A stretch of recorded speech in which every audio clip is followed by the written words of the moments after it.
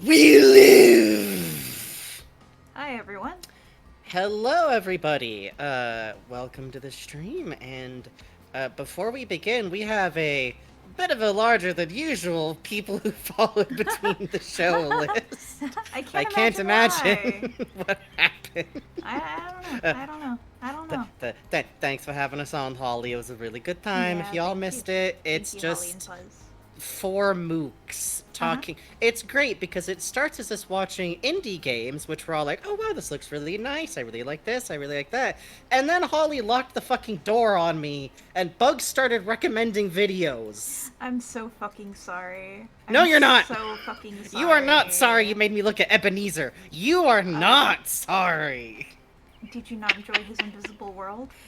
Did you I. did you not enjoy that he eats mashed potatoes to heal? No, the mashed potatoes I'm fine with, but it being a turkey, like just the bare minimum. Okay, Uh-huh. we can't do this. Uh-huh. Thank you for resubscribing, Adrian, male wife. Hi. All Hi. right, let's do our quick follow thanks. We're gonna alternate, and just from the bottom to the top, we'll get through it. Bear with us for a hot second. Uh-huh. Thank you for following Defender Orange. Thank you, Sleepy Suki. Thank you, Princess Lily 2523. Thank you, Otis the Can VT. Thank you, M Tinks. Thank you, Terrestrial Garden. Thank you, Akira O'Halloran. That's Thank a you. good one. Yeah. Thank you, Zero the Gay Goblin. I like that. Thank you, One Ubba. Th- Thank you, Muddied Empress. Thank you, Potato Helicopter. Thank you, Metal 24. Thank you, Blue Okashi. Oh, Thank, Ukashi, sorry. thank you, Sunny Seasons. Thank you, Soppy Sopper. Thank you, Scrangu. Thank you, N Dark Kali. Thank you, Upsal Cobalt. Thank you, Jonoid. Thank you, Oh, sorry, Puckanut. Jojonoid. Thank you, Appy Resol. Thank you, Werenix. Do your best. Thank you, Click Alice. Thank you. Okay, hold still. Click. Thank you, Yes. Mega Rayquaza 502. Okay, hold on. I gotta highlight that. That's just like a good old-fashioned forum username. That's like I like seeing a game FAQ's Yeah, ass. I do too. I do too. Mega do too. Rayquaza 502. I salute you. Thank you, Mystery Elf. Also a good forum username. Thank you, Shepper Webs. Thank you, Atlas Industries. Thank you, Opal Overture. Opal Overture. No, stick with your first instinct. Okay, I like okay, that. okay. Thank you, Spatial Junk. Thank you, Among Us Babies. What? Good God. Thank you, Ghost Lizard 277. Thank you, Not Always Carlos. Thank you, Zen This. Thank you, Mango the Pear. Thank you, Kathy Door. Thank you, Sloam. Hey, Sloam. I like Sloam. I do too. It's like how you'd write it out like a frog saying something. Yeah. Thank you, Zed's Garden. Thank you, Skeleton. Okay, you and Skelephant gotta fight to the death. Good luck. Yeah, good luck. Thank you, Endless Witchers. Thank you, Diner Fries. Oh, Diner Fries. Thank you, Silliest Sparky. Thank you, The Speed of Hound. Really Good good. luck, Skelephant. Thank you, Wet Zoo Fan. No! Thank you, Neon Gecko. Yeah, something about Wet Zoo that's like really evocative, like a zoo in the rain. Yeah. Thank you, Hammy Streams. Thank you, you're looking beautiful. Hey, thank you, Pinkubani. Thank you, Dega 101. Thank you, Phoenix. Thank you, Big Possum Friend. Oh, Big Possum Friend. Thank you, Yaffy29. And thank you, Atlic. And thank you to Honeyed Rat who tipped $20.69 before the stream and says, Yeah, holy shit. will not be at stream. I'm still going through One Piece so that I can eat all Odyssey and Doodle streams and a big bite afterwards. Here's my super sick drawing idea. Post time stick Franky braiding Robin's hair with tiny pop-out hands. Really good. Incredibly powerful. I haven't even gotten the chance to explain the donation rules, which I will do when we're ready to start. So hold on to your dollars unless you've read the rules on the Discord and understand them and want to give us, like, money. But I'll explain that in a little bit. Thank you guys so much, and thank you. Hello, Antelise. Nice to see new names in the chat. Nice to see people coming by. I hope you guys are ready. Okay, you need to know something about us as people. I think me and Bugs both silently had the thought, like, oh, well, like, we want to, like, get back into Mother 3 because we've been jamming on that again, but, like, if there's gonna be new people, maybe going into, like, video 3 of a long-running series, is a bit of a jump, and Bugs says to me, like, oh, we've been threatening for a while. What if we just talked a lot Uh-huh. about One Piece while Bugs draws Franky and Robin? Somehow that's what we decided. Like, that's our approachable stream Can't wait to hear concept. yell opinions on the live action One Piece. Okay, so welcome to our That's... second unboxing stream. I have to open cards so I don't get angry. Okay, literally, don't open anything yet. Oh. Literally, we're going to get to that in about a minute, and basically this is just going to be our excuse. Is Bugs is going to open more One Piece cards, and we're going to discuss I got a box live of action Opio One 3. Piece. Yeah. Yeah. And let's be clear, part of why Bugs did this is because the scalpers are raising the prices on cards. Yeah, So donate money. Opio 1 doubled in price overnight, and I was like, fuck it. And I just had to jump on it. You started reading Cardcaptor Sakura? Yes. Reading Cardcaptor Sakura is the manga equivalent of reading media from, like, the 1920s. Where you have to go like, it's great, ignore the fact that these cousins get married. But anyways, except in Cardcaptor Sakura, it happens like, oh, I can't get into Cardcaptor Sakura. Just go in aware. The sale or export of this product outside of Japan to third parties not listed on the packaging is strictly prohibited. That's okay, I'm different. Oh, well. Yeah, you're different. Anyhow, so, he threatens us with a good time, more Infodump streams. Right, well, we got a specific audience. Okay, so the live-action One Piece. Holy shit! It's A good pull? It's fucking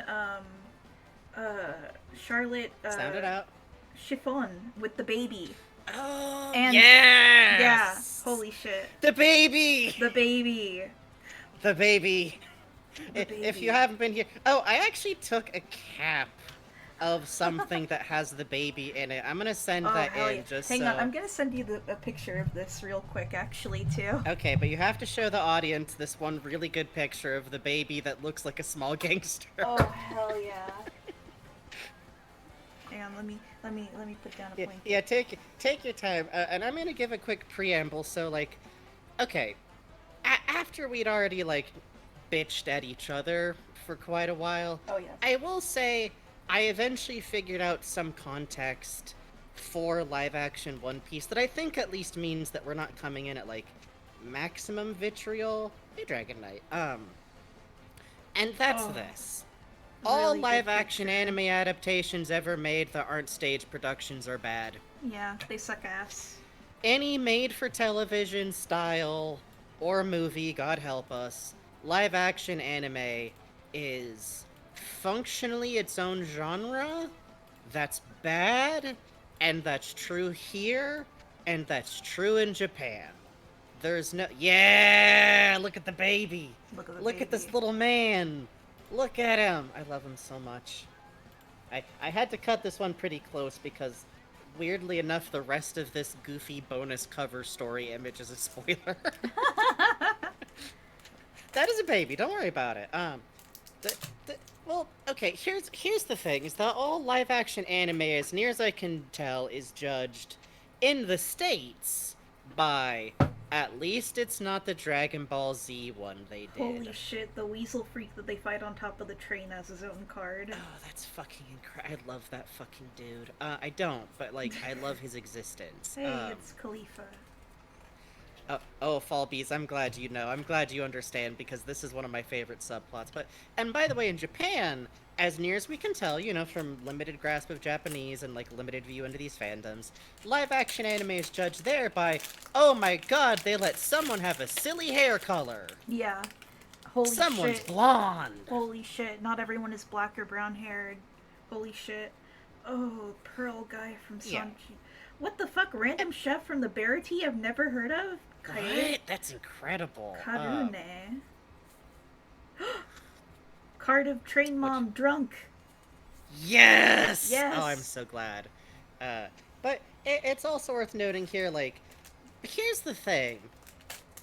Me and Bugs we like cartoons and Yeah. comics. Yeah. And neither of us, outside of me as a baby, imprinting in a gay way on live-action Cruella de Vil from live-action 101 Dalmatians, because they came out when I was 6. Uh-huh. And I'm not saying that's a good movie. I'm just saying that mean, older-looking ladies in fur coats are good. Django! Fuck yes. No! Please continue. I was taking a sip of coffee. Oh. All that to say, we're never really going to be the kind of people who are really into live-action versions of anything that was originally animated. Ever. We still think they could try being good and fun to look at. Yeah. That would be a fun change. That would be fun. I like the idea of the current Little Mermaid, actress. She seems fun. Holy hell. It's a shame the movie is shot like that. Big Pretty Hollow Pudding. And it shows her taking memories out of someone's head. It's her taking Reiju's memories! No! Holy shit! Fuck! But that being said, there is one, I think the reason we let ourselves get a little bit, maybe this could be something fun to look at with, cool props. I like looking at cool prop work. The ships they made. Yay, Jimmy! Yeah. The ships they made all seem really cool. I like prop work. The casting But let's be real. Really good. The casting's really good. I do appreciate that there's no longer any stupid wiggle room for people to pretend that Luffy's not fun but is ill. He's literally supposed to be. The Oda has said directly. I know I've said before I don't pay attention to the SOSs, but I do when I agree with them. Write that down. We really like the dumb USJ theater stuff they do. We do! I think the one format where live-action anime is good is theater. Yes. And I think I kind of know why. And it's because if theater was worried about looking stupid, it wouldn't exist. Yeah. Theater is where Cats lives. And is king. And is king for 100 years. I'm with you, Yo, buddy. Buzz Raid! How'd Sonic go? We're ranting about One Piece. Oh shit, it's a fucking... the mermaid. The mermaid. Oh, the mermaid girl. No, with the starfish? Ramen Man! No! No! He lives in your house now. He lives in your house now. He doesn't have to. He doesn't have to, but hello, Raiders. Hope you all enjoy yourself. We're starting our Doodle and Infodump night. Hi. Except right now what we're doing is Bugs is opening up One Piece trading cards while we slowly wind our way around to talking about the One Piece live-action trailer. But we're starting with, we really like the USJ, which is Universal Studios Japan, which, by the way, if we have somehow a Lupin the Third fan in our audience, and you haven't checked out the doofy Universal Studios Japan, live theater stuff for that, you owe it to yourself, because those actors put, USJ has a staff of, big, cartoony theater body language actors who are planning on acting to, people in the back row, and there's wigs, and goofy suits, and costumes, and dumb mascot suit stuff, and all of the makeup, and I kind of love that, even if it technically, I guess looks bad by whatever quality. No! Oh, good Beppo. No, Helmeppo.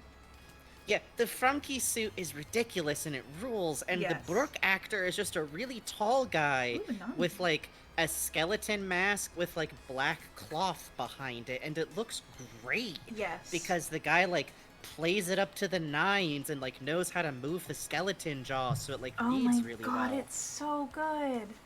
And the thing is that...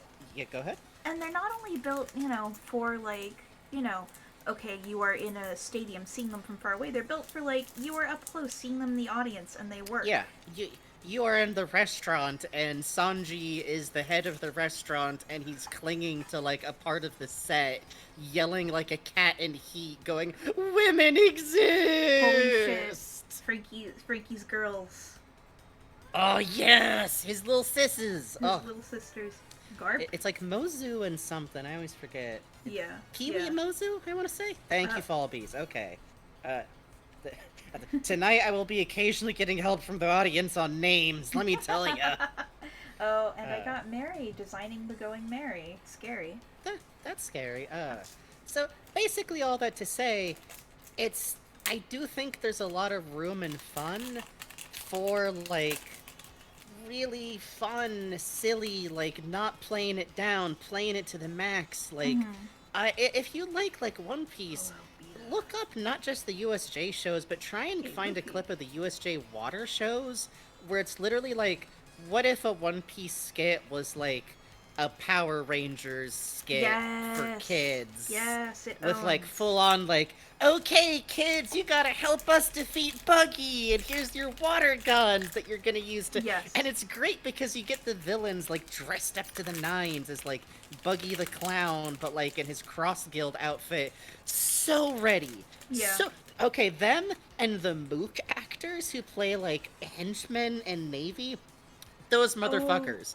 No one's ever been more ready to throw themselves back like they've been shot. Yeah. Because a 5-year-old hit them with a water gun or missed the water gun. I got a card of Sanji leaving the Barity, crying, kneeling down. It's just the art that's scene, but it's all so covered in good. hollow. Ooh.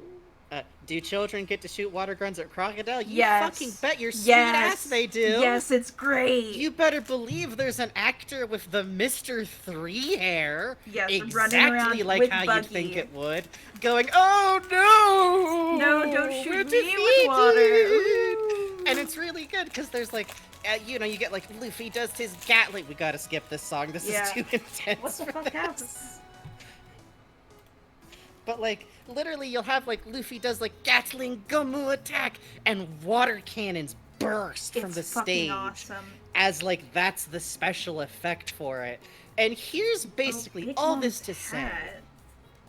This is what we like. Long leg warrior lady. Big Mom's daughter. Oh, Smoothie? Smoothie. Yes, Smoothie. Hi, Smoothie. Don't worry about. I don't know why I hold on to Smoothie. as many of Big Mom's kids' names as I. Oh wait, because I keep looking down the list to see if Franky would. We'll talk about that later. All this to say, I don't know if a show that was like, we want to have it be really serious, or not really serious, but like, we want to make it like, for Western live-action Hey, it's television show fans. Hey, it's a new sub card. And, Oh, it's hey, kinda what do you know? scary looking. Yay! We aren't really super excited about it after having seen it, particularly because at the end of the day, they de-spiraled Sanji's They took eyebrow, Sanji's and fucking eyebrow.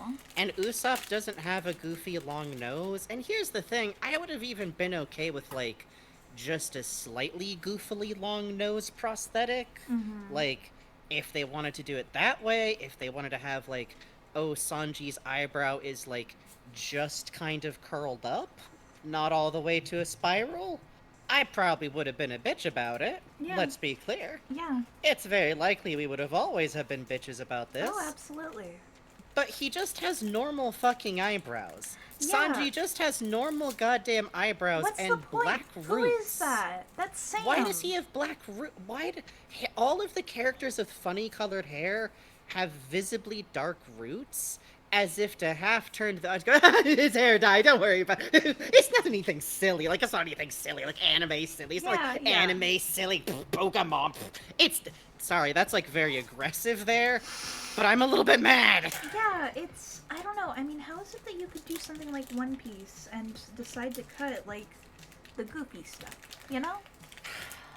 Yeah, and, like, at Nighted Link points out, which I really enjoy, like, how much is a nose prosthetic if they can build an entire barate? Yeah. Yeah. That's the thing, is it's not like... I think I've seen, like, one or two takes that are like, oh, well, you want the actor to wear, like, a makeup? Yes. Yes.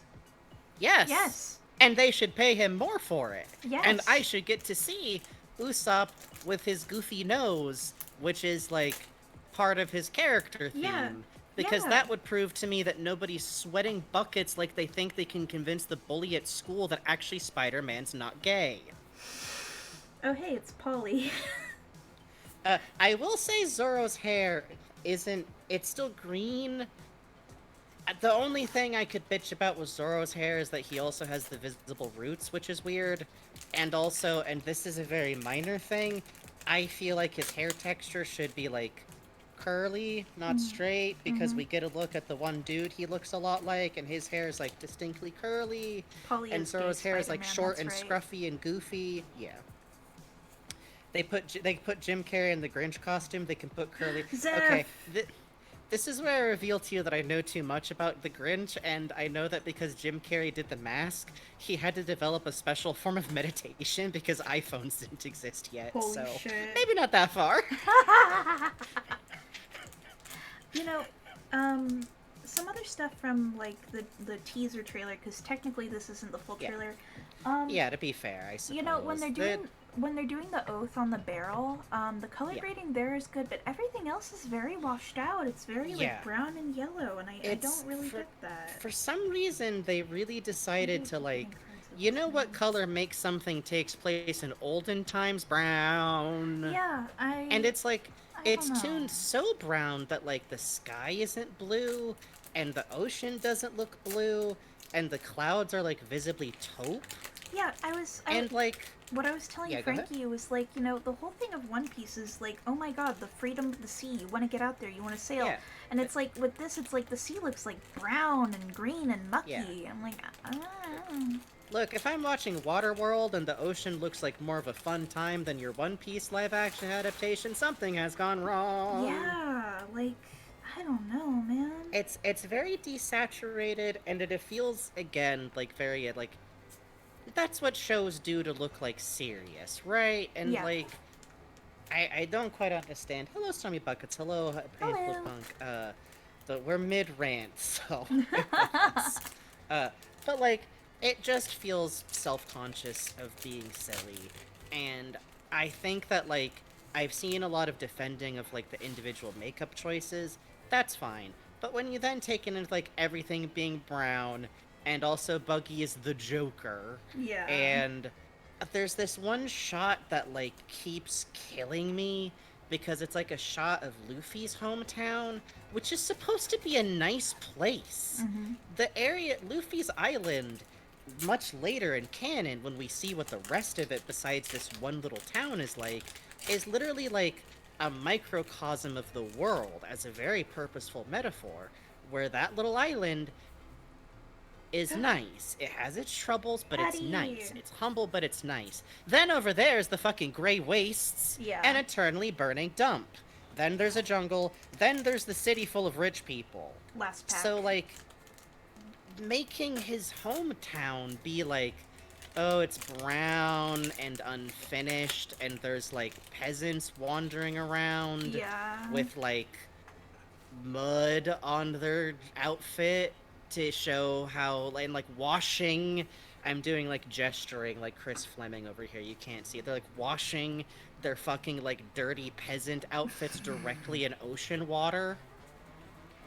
Yeah. And also, for some reason, the iconic windmills that are part of the town are directly on the water, where windmills go. Yeah, where windmill go. Just to make sure that that establishing shot is really obviously that town, even though Shanks is shit. Like, come on, man, the camera's gonna turn around for a second. Like, you can just swing over there, kind of. Come on. Be brave. It just feels very... It gives me the feeling of, like, someone going, like, okay, we're gonna have a chance to make a show that the fandom of One Piece, the biggest manga in the world, which means it is the biggest comic in the world. Like, if you've ever thought to yourself, like, oh yeah, like Marvel and DC comics, they're on the same... No. Shonen Jump laughs at these tiddlywink little comic industries we have over here. Also, Scholastic laughs, to be entirely honest. You want big fucking comic press, you talk Scholastic, baby. But anyways. Also, you know, and I know that, like, they have to compress a lot of One Piece in, but I look at the whole thing with, like, Zoro and Nami going, like, we're not a crew, and Luffy going, I think there is tension amongst my crew, and I'm like... I love it when a television show turns directly to me, the audience, and goes, these two characters have tension! Get it? I'm a little concerned about the writing. I think you could just have them, like, snap at each other. Yeah, and also, Knighted Link is exactly correct. it. Luffy would not say that. Yeah. Luffy is not emotionally aware or concerned with his crew. Imagine Luffy caring that two of his crew members are fighting. Yeah. Ever. Yeah. I don't know. But I was just gonna say earlier, imagine having all that audience and then going, but we should make sure to also try to appeal to people who don't like anime Yeah. and haven't watched One Piece. Yeah. Because then we get more money. We get that money too. And then Yeah. we get the whole $1,000,000,000 we've assumed we could over here, and then we get to make a oh, we only made $1 bajillion. Cancel it. Yeah. I hate Netflix. I do too. You know, fucking, like, I love the casting. I do wish that Sanji and Zoro were a little uglier. Yeah, okay, also. Well, actually, I'll wait till you're done, then I'll give my last Zoro rant as an insane No, person. go for it, go for it. Why did they code him as a lighter-skinned, more traditionally pretty type of Japanese person? Yeah. Did you know in Japan, not everyone is light-skinned with straight hair and, like, narrow, beautiful features? You might be shocked to hear this. Yeah. But there's a significant number of Japanese people who have pretty textured hair, and maybe kind of whiter faces, and maybe just look like normal fucking people. And Zoro looks like a young Bruce Willis at best, and I say this as someone who, like, had a gay imprinting on The Fifth Element. Yeah. It weirds me out that weirds me Zoro's out, too. actor is like he's like a model pretty, like, Japanese dude. Yeah. And, like, that just feels weird. And I'm not Japanese, so it's probably not super up to me to decide, like, how weird it actually is. But it does feel a little bit like, let's take this super cool character from fiction and make sure that he's, like, super aesthetically pleasing to the majority in our society that's got some colorism problems too. Yeah. But that's like a different story, technically. Yeah. I don't know, and it's such a shame because, like, Luffy is great, Usopp's great, Nami's pretty good. So much of the side casting. I think Nami's really good. I think she got done a little bit dirty by costuming and makeup, to be honest. That's it. You're right. I think if her hair was brighter and she had, like, I don't know. I think the color grading might just be working against some characters, but, like, all that to say, like, maybe we never would have been that into this because the... Hey, Vegeta. Oh, I'm so sorry, bud. THT survived the live-action Yeah. Dragon Ball to all the One Pieces out there, hoping the best for you all with this adaptation. Have any fishmen been shown off? No, and we're not hopeful about how the fishmen makeup's gonna look, or if it's just gonna be CG, maybe? We'll find out, I'm so excited because if they can't do Sanji's fucking eyebrow and they can't do Usopp's nose, what's the plan for Chopper? And they had to make Buggy's nose look like it has real human skin texturing, which is the worst thing I've ever seen. And also... What's the world was revolving. What's the plan here for Sawtooth Nose Man? Franky. Oh no. Yeah, Tennis Forge. What's the plan for Franky? I think, first of all, let's not kid ourselves. They're going to cancel the show. Oh no, for sure. But, you know. But, it would probably just be a big, normal type of muscular dude, but, like, maybe with, like, the fake nose. Why is Sanji's eyebrow like a metal nose? Why is Sanji's eyebrow plot important? If you do not care about spoilers, wait, no. If you care about spoilers for One Piece, hold on. I can give this without spoilers. Is that okay? Sure. There's both an important thing that happens with his poster looking so ridiculous that, like, someone matches it later, but also it is a signature for his birth family. Mm-hmm. In a very specific way. Also, it's used later on to signal when something is happening to Sanji. Yes. Oh, that's a good way to put that. Yeah. Yeah. Which is very, very, very, very funny also. God. Mostly just, like, maybe at the end of the day, like, you're always gonna pick pretty actors, but also you could have found a dude who looks like Bruce Willis anyways. Mm-hmm. Maybe, like, they were always gonna make it somewhat less silly. Maybe this, like... Indeed ads. And that Zoro was so cute and lumpy, and he had, like crooked teeth and everything. He was so cute. Ugh. Yeah, honestly, I would just like a return to, like, but then, like, some of the cast gets to look like normal anyways. I know. it's just maybe this never would have been for us, but I wish it had it's been. not for us. I wish it had been. I wish it was. I wish it had been. The casting is And so 'cause, cool. I wish I could be really happy about this. They put so much money into like the set design and props, and they're so cool. And all the backstage photos they took of them look so cool, except for Zoro's sword. But I'm not getting into that because it's going to reveal how much of a fucking metalsmithing nerd I am at heart. Why's it got a mirror polish? Anyways.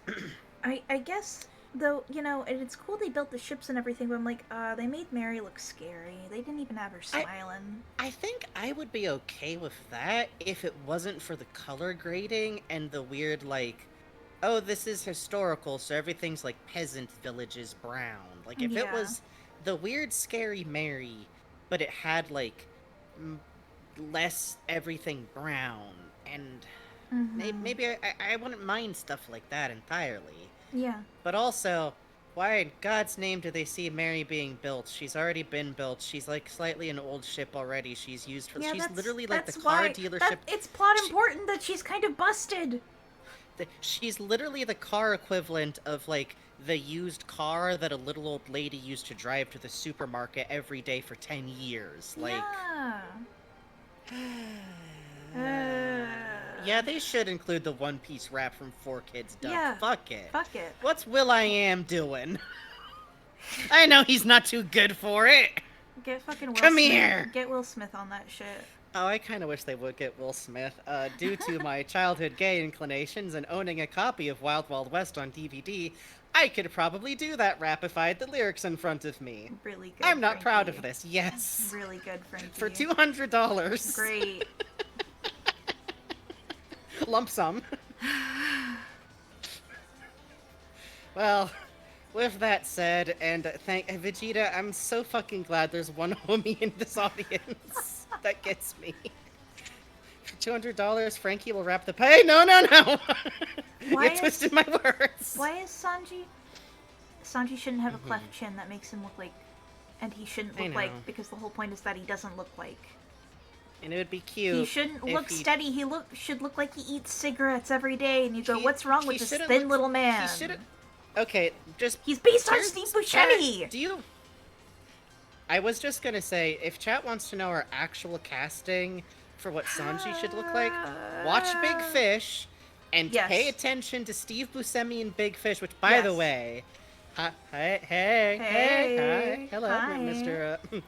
Buscemi. I loved you in Spy Kids 2, The Island of Lost Dreams. Hang on, I'm gonna put a picture of Big Fish Steve Buscemi No, we on can't do screen. whole cast choices because I would actually like most of the cast to be people no one's ever heard of. Yeah, I like that part of the Netflix adaptation. yeah. And I will say, like, I like the Sanji actor, like, worked really hard and, like, figured out how to do these kicks and was cooking and everything. I'm sorry for saying you're too handsome, Yeah, I'm sorry. but you should be playing, like... Oh, Drake. Yes. Oh my god, you would be a That's great a Drake. perfect face for that. Admittedly, that's a bit part that will be relevant to the plot in 900 chapters, so that's not a great replacement, but... Okay. Who You would have to Jack look at Black him. play in the One Piece show? Oh. Look Who at would him. Jack Black play in the One Jack Piece Black show? Blackbeard. would play Chiffon. Fuck! You're right. I was gonna say Chiffon and Lola's dad. Oh shit, But that's that would like be kind good. of a bit part. But I think he'd be really good at it. And I think. Okay. Sorry, just last thing to say. In a just world. Oh my god, I didn't send any alerts. I'm so fucking sorry. What? You were so focused on One Piece! I was. Holy shit. I'm sorry. Jack Black. Wait. Okay, hold on. Hear me out. I Oh know my that, like, this is breaking a God. cardinal. 32 This is months. breaking cardinal I love rule, which is these that you shouldn't private have straight streams. people I play learned so queer much characters. thanks for being But Robin awesome. Williams was allowed. And I'm just saying, Thank you, Jack Lilith. Black is Evo. Jack Black as Eva. As Oh. Queen Evo. Oh, you know. Live with me in this beautiful moment of No, imagining I'm it. with you. I'm with you. I'm with you. Oh. Like, I think I would give Jack Black the sign off. Like Robin Williams in the Birdcage and Tu Wong Fu, Hold thanks up, for everything, hold up, Julie hold Newmar up. before him. Dragon Yeah. Knight 885 says, I think he would be Wapol from Chopper's arc. Holy shit. Can we just cast Jack Black multiple times? Like, Can how Jack in Black like just play every Columbo they character in One Piece? can Jack Black play multiple characters in Hey, One Killer Piece? I think he Lesbian, allows thank it. you. Hi, Killer Lesbian. Thank you for gifting us up to Netbufu. I'm gonna wait to do our rollover till Bugs has sent out all the alarms. I have. I'm sorry. Okay. I'm so no, sorry. You're fine. We were caught up in the passion. Thank you all for showing up anyways. We appreciate it. Yeah, thank you. Okay, so I'm going to now roll us over to our main event for the day. Okay. Side note, before I do that, Raven Bonify mentioned Jack Black can carry the show. He would curl his eyebrows. You're right. You're right. You're right, because that man got his whole ass torso waxed for my Nacho God. Libre. Yeah, Like, no, you're right. there is and he let it be recorded for a special features video, which means I have seen with my own two eyes Jack Black using every bone in his body to only say, "This woman right here, she's the best in the business," and like not cry, which I appreciate in an actor. King shit. Anyways. Absolute king shit. Also, nobody tell on us for using a tag for a game we're technically not playing. Twitch did not do that to us. We did. We did just that. chatting for this. Yeah. Oh, we did? Yeah. Wait, is Twitch actually? What's Twitch saying we're doing? Golden Kappa something something? That's scary. What the Anyways. fuck does that mean? Let's not worry about that. Alright. Oh, no, hold on. I see. It's the sub train. Golden Kappa train. Whatever. Why is our hype train called Golden Kappa? I don't know. We're just gonna put that away in a drawer. We're gonna put that away in a drawer and not worry about it and not look at those please spend your haunting money. emotes. Haha. I mean, yeah. Speaking of which, hello! Yeah, I got it, baby! Yeah. Hello and welcome to Frankenbug Streams. I am Franky Frankenstein, but it's I-E. It's Franky with an I-E. I will explain later. I am not named after, unrelated, I swear. Honest. He does not kid Mr. Franky. We promise. We promise. I don't. But thank you, Tenebris Forward, for the 21 funny bits. I am Franky Frankenstein. I am the co-host. Tonight, I'm going to be a person who will be talking just a lot. Just a lot. Oh, I'm going to be telling you so many things, and I'll be looking over the chat, which is my main job on the show. The person who is running OBS, currently drawing as we speak, whose art you may know from Gooster Bold, is, I don't know, I'm giving you like a wrestling introduction this time, Faceful Bugs! Okay, no, I had to finish the bit. But that's Faceful Bugs, aka Bugs. And thank you for the gift sub, Boots Boots. Ah. That's the crowd cheering. Thank you, and I don't have to see ads.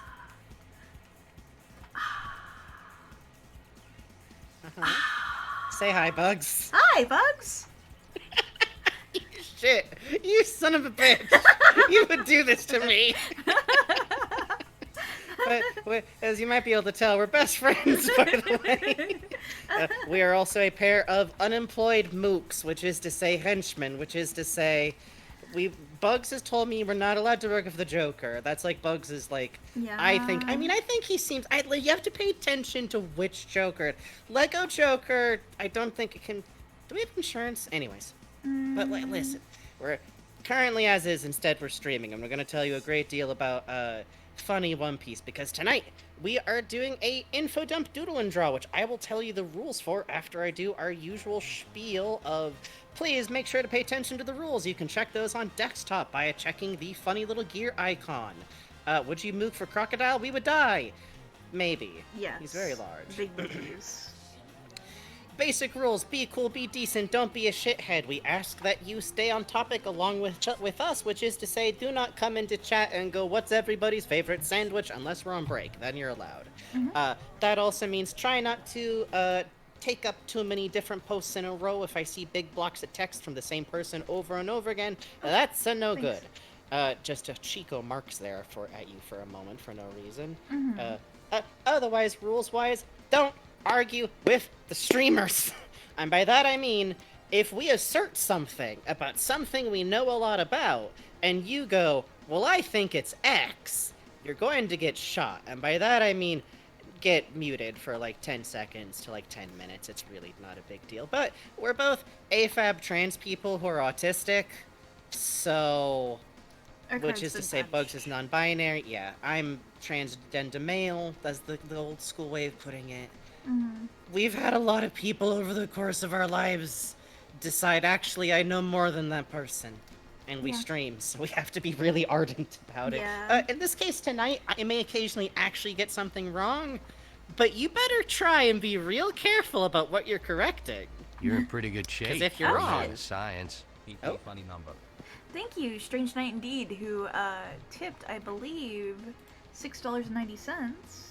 Let me just check. Okay. Yes, and says hee hee funny number. Thank you. Oh shit, I owe some noises. I am gonna do. give We're at noises, which I'll explain 27. in a moment. I'll explain in a moment about the noises. So, along with tonight's stream theme to allow you to donate a minimum amount of donations, the rules are on screen. I'm going to go over them auditorially in a moment. As always, with every stream, if you donate, I will make funny goddamn noises. I have access to an array of noises. Every $5 gets you one of these. If we get all the way up to $20 each, you get one of these, which I'll do a better version of all of these for the donation amount once I'm done reading the rules. $30, I will do one of these. And this is collective, by the way. So every amount of dollar you put in gets us a little bit closer to the funny noise of your choice. If we manage to make it all the way to $69 funny numbers, I get to do one of these. Which, by the way, this is a real slide whistle. This isn't like a funny, sound effect. I can do the whole 9 yards. And if we make it to $100, I will bring out the beast. The fucking object. The unkazoo. Like Uncola. Don't worry about that. Yeah, the Earth. And I will play probably one of the One Piece theme songs if we hit it tonight. Just knowing me, I will try and kazoo the rap break from Really good. one of my personal good. favorites. Really good. I think anime should go back to having dumb rap breaks in the middle of their intros again. It's good, actually. It is good. And if we hit at $120, Bugs will honk a weird squeaky toy, which might activate their cat and make Romeo yell at you. So we don't promise that. We can't promise anything Romeo does. Yeah. But if Romeo is nothing his else, own I free really agent. enjoy the squeaky toy. Yes, but the other reward you will get for donating tonight is because this is a Doodle and Infodump, which is to say, we're locking the door behind you. You're going to hear so fucking much about Nico, Robin, and Franky One Piece. But while we do that, Bugs is going to draw, and if you would like to, you can donate and request a Doodle commission, which is not actually a commission, it's a thank you Doodle. Let me correct myself really fast there. I was all careful to say in the rules, and then I forget. But let me give you the quick read down of the rules. Thank you so much for the hype train. We do appreciate it. I don't like the golden man it's showing me. I don't like that golden man. I don't like the golden man Twitch is making us interact with, but thank you so much for the subs and bits. We do appreciate that. Oh, yeah, by the way, if you would also like to do subs or something like that, we also appreciate that. It's a little bit of regular income. We focus on donations because then the money goes to us, and we put a little bit of our money aside for Snail, who runs the Minecraft server, which you can access through our Discord. It's a very cool space that Snail works on that we really appreciate it. And also we put some of our money in taxes. Hey streamers, you're putting money in your taxes, right? Hey, You have a streamers, special account called 30% taxes. of your income aside for taxes, right? Oh, you're putting that in for your taxes, right? Other streamers? Okay, good. Just checking. 30%. 30%. 30. Anyways. So, for tonight, if you would like to do donations, a $10 minimum donation allows you to request a specific doodle on the night's theme. In this case, these means the characters of Franky, Cyborg Franky, or Robin, which, by the way, if you're wondering, why do you say Franky like that? Because I'm Franky. Because I'm Franky. We have to 'Cause I'm differentiate. Franky. It's very important. Help! Help! And I play frankly. Anyways. Though other members of the Straw Hats are also okay, I just want to stress that because there's always someone who's like, can I get something with Sanji? And I'm like, oh, pay Bugs money to draw Sanji. Oh no, I would hate that. So, those are also allowable. Although, I will note, new policy. If you want a drawing of a character who we'd have to look up on the wiki for visual reference, $20 minimum. You know if they are. You know if you're you know if you know. We'd still prefer and encourage people stay on theme or to the main characters because the reason for this is it's a cheap donation amount because Bugs knows how to draw these characters already. Sanji curling his eyebrows with a curling Oh, yeah? iron? This image has captivated me. How would that You're work? good. Alright. What happened? What happened? Thank you, Oh, Raven no? Bonafoy, you tipped $20 says Sanji curling his eyebrows with a curling iron. This image has captivated me. How would that work? How would that work? I'll do think it, you but just how take does the that end, work? You take the end of like a hair curler and just like thunk it onto the edge of your eyelash, like the blunt end, and just kind of twirl it from there. I think. Good luck. Anyways, thank you so much, Raven Bonnefoy. And to finish the rules out real quick, no refunds, no revisions. We reserve the right to refuse a request for any reason. This is a donation with a doodle request as a thank you. Hey, listen to me. Listen to me. You want Robin inflated feet big? No. No. No. You want Nami titties? No. You want Sanji titties? We might talk, but also no. At least phrase it more delicately than that. Like, come on now. Come on now. Come up with something. But and this also includes into nothing too horny, nothing shitty, nothing too complicated or involved. I don't want to see anyone like Gear 5 my Luffy God. fighting a dragon. Doodle, Oh. but just to support you guys as your VODs Oh, have been my shit. favorite to What watch the as well fuck? talking about One Piece. Dragon, that's so sweet of you. Thank you. Dragon tip $20 says, not for the doodle, but just to support you guys, as your VODs have been my favorite Oh. to watch, as well as talking about One Piece. Thank you so much. That's very What? sweet. Thank you. That's incredibly sweet. We appreciate it. God, we're Thank like very you. close to our stream goal tonight. That's scary. I'm gonna have That's a lot. fucked up. We're gonna open this with a cavalcade of noises in a hot second. Thank you again so much. That's very sweet. Let us know if you. I don't know. Maybe you should just draw the bug going thank you if we get things like that. Something. I don't know. But anyways, Franky, not Uh-huh. brain, Uh-huh. brain. Work with me here.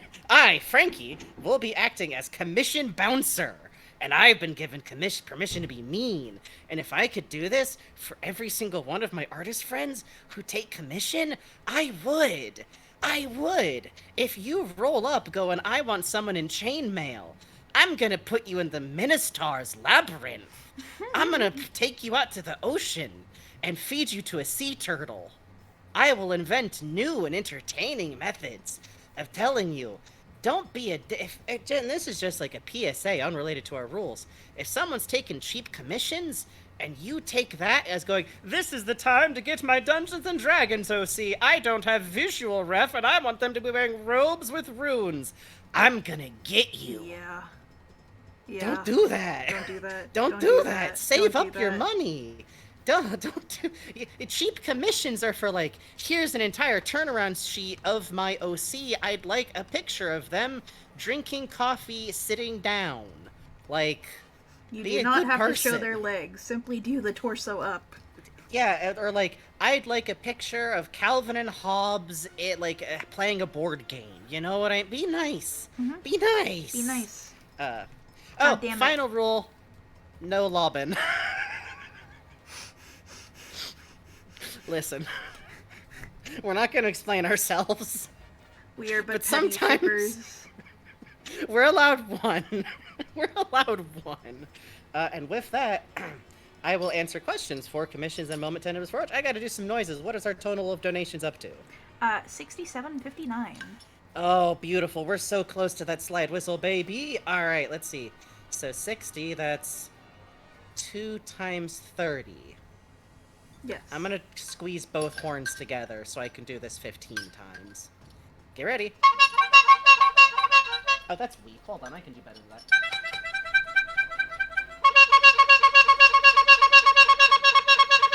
Okay, that's probably too many, but... Sorry, got away from me. It escaped. It was trying to run away. Let me get you 2 of these.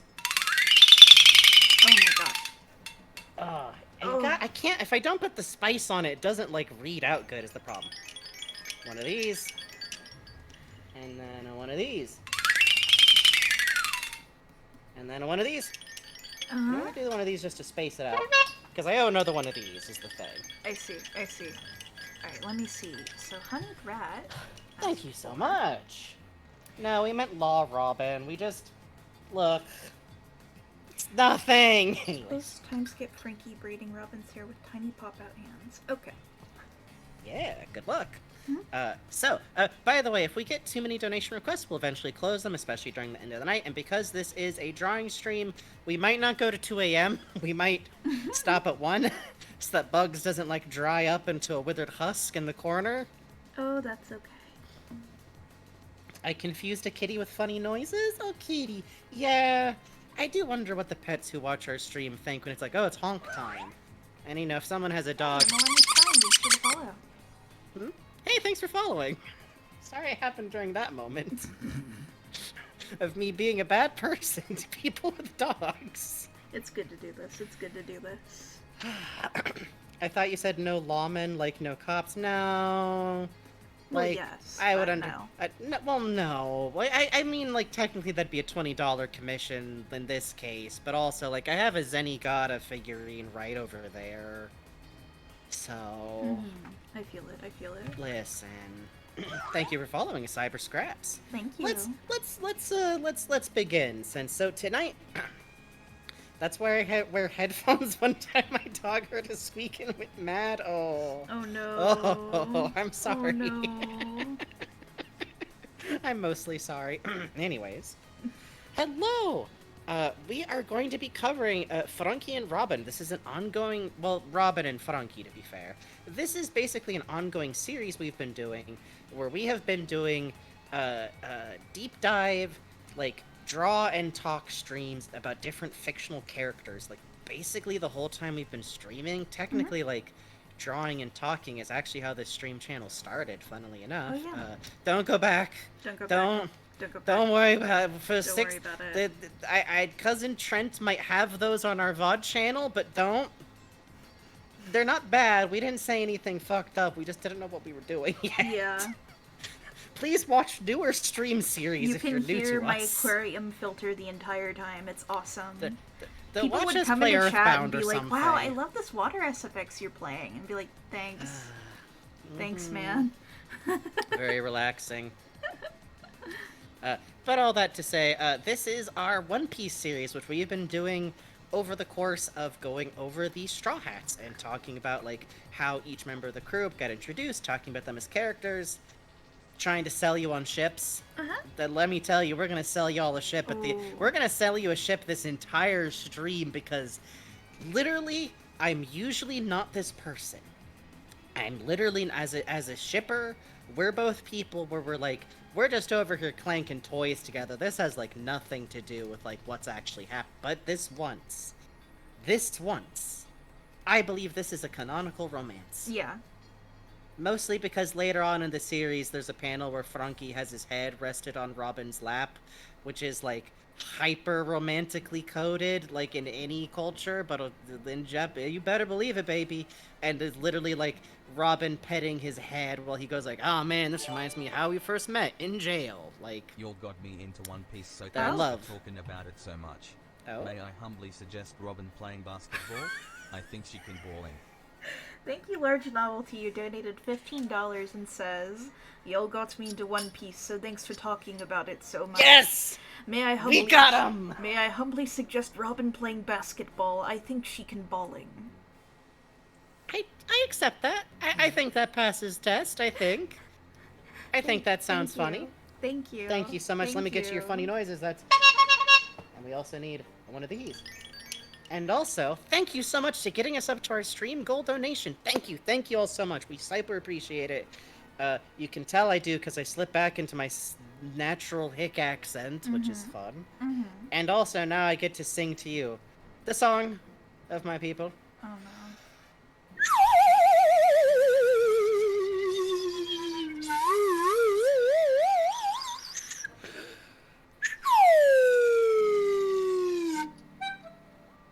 Thank you so much. Thank you all so much. One more just for Really the fun of scary. it. Just for the jazz of it.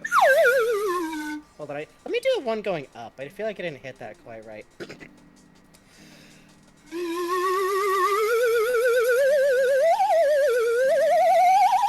There we go. Oh, it's a flexitone arm. Thank you so much. If Robin plays basketball and does an alley-oop, is she lobbing? Oh.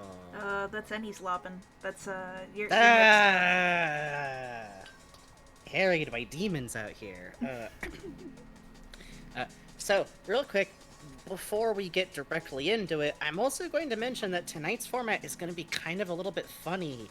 By the way, if anyone out there like stims to the noise cavalcades, that makes me so happy. That's like what we're here for, baby. Like, come Hell on. yeah. This Hell is yeah. by autism for autism streaming out here. Literally. That's true. That's Uh, true. Normally on these kinds of episodes, we sort of do it like one character, then the other. Like, we talk about Luffy, then we talked about Zoro. We can't really do that. Yeah. Because Their stories these are so two, tied up within each other.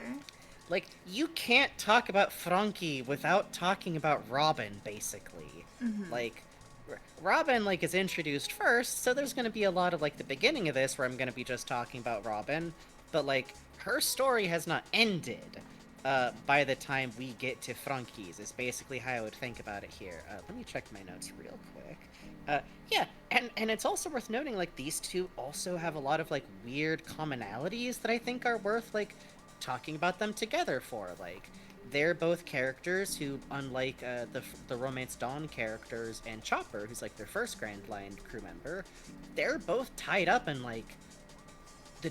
But okay, so Alabasta is like the first big overarching plot, and Robin's tied up in that, like right in the beginning of it.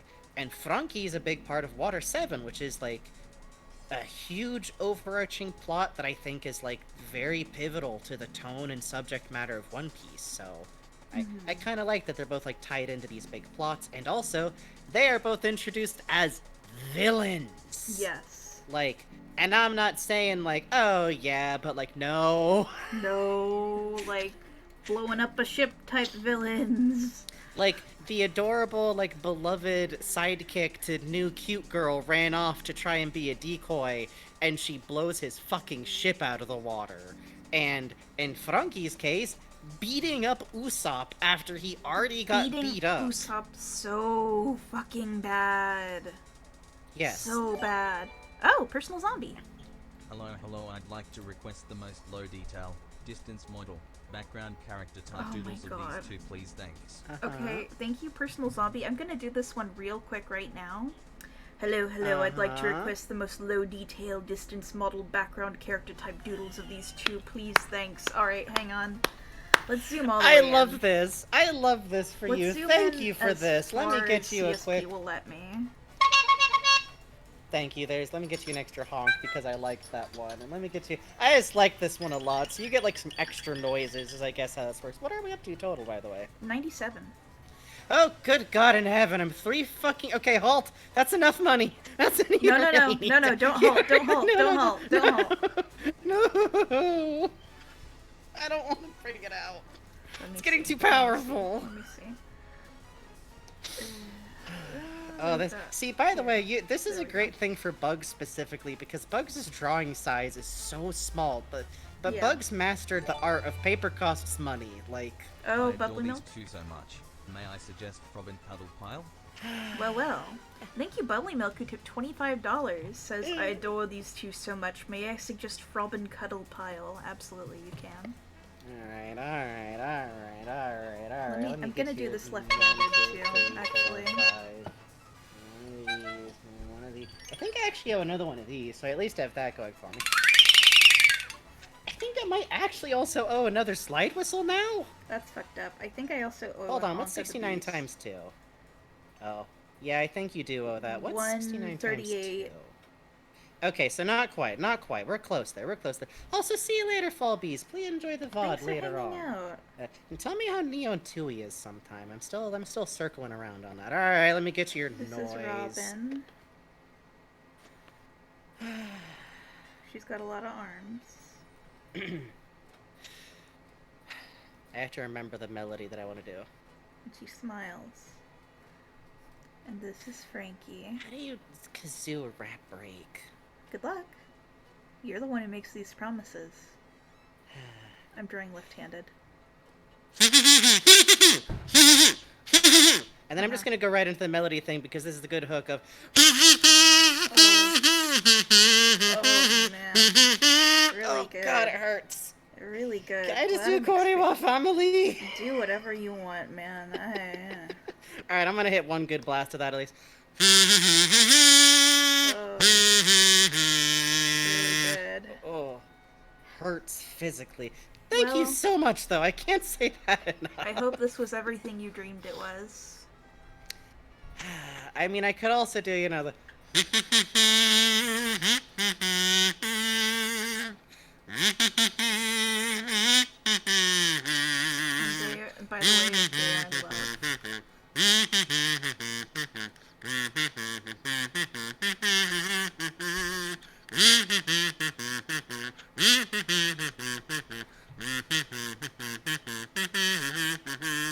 fun song to try and teach yourself to sing without crying, by the way. I Yeah, got there eventually. Let me but... go grab the beast real quick. Yeah, grab the beast real quick. Beautiful, beautiful picture. Thank you all so much. Let me mute my mic on this side so I don't kill you. Uh-huh. I'm gonna get a drink after doing all that kazooing. Thank you so much for letting me ply my craft. Finally, I'm a professional musician. Just like Mother always wanted. That's a joke, but God help them. They did try to get me to learn an instrument a couple of good times. While Bugs is up, let me see if there's anything in my details that I also want to talk about. I love that song so much. I listen to it a lot, but I have to force myself not to think about it or I'll cry. Yeah, the real challenge is get to, and when all is said and done, we'll wind up as skeletons without crying. That's when you know you've really, like, mastered it for karaoke night, which is maybe the funniest, meanest thing you could do with a bunch of anime nerds for a karaoke night, but try it sometime.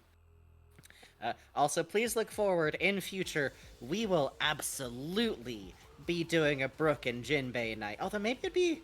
Okay, I know Yamato isn't... maybe it would be... Yeah, let's do I know we'd want to talk about law. Well,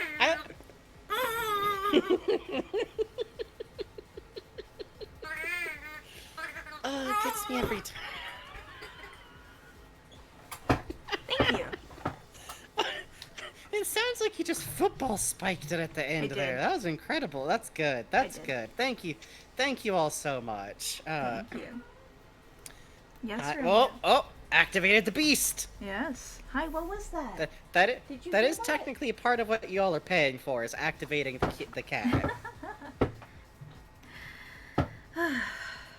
Back to it. Oh, I was gonna say though, maybe we should do like Brook. Do we want to then do like Law and Yamato?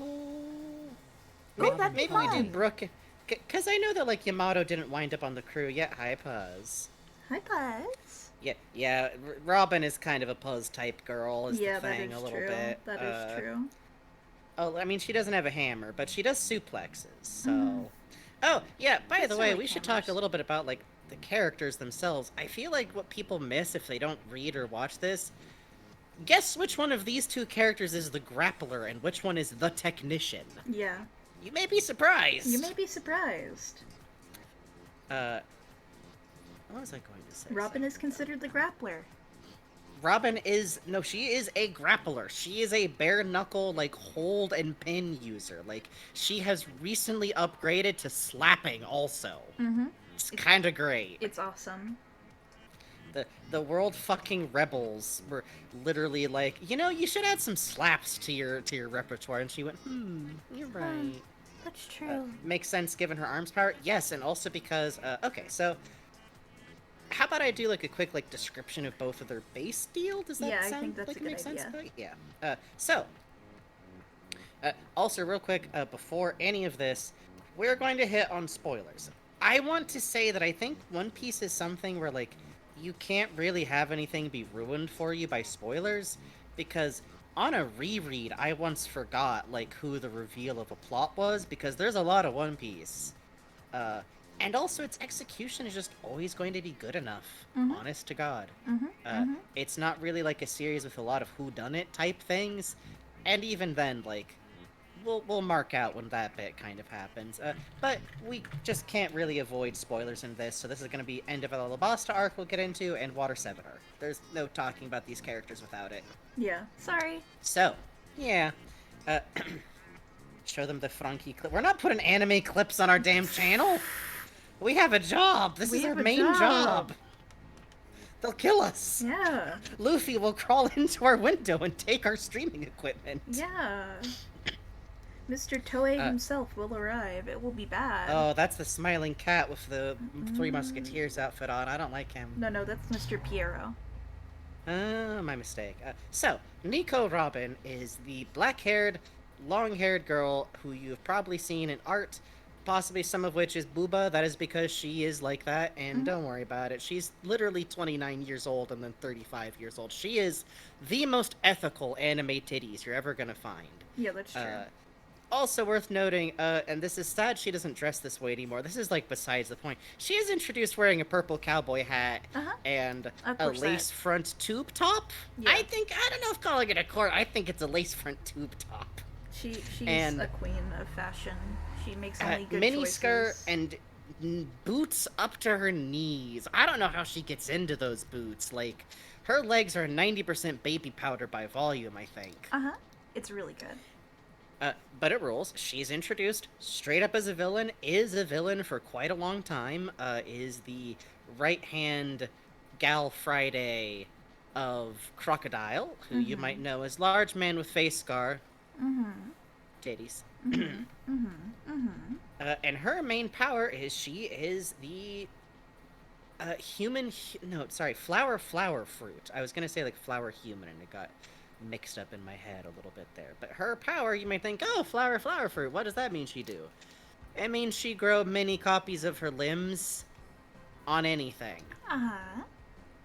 Like you a say flower. anything, like anything she can see. I don't think I think it takes a while for her to, like, start putting them places like she can't see. She needs to be, like, aware of something. But also, yeah, she can make limbs, facial parts.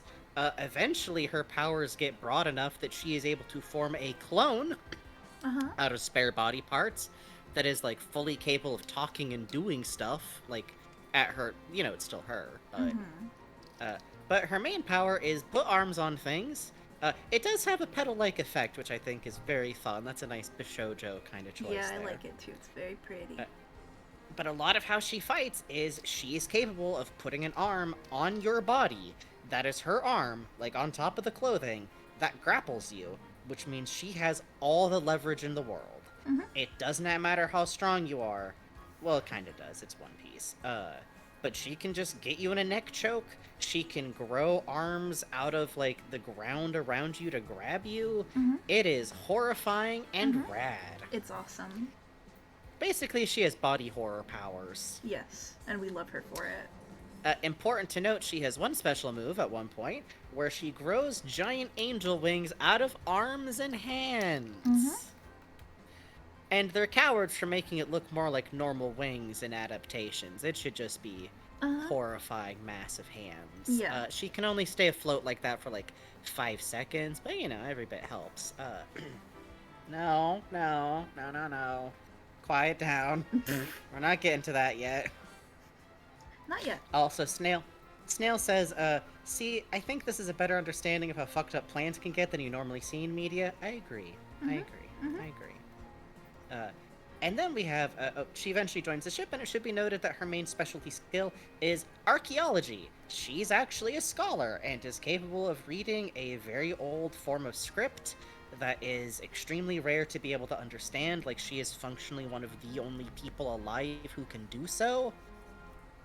And also, it's super illegal to do. Yeah, it's super illegal to read it. Super, like, get shot on sight illegal. Like, we'll get into that later. But basically her specialty in the ship is archaeology. And then we have Franky the Cyborg, otherwise known as that blue-haired dude you done seen. Literally, I think if you think of One Piece and you don't know much about it, you're probably like, oh, the big blue-haired dude. And you might think, he seems weird, but you're wrong. He's the weirdest motherfucker. He is so weird. He is proud of being weird. Yeah. And I love him. Franky is a self-built cyborg, and his main outfit involves a pair of Speedos. My man is mostly butt-ass naked from the waist down or chest down, and the most he's ever covered up is in, like, Winter Islands. He trades out his Aloha shirt for, like, a fur vest. But he's still wearing his thong. But still wearing his thong, yeah, and, like, no sleeves. Yeah. Let's be incredibly clear here. Yeah. The one from the funny McDonald's screen grab. Oh, you know I always have that thing on me. Let's be clear. He is the best. He is also actually a shipwright. His job on the crew is ship's carpenter, and he is who built their second ship, the Sunny Go, which is a super ship of his own design that can fire rockets and has so many playset toy ready little bonus ship. Oh, you want to buy your kid a figurine of the shark submarine. Oh, you want to buy your. Oh, you want to. So, he's also done things like build little tank for Chopper to ride around in, which shows up a lot in merch and looks very weird every time. Yeah, it's really good. It's really good. Like, oh, Chopper's in a stag beetle in this one for some reason. Okay. Also, Knighted Link points out the Sunny Go does in fact have a grass lawn on it. It also has a tree growing on it, so don't worry about it. Don't worry about it. Don't worry about it. Don't worry about it. Fucking don't worry about it. It's normal for ships to be like this. It's really not. Like, It's not. It's not. If you hear about One Piece through us, I can't stress enough that a lot of other pirate ships and crews in this are fully normal. Yeah. Like, compared to all this. Like, Yeah. most crews are like 30 people would be a small crew. They're on like normal ass ships. Admittedly, maybe they play like music, but oh no, we're not talking about Nami's orange trees. We're talking about the normal fucking tree with a swing set on it. Thank you. That's not for Nami. Yeah. That's for Chopper. Yeah. Probably. But all that said, Franky himself is just a great, obnoxious weirdo, and as a cyborg, his special thing is both transforming, robot kind of themed stuff, and being kind of impossible to kill. Yeah. Not completely invulnerable. We'll talk about that later. But I was just rereading a little bit of his intro, which we'll talk about again later, but I truly love him. They're like, okay, double fruit user, he jumped into the water. What the fuck? just the full, like, introduction, like, oh, you don't even know what's going on here. Like, Yeah. you're right, Oda. You're right. Oh, I bet early on there were people like, is this a new type of devil fruit? Oh, no, for sure. Like, well, because, like, it's explained very quickly as an introduction. It's not, so I bet his editor was like, you gotta make sure to say, like, really clearly it's not, like, this type of devil fruit can swim, you know? Yeah. Let's see. I think we're actually at the timeline now. Well. We are indeed. So, as I mentioned earlier, we're just gonna kind of go over their history as characters, which, again, will tell you a lot, but also, you're all here. The doors are locked, don't worry about it. Yeah, don't worry about it. Robin's introduction is great, because she is introduced literally at the beginning of, like, the first overarching, like, plot of One Piece. Like, you know, and you could argue, like, Nami's plot, Arlong Park, and everything like that, but that's, like, an event happens, and we have context for hints from earlier. This is, like, they are going to Alabasta, starting from islands before they get there. This is also why Vivi, who we've talked about in previous streams, is on the ship. She is the Princess of Alabasta, who is in disguise, spying for Baroque Works. That's important.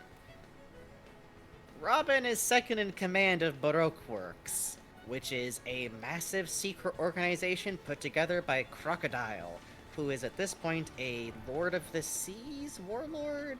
Yes. Navy Stooge. Yes. Which is... You work with the government, we decide you don't have crimes anymore.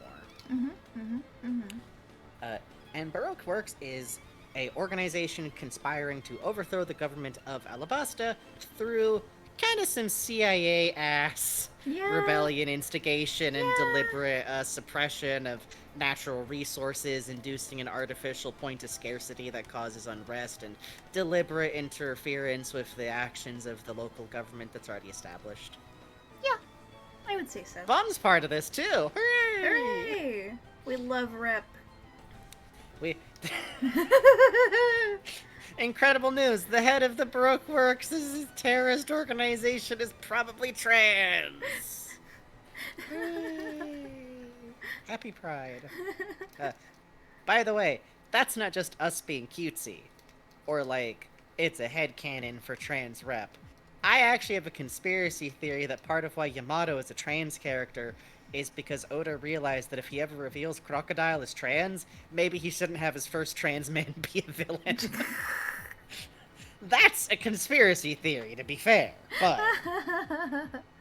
No, I feel that. I feel that. I think it could be true, and it'd be very funny. I think so too. I think so too. Look, listen, the crocodile's chest is covered up in every figurine. I'm just. Oh yeah. Why does Evo have some dirt on him? That's funny. Hey, did you know that he only runs in to help Luffy, really specifically in the battle, after the government announces that he's the son of Dragon, and those two seem like they knew each other? Just wait till later when I have my conspiracies about Robin's parentage. That's gonna come after we cover canonical information, I figure. This is gonna be last hour of the stream, incoherent conspiracy ranting. Please look forward. It would mean that Luffy actually meets his mom. Yes, that's what would be so funny.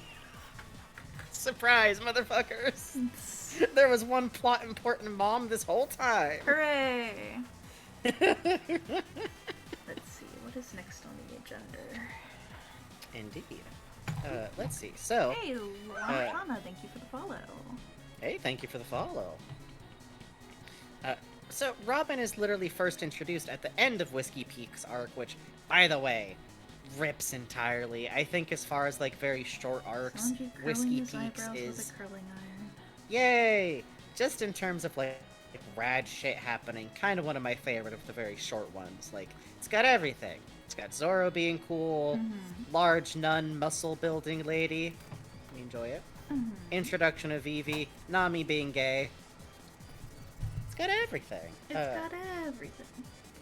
So Vivi's a princess, her aide goes on as a decoy, Robin blows his ship up, and we literally get a shot of her, like, in silhouette going like, oh, it was a decoy. Like, Really good. Really good. okay. And she then just shows the fuck up on the ship and gently taunts them as Vivi goes like, she's the reason why I found out who Crocodile was, who the head of Baroque Works was, which is why she'd went spying in the organization to figure out who the head of Baroque Works was, finding out that, uh-oh, it's that guy who installed himself as the hero of my home country. Oh no! Oh no! And literally, like, it turns out that Robin is why she found that out. She let Vivi tail her, but then she also made sure Crocodile found out that she knows. So nobody's really sure what her deal is. Oh, yeah, Sanji actually points a gun at Robin the first time he meets her, which is very funny, because it's like, where the fuck did you get that? Yeah, hello? You don't use Sanji? those! Is the rule that you can't hit a girl, but you can shoot one? I have some questions. That does kind of sound like Zeph, to be honest. Yeah. Now listen, shooting a woman isn't the same thing as hitting her, if you think about it. Oh, Christ. My serious explanation is that I like the idea that the response was so fast he didn't notice it was a woman first, because when she, like, knocks him over the edge, he goes like, oh shit, she's beautiful! Like, Sanji, so much wrong with you. Anyways. So her introduction is very interesting because she's very, like, smug, sly. We actually don't get a look at what her devil fruit power is. It's kind of, like, hidden in the paneling a little bit in a way that I really enjoy. Because it kind of gives a sense of, like, she's doing what she does so fast no one can really see or figure it out. I like that. That's grim. And she makes them an offer of, like, listen, I'll give you this eternal log pose that'll take you to an island really close to Alabasta, and you'll skip out on all of those other scary islands on the way there, to which Luffy breaks it immediately. Yeah. Because he's the best, and goes like, you don't get to tell me where to go! He's such a brat. It's awesome. He's such a brat. That's all about Luffy. He's like, I said he's not emotionally intelligent. That's wrong. I do think he is emotionally intelligent. I just don't think he cares. Yeah. He's kind of a brat. Yeah. He really doesn't mind conflict at all. And, you know, his whole deal with being a pirate is freedom. And by the way, you should know Robin leaves the scene on a giant sea turtle with, like, a little like sit-in space installed on top, which is a dope way to leave a scene as a villain, by the way. Yeah, it's really good. Which also, I should note the fact I realized. Okay, Luffy refusing that means they meet the giants on Little Garden, which is how they then get the allyship of the giants that the Navy's been tricking, because they can go like, "Hey, no, your captains are alive." So technically, that eventually winds up saving Robin too. I realize this has to be snail powered.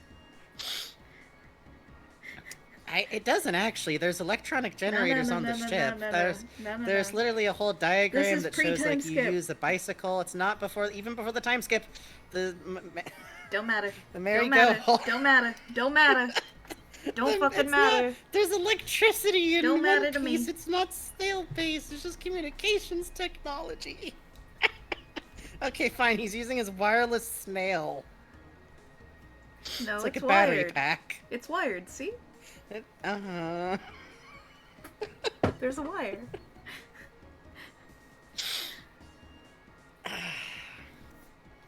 Which, by the way, that's a very funny part to me about the Netflix live-action thing, like giving it old-timey coding. Snails?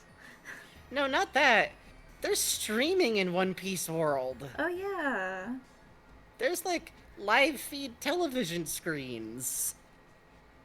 It's not actually an old-timey setting. It's just like pirate punk, which is a terrible phrase to give to the world, but yeah, there's snails that are like biotech in the world of One Piece.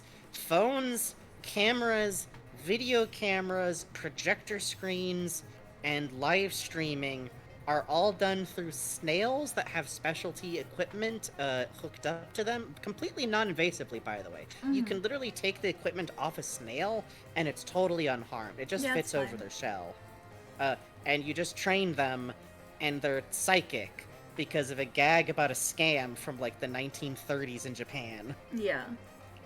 So they're den mushy. Yeah, you see? The snail looks sad. Snails always look sad. Snails kind of live sadly. It's just the way it is. They do. Let's see. Oh, hold on. My text. I just accidentally zoomed out of my text program and got. Where's my space? There we go.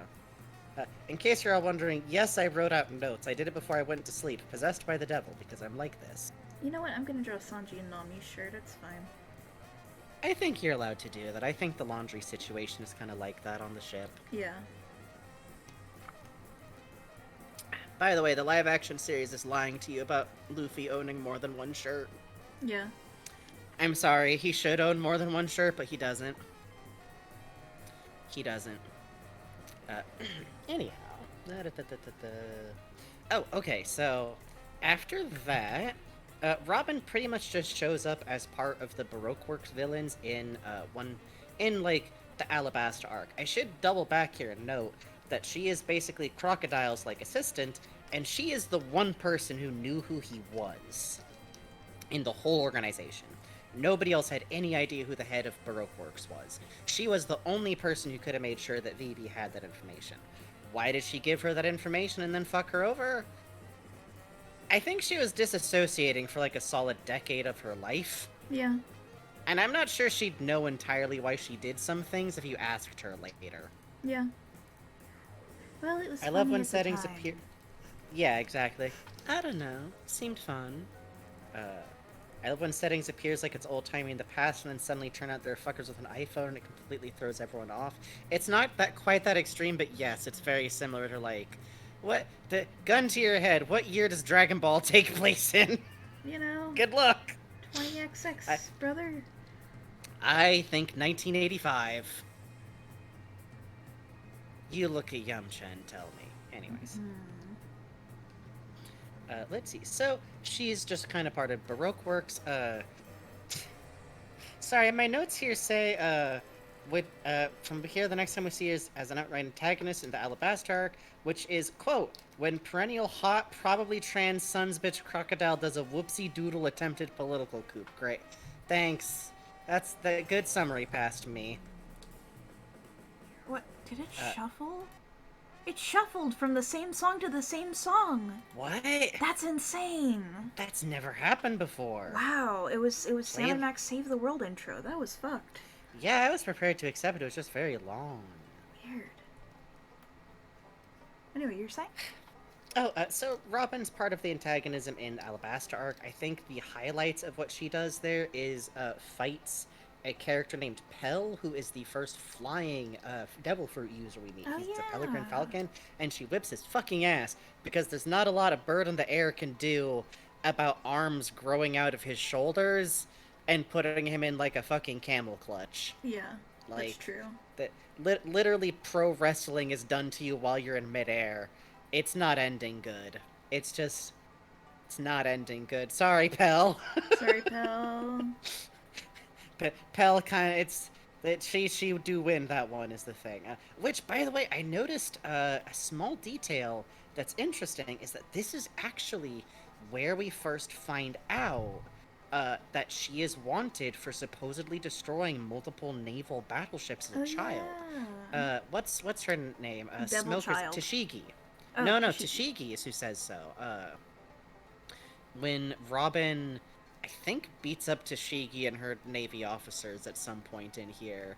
But it basically Tashigi is who IDs her as, yeah, as you say, the Devil Child, Nico Robin, whose first wanted poster was apparently when she was a child. The legal system in One Piece is a screaming nightmare. Buckle in. Yeah, it is. They put a million, like a high, I think it's like a tens of millions bounty on her when she was a child. Oh, Yeah. almost kills Tashigi. Good for her. Like I for said, her. Robin's having a rough Women's time. wrongs. Yeah, you're not wrong, actually. Theme of women's wrongs. Kind of the theme of women's wrongs. From there in the rest of the arc, she's kind of just in the background being very threatening, and at no point is there any reason to think anything other of her, to be honest, outside of her helping Vivi and ultimately not killing Tashigi. But we find out that why she's with Crocodile is because she has the ability to read something called a poneglyph, which is a huge stone block inscribed with writing in an ancient language, which Vivi's dad, the king of the country, has been hiding the presence of one in the family crypt. And Crocodile is looking through for some kind of super weapon, whose location he's convinced the king should know, he's convinced that this poneglyph should have. He finds the location, he brings Robin down there, he drags the king with him, and tells her, okay, translate it. And she starts reciting the history of Alabasta, and claims, no, the weapon isn't here at all. And in the story... She then tries to kill him, by the way, because he decides he's done with her now that this is done, and it turns out she's been carrying a bottle of water on her and a knife the entire time she's been working with him, which is the one thing that can make him be vulnerable, and goddamn, she almost manages it too. Yeah. She then kind of maybe gets poisoned by Crocodile and left to die is the last we see of her for a bit, because in story, this is where Luffy's battle kind of interrupts. And we don't see anything of her until afterwards, when we find out, when Luffy went back to save the king, he also saves her. He makes sure she gets an antidote. And she outright tells Luffy, we find out, leave me to die, I don't care anymore. Like, she has no will to live. Because it turned out the poneglyph actually did have the location of a weapon. And that's not what she was looking for. She was looking for a different kind of poneglyph. She lied to Crocodile. And she's at the end of her rope for some reason. Like, not finding what she was looking for. After all that, she's just done. And Luffy says, fuck that. Because Luffy's Luffy. And he just decides to drag her out and make sure she's okay, and when we last see her is at the end of the Alabasta arc, well, when we next see her, she just kind of shows up on the ship. Yeah, it's good. It's really good. Just like like the ship sails off and she like strides out of a room in the back like, "Oh, we're going?" Yeah. It's Queen shit. extremely Queen funny. Like shit. out of everyone who's ever joined the crew, she is the one person who just shows up. And literally her rationale is like, "I'm your problem now."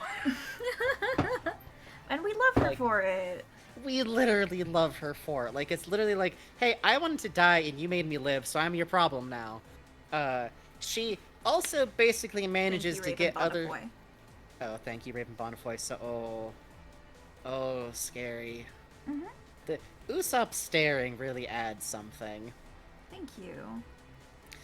Oh, and it is actually 10 o'clock, so that is Oh, perfect what the timing. fuck? All right, we're going to take our first break. We take a break basically every hour after this, usually alternating between 10 and 5 minutes so that we can just get up, have a little stretch, do those kinds of things. And in this case, it's especially important because if you're drawing, take breaks for your hands Take or your fucking hands will breaks. break. Take This fucking isn't breaks. like cutesy advice. This isn't cutesy advice. This is you will destroy your hands and no longer be able to draw. Like, or your hand will just start to hurt a lot, and it sucks. Like, so take a break. Take a break. We're gonna take a break. Now's a good time to get up, get away from the computer, get yourself a drink, get yourself a snack, and interact with some form of domesticated animal. And we will be back in about 10 minutes. Yeah. BRB. BRB.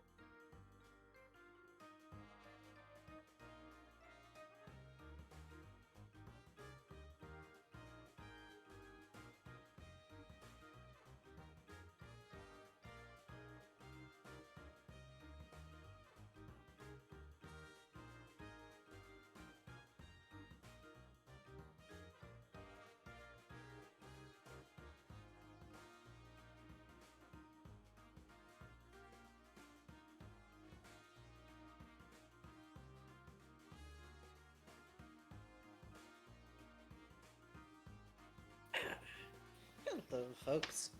We're still on break, but I always tend to come back a little bit early on the long ones. Hello.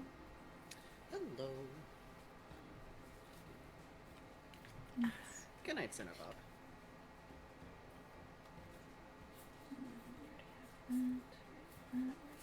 Alright, that's all doubles. I'm sorting out for Give to Friend Jake. Maybe next time, not this time. Because I have to do the fun count of, oh god, I have doubles. Oh. That's always fun. But I do have a lot to hand over. Yeah, I've heard nothing but good about Murder by Numbers. It's one of those games where, like, Oh, it's so good. I want to play it. They keep making games. They do keep One day I making will not be games. playing too. They keep making games. It's fucked up. They should stop making games. But eventually, I will hit it, and then I'll be able to go back and watch Holly's VOD of it, because hell on earth is going like, oh, I actually want to play this game. Yeah, exactly. Literally, that is what actually got me turbocharged to get through Origami King. Because I got it, because Holly played it, and then I was like, I'm gonna play far enough ahead I can watch the VOD, watch the streams. Good shit. That's good shit. power. That's power. That is good. That is power. That is power. Every day there are games. It's fucking true, plus they keep making them. Yeah, they should stop making them. Oh, I got a card of Khalifa as a sheep as an event. Really good. Oh. The event ones are just the panels. Oh, hey, it's Usopp. Me with Murder by Numbers, Origami King, and Slurpg. Oh, yeah. So, speaking of, actually, friend of Jake is arriving any minute now, so if it's cool, could we stall out a little? Oh, yeah, sure. Well, we'll take a little bit of break time. What's y'all up to, chat? I'm gonna make myself a coffee, and Bugs might need to answer the door for a moment. By the way, Bebo the cat does say, woo, Woo! because I did not stop to pet her in the hallway for, like, 5 solid minutes, So fucking sad. which she would have preferred. So fucking sad. You do this to her. So sad. I do this is the problem. I also need to go back and finish Tunic. The problem is that where I'm at is like, do you want to fight the final boss, or do you want to finish the Omni puzzle? And I'm like, I want to do both. But help. Someday we will play Tunic on the channel. That will be a fun time. Yeah, I'm excited for that. Yeah.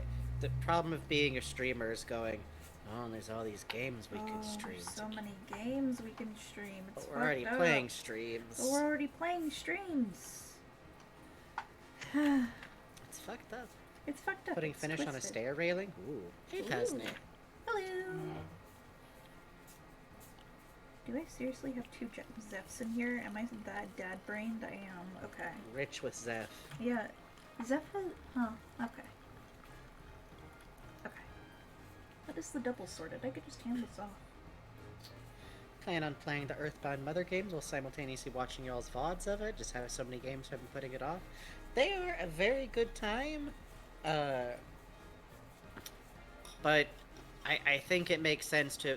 The problem is, like, when there's a game you want to play that's, like, any kind of JRPG, it is kind of an investment. But I think having someone you're watching along with it is probably a fun way to do that. Yeah. Exactly. That's It's the like way grinding to in do it. Pokemon while you listen to someone play Pokemon, you know? We should gotta get back to Arceus sometime soon. Oh yeah, I forgot. Yeah. Yeah, no, maybe when we're taking a break from Mother 3, we'll circle back to that. Oh, that'd be fun. Yeah, because then eventually we'll finish Arceus and we can play Scarlet and Violet. That'll be very fun. That'll be very fun and a little fucked up and twisted, but that's okay. A little fucked up and twisted, and it's definitely not something that we're doing because I really want to voice the principal. No. I want to try and voice him so that he sounds like he's going to be, like, revealed as the villain. I think that'd be fun. Yeah. To finish the Oblivion Man who has- Thieves Guild. Ooh, very fun. Whoa. Okay, there we go. I have so many fucking cards. Oh, your needle just broke in half in the machine. Oh, no! I'm so sorry. Oof. Oh. Good luck with that. Here's hoping it'll just be replaceable without being too much of a pain. I know sewing machines can be cantankerous. Yeah, the evil creatures, aren't they?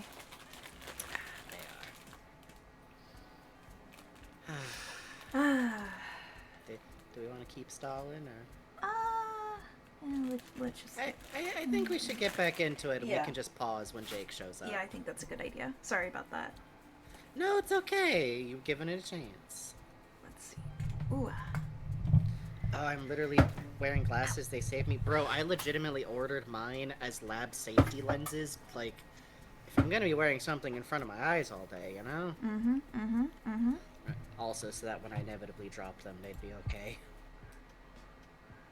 Okay, let's see. Next up is... That sounds like my gate opening. Oh, we're summoning. We're summoning. Is it true? Are we summoning? Possibly. Let's see. I think we're allowed to summon Jake, like, once every 6 months, but, like, very specifically. Oh, got me into One Piece. Robin playing basketball's up next. That's Yeah, Jake. and where we're at. One sec. Alright, folks, you're all stuck with me before we get back to it. Need to get a new prescription. My eyes have been unfocusing more. Yeah, it's always weird when I take off my glasses and get used to, like, blurry vision for a little bit. Hi, 1 sec. I gotta get my mask on. Okay. Hi, Jake. You can't hear me. And that is my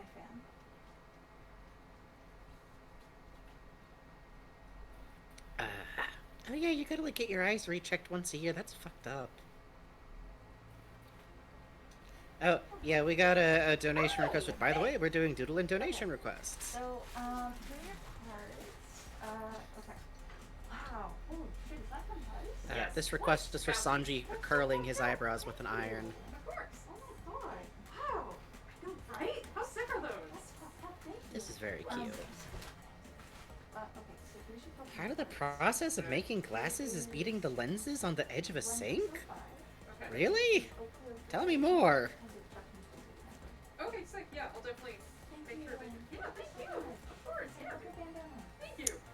I don't get the Puzz cookies that are too fragile to be shipped.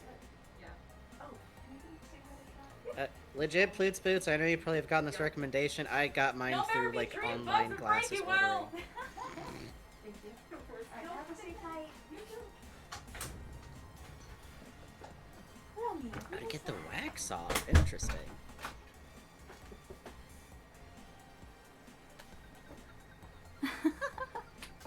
Hello. Hi, Bugs. Did you hear Jake yell? Yes, I heard him a little.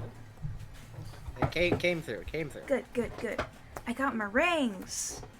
Yeah, you son of a bitch. I got meringues. You bastard. Fucked up, fucked up, fucked up, fucked up. Can you believe Jake did so many stream crossovers in one day? What a champion. Oh, what a power, what a powerhouse. Oh, sorry about that. Puzz, this is a lot of cookies. Thank you. Thank you. But that's how you can tell Puzz is busy. Puzz has been baking. Okay, let's see. Basketball. Basketball. Also, Lord Muggins is telling me on Stream Break that apparently part of making glasses, you have to, like, wang them on the side of a sink to get the wax off the lens. What the fuck? That's crazy. Yeah. I'm gonna try and find, like, a video of that later. I bet there is one. You just know there's, like, real-time glass lens cutting video somewhere. Oh, absolutely. No, not ballin'. Ballin'. No. Those are two very... Keep them separate. We're not... If you want that, feel free to commission more. I think Donate we're money. getting near to the end of the list. Yeah, after that, Bugs is just gonna freestyle Doodle. Which, again, thank you guys so much for the donations that we've gotten already. Yeah, for real. That was very convenient. I opened all those card packs and just handed off all the extras. That was great. God. Oh, man. That's beautiful. That's Fresh the and dream, clean. man. Fresh and clean, Holy yeah. hell. That takes me back to my fucking days playing Pokemon cards in tournaments, man. Oh, man. Yeah, just, like, turning right around with them. Yeah, you just turn around and be like, yo, you want this? Take it. Bye-bye. I am 12, and I just made a grown man cry. That's the goods. I think that's the point of Pokemon card tournaments. Yes. Let's see. So, where we last left off, Robin kind of joined the crew by just showing up. Which, by the way, there's a gag that I always really love, where like everyone's like super suspicious of her, except of course Luffy immediately goes like, "Well, okay, she seems nice because she tried to kill you. She seems nice." uh, But everyone else kind of winds up getting swayed, either by, like, Robin doing, like, funny tricks with her powers, which is enough for Usopp and Luffy and Chopper. Yeah. Well, sort of. We'll talk about Chopper in a second, because there's an anime filler arc that I think is really fun to talk about. Yes, I love that arc.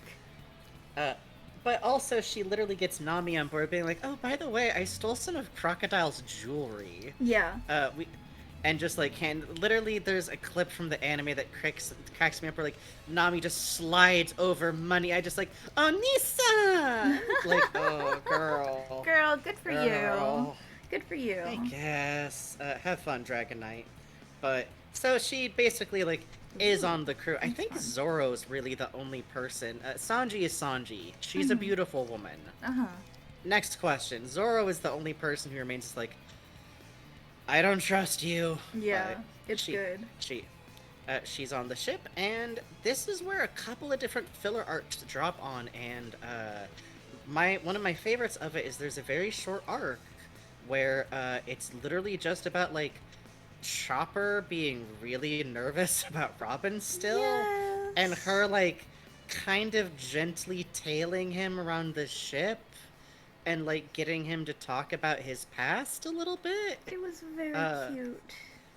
It's really cute, especially because there's like this interesting bit where he's like, "She's in the storage room. I bet she's doing something like sneak." And it's like she's just like brewing herself coffee, which I kind of like because it implies she's just like doing stuff out of the way of people for a while at first. Yeah, it's very and like cute. doing stuff for herself for no reason, when like, which makes sense because like one of the things that's clear is that she's kind of like drifted around and been in a bunch of different groups and crews that I think Tashigi is who talks about like they've all fallen to ruin.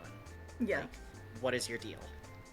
Yeah, she very much kind of asserts herself like a cat onto the ship. It's good. Very much so. And it's very cute because like it's partially like a way for them to like recover like stuff about Chopper's backstory, but it also makes it seem like she's like interested in people in this very like gentle way while not really giving anything back about herself. Like, yeah. She's interested in Chopper's story. She wants to hear about his mom. She like accompanies him while they're like refilling their water store on an island, even though you should know that this is terrible, this means nothing, but there is a way for the ship to turn salt water into fresh water, so it is a thing for just the end. Listen, if we had to actually worry about how they're getting fresh water, we'd be here all day. That's why Oda did it like this. Yeah. It's good. But it's still cute. You know what I bet I could buy, though? And this is, again, I'm just like this. Never worry about people like me when you're writing stuff, unless you also are like this. I do kind of... I bet that fresh water from, like, an actual freshwater source still tastes better. Oh, yeah, I bet. Like the saltwater stripped stuff is, like, a little, like, just, like, a little, like, you know, it's, like, tap watery, kind of weird, like, yeah. Just a little bit. Kind of mineral-y. Yeah, I feel that. Let's have that for here, actually. And that's, like, really all there is to that filler story, but I quite like it, especially because, like, Robin is often, like, kind of close with Chopper, which makes sense because, like, she likes to read, he's, like, the doctor on the ship, and also he's a little guy. Remember in the Foxy D. Fox additional arc where they have her playing board games with Chopper? Oh my god, that's right. Because he's scared of Foxy. Ooh. And let's see. Oh, I also don't remember where some of the filler arcs and side movies go, but I did write a note here that it's deeply important that you all know. If you've ever listened to any of the anime songs where, like, the cast sang, and you thought, like, why is Robin's voice actress like that? No, she's not. She is doing that on purpose. She's doing that because on there's a very early, like, made-for-TV, like, animated, like, original music, not music, like, an original, made-for-TV movie basically. Mm-hmm. Where they had, it's like, oh no, this brave old stage man wants to put on his play, but his actors are evil, and we gotta help him. So they all like take over the play. It's a disaster. Robin gets on stage and just starts like singing terribly, Howling. like just Like bad, that. like putting her full chest to it, and it's like nothing. Yeah. And like the guy is like, this isn't a musical, and she goes, oh, it isn't? Never mind then, and just leaves. Yeah, it's really good. It's really good. She only wanted Queen. to be on stage if it was a musical, and she's bad at singing. And I genuinely believe her voice actress has chosen to keep that canon. And I think And it's that great. Robin just sings, it's great. It's super cute, in my opinion. Yeah, same. You can mostly hear it very good in Omatachi wa Family. Oretachi wa Family. Sorry, Oretachi wa Family. Because, like, everyone has at least, like, one line of their own singing, so you can tell very clearly when it's Robin, and it's very good. There's actually some very cute YouTube videos of it where they have, like, color-coded subtitles. Oh, yeah, I like that a lot. I like those a lot, especially because that way lets you know, like, who's in what part of the chorus, too. Yeah. And they have a Jin-based actor now, and he sounds so Oh, cute. yeah. He's so, like, rumbly and... He is. Ugh. Ugh. We'll talk about Brooke in a future stream, but Ooh. Brooke's voice actor puts like some sauce on it. I don't know. Yeah. King. King. Yeah, that's gonna be a funny stream because we're gonna have to back up and explain, like, imagine if Mr. Rogers showed up as a voice actor. Let's see. I think. Oh, right. The one of the psychic seahorse, if we're still talking about the filler anime that happens around here. Oh, I There love is- that. Yeah. There is a very weird but fun filler arc that is literally where, like, one night on the ship, everyone's asleep except Robin, who's on watch, and something happens that wipes everyone's memories back to before they got on the ship. Yeah. And because she's awake, she's the only one who wasn't affected. As everyone is like, I don't know who the fuck any of you are. Nami still assumes she's like a free agent who needs to like get back to her home island. Mhm. None of them understand how they got on the Grand Line. There's a bit that I really love where like Usopp lies and says he's the captain of the ship, and Luffy immediately believes him. Yes. Oh, that was so cute. And is like, whoa, what? You're a pirate captain? That's what I want to be too. Wait, why would I be a crew on someone else's pirate ship? That's weird. Oh well. And something that I'm very fond of is like, everyone's terrified of Zoro, and his reaction is like, okay, right, I get it. I'm leaving. Sorry. Like, Yeah. he just immediately assumes it's totally natural to be scared of him. Oh. And also is like, what the fuck do you mean on a crew on a pirate ship? No, and just leaves and like is by himself on the island. And Robin kind of has to act as like a detective, kind of, to like figure out what's happening. Yeah, it's really fucking cool. It's very cool. Admittedly, what turns out to have happened is that there's a creepy little kid who it seems like, oh, it's like a psychic little kid using a magic seahorse to wipe No, it's... The seahorse The seahorse is psychic evil. The seahorse is and psychic is and evil. possessing a child and has been eating memories from everyone in the town on the island and ate everyone's memories. You know how it is with seahorses? You know how it is with seahorses. Which, by the way, to me, this is like the epitome of like TV grade filler type material that like still makes sense as like One Piece Yeah. stuff, because like there's earlier filler that like I enjoy, but the filler that has the girl who is emotionally attached to like this dragon that's so old it can't fly, where it's like, that's a cute filler arc. It is a generic fantasy anime movie plot. A little bit. It's not quite One Piece, you know? This stuff though, this is prime. Oh, and I do want to note then, dipping back into canon, Robin is kind of like a big part in a technical sense of the Sky Island arc. Oh yeah. Which I mostly want to point out because in the manga canon, without the filler, this is kind of like her first adventure with the crew as part of the crew. And Sky Island is like a little bit slow to get through in the anime, I will say, but I have a lot of fondness for it because it feels like the series is like big send-off to like the world of one-off island goofy adventures, if that makes sense. Big agree. Like, Big agree. It's literally like an old school, like very classic in Japanese media, like jungle adventure is like a whole thing. Which is fun because Like- Oda, one of his first jobs was working as an assistant on the Adventures of Tar-chan. Yeah, like this arc has like, well, boys always do yodel when they swing on a vine. It's Yes. Yes. so Zoro does that, so don't worry about it. And yeah, it's a plot arc that I'm pretty fond of, and I just kind of enjoy that like Robin gets to be a part of one of those. Yes. Agreed. Agreed. And it's one that like takes a lot of her special ability because the area they're in has like a lot of ruins, a lot of like ancient writing, a missing people, like kind of a mystery to be solved about it. And Robin is like fully integral to them like knowing those things. Like she figures out before other people like, oh, we're in this like cloud land. There's all these buildings that should be here that aren't. Mhm. What if there's a lower level in the clouds? Yes. It's so cool. And this is also where she finds another poneglyph.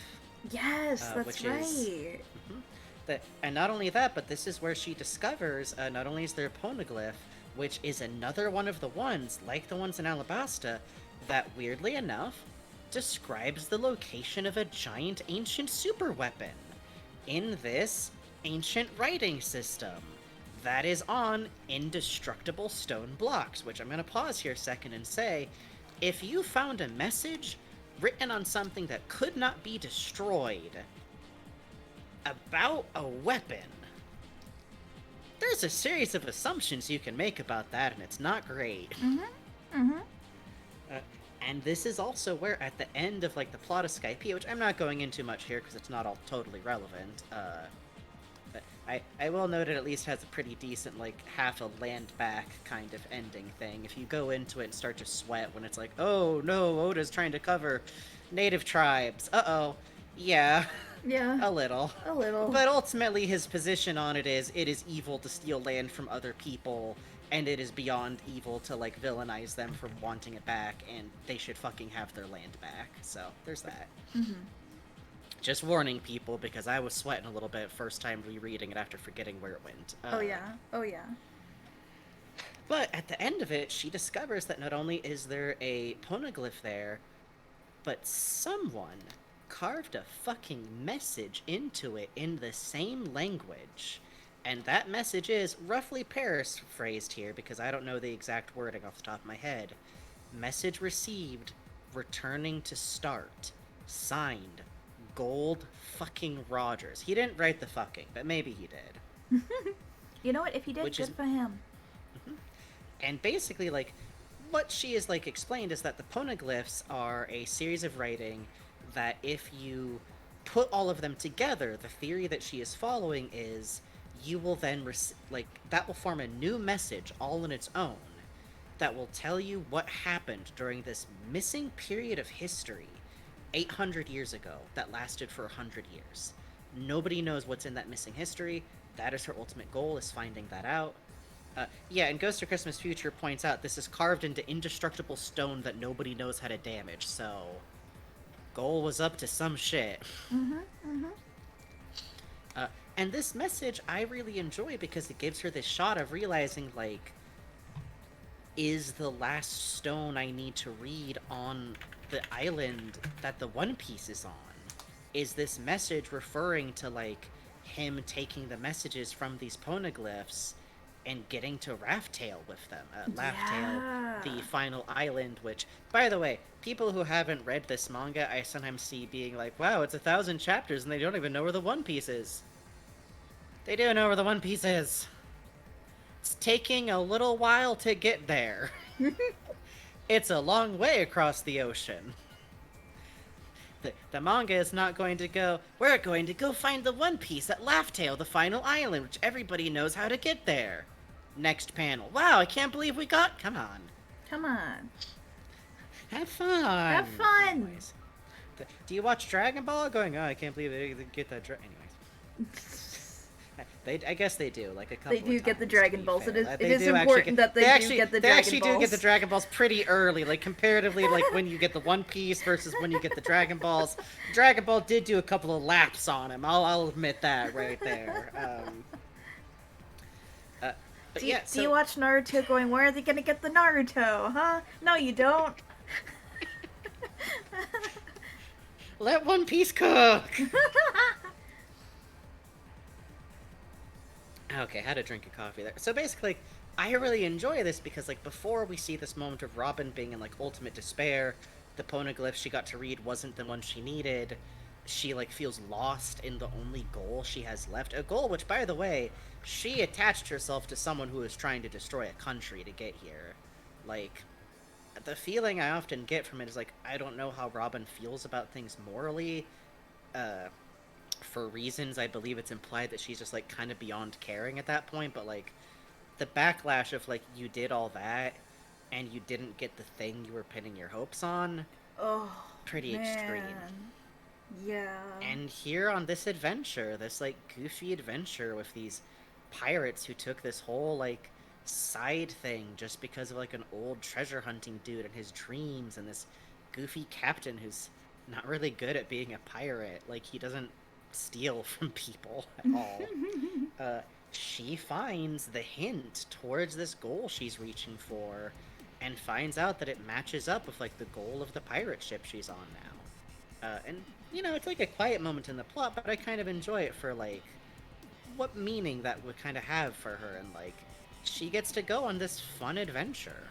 Like, literally the plot ends with the crew, like, running away, quote-unquote, stealing gold from people who are coming up to go, like, hey, we don't actually care about gold here. Let's give them this giant piece of gold. Yeah. So they're, like, running away, quote-unquote, stealing from people who are trying to freely reward them.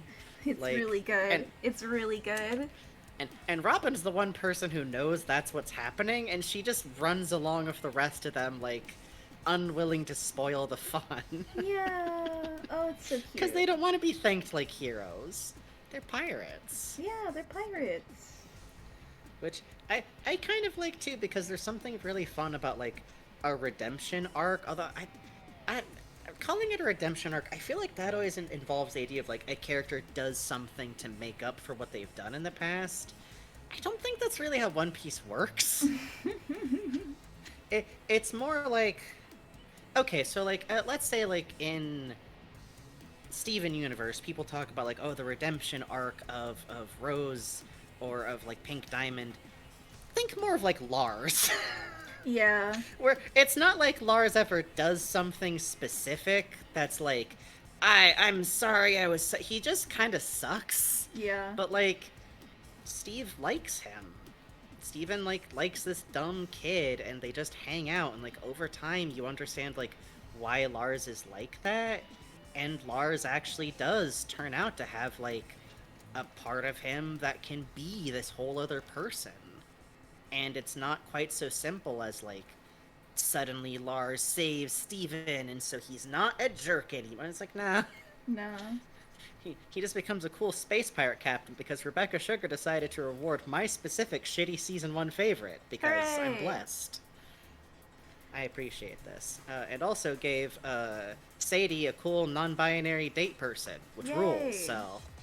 We all win here, really. We all win. We all win. Oh, Sadie. Anyways. Yeah, exactly. Magic Hat puts, like, it's character growth, not just, like, a redemption arc. And I love that the way this happens with Robin is just, like, she can have fun. Is Lars immortal? Yes. Next question. Probably good that he's not on Earth anymore. Someday we should have a Steven Universe stream. I think that'd be funny. Oh, that would be fun. I would love to do that. Yeah, that'd be fun. I can just rant for a very long time. And then everyone can get really mad at us. Yeah. Pink Diamond did nothing wrong. Anyways.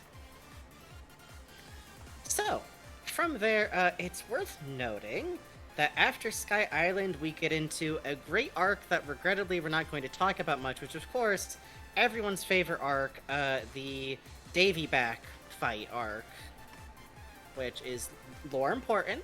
You're going to need to know it to understand what the One Piece is. Around Wano, I mean, it takes a long time, but Foxy comes back and puts Kaido in a headlock clutch and dives him off the edge of a ring. And it looked like he died fighting Kaido, but I think he's still alive. You know, just, we haven't seen the body yet. We don't know. We'll find out. But,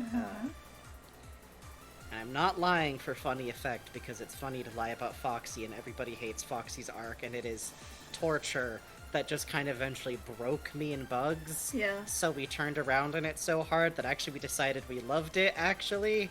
We want more Foxy D Fox filler arcs. We're definitely not a horrible running gag about Foxy D Fox. Point being, the next arc after... Oh, wait, hold on, I gotta back up. There is a filler arc we have to talk about for exactly 1 second. Because Robin steals a navy coat and it looks really boss. Yes. G8. That's it. G8. G8 is one of the great, like, anime filler arcs because it's just, like, the crew lands in the middle of a naval base and gets separated. And Robin does some cool, like, spy and they shit. are being hunted by Columbo. They are kind of being hunted by Columbo, yeah. Yeah, and the Navy who's in charge of the place is, like, a curmudgeonly wife guy. Yeah. They're being hunted by Columbo. It's cool. Nami disguises herself as a janitor, and there's, like, a ditzy nurse that, like, Chopper befriends. It's very cute. Yeah. Oh, and then Chopper has to play the monster and Zoro's all clapping for him. There's literally a bit where Chopper has to go like, "Rah, I'm an evil pirate kidnapping these girls!" Ah, it's And very, Zoro's very just good. like... Yeah, he's like a parent in the back of like a school auditorium. Like, yeah, that's my it's kid. really good. That's my boy. You see him, that's my But boy. That's my The boy. important part for Robin going to here is just that Juilliard. she wears a really cool butch jacket, and listen, Yeah. Yeah. we're it's not so good. we're desperate men. Yeah. Yeah. I so look forward to going through a bunch of the fun filler arcs. I honestly love this type of stuff much. You will enjoy. You will enjoy. You understand us. Mm-hmm. We just like seeing characters do things. We like people in situations. Yes, that's Like, exactly it. Yeah, give us a filler arc where Zoro gets, like, kidnapped, adopted by this, like, foster mom. Literally, who I just, pre-ordered like... a shirt that's being sold. The Zoro face Yeah, stretched out says "Mama." If you've ever seen fan art, like, why is there all this fan art of Zoro wearing a stretched out T-shirt that says "Mama" on it? Because it happened. Yeah. Because it happened. Because it happened is what happened. Because there's just an episode where he runs around carrying 3 babies Yeah. in a super tight shirt. It's because cool. filler is amazing. It's good. It's good. It's good. It's good. It's good. Also, and this is a total side thing, but it just must be noted that that's also one of the filler arcs that contains my favorite type of filler character, guy who might have fucked Sanji's dad. Yes. Yes. Same. Same. Same. Sanji goes, "Did you fuck my dad?" And the guy goes, "Let me tell you about sea salt." Literally, he meets, like, a street vendor character who, like, has this, like, secret salt he uses, who has a photo of him and Zeph. A photo. In a world where cameras are not common technology. Behind his counter that he keeps with him always. And he's like, "Oh, yeah, I knew your old man." Like, what? Sir, Zeph did you is know my old coded... man carnally? Zeph is coded like Jigen from, like, the fucking Lupin the Third, but on accident. Sanji coming Like, back like, "Here's a photo of my dad and David Bowie." To the ship. And they're like, Sanji, I think David Bowie fucked your dad. Honest to God, if there was a character who's visually based on David Bowie in One Piece, I just would not be shocked. Yeah. Like, No, same. that would be great. That's free OC room, by the way. I feel like One Piece and Venture Brothers have the same mentality as to who and what can be a character. Yeah. Yeah. Oh man. Yeah. Yeah. Yeah, right? They're surprisingly compatible types of universe. Aren't they? But like superhero versus like pirate adventure. Right? Like, look at the Monarch, look at Sanji's eyebrows. Real? Confirmed? And look at the Monarch and then look at Buggy D Clown and tell me those men have not had a drink together. Like, You know? I'm just saying. They both just had saying. divorce arcs. Kind of. They do. Buggy's like spiritually had a divorce arc. No, and it's good. I think he and Mihawk can commiserate over having divorce arcs. Oh God, Oh, yeah. Well, poor we're not gonna Mihawk. we're not gonna get into it tonight, but we have a weird and dire suspicion about red hair Shanks. Yeah. Smile. I hope we're wrong. I hope so too. That would be really mean, but I also think it would be funny. Yeah.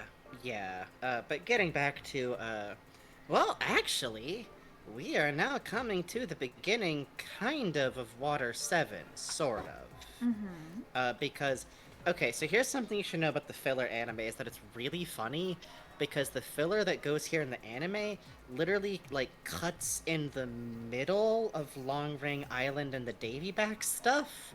And then everyone has to, like, accidentally wind up back on the same island again somehow. Oh yeah, that's really funny. Like, They're, like, not the same as, like, the G8 filler stuff that happens before all this, but it's, like, G8, Foxy, let's filler, Foxy returns, filler. thank you, large novelty. Oh, thank you, large novelty. And then after this, we have one more, and then the queue will be empty if anyone wants to get anything Yeah. more in. If anyone else wants to get a detailed sketch, well, not a detailed sketch, if anyone wants to donate for a sketch, Bugs is not allowed to do too detailed. I'll call the alarm. I'll pull it. I don't care. Anyways. But if you would like to, now's a good time to. And of course, if nobody wants to, hey, that just means Bugs gets to doodle whatever. Yeah. And That's we right. appreciate everybody's Eat donations all the so yonji far. you can. No. No. On theme. Well, until Treat. like the last hour, Treat. then I think you're allowed to Treat. do whatever. Treat. No treat. No Treat. treat. No treat. Aw. No treat.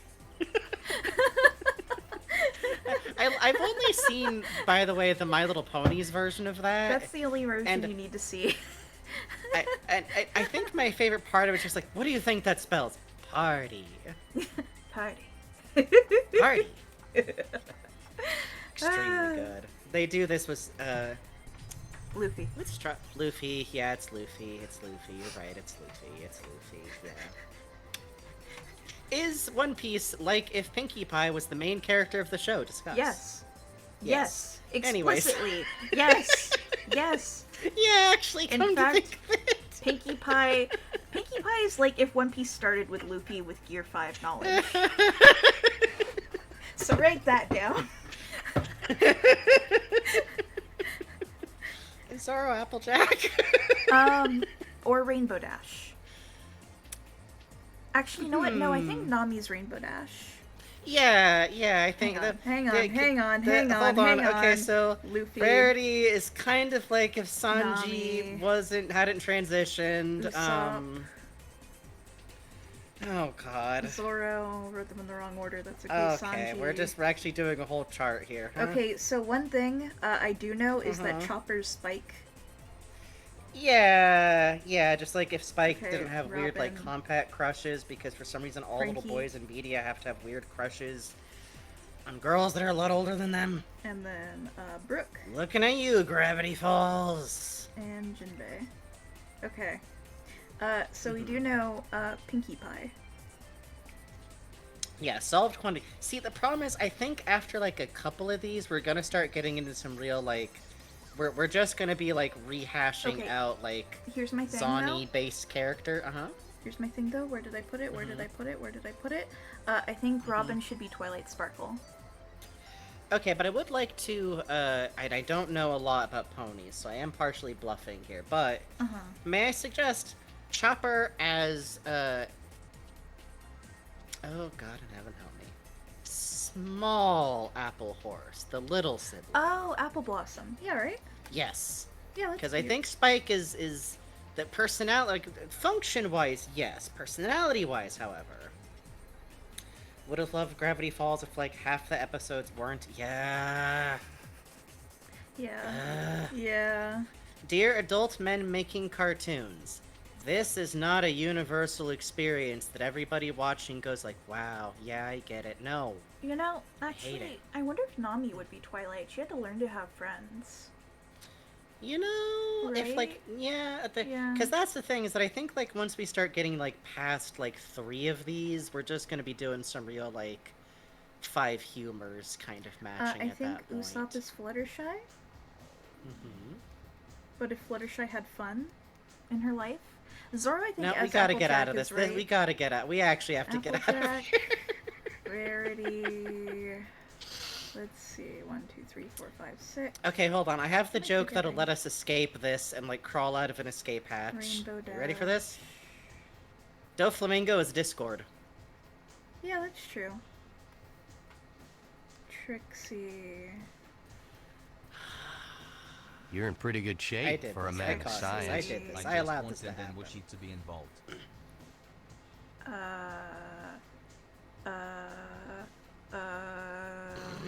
Thank you, Snail. What's What's Snail's donation message say? Oh. Snail donated $6.90, says, I just want Den Den Mushi to be involved. I think a Den Den Mushi Doodle, just for Snail, just for funny mod of Snail. Thank you also. You are so stuck on Jinbei, just say it's the grandma. Grandma Apple. Celestia. Where does Weird Al slot into this? Weird Al should exist in One Piece. Oh, okay, Brooke can be cheese sandwich. There you go. No, wait. Sorry. Okay, hang on. Usopp is cheese sandwich. No.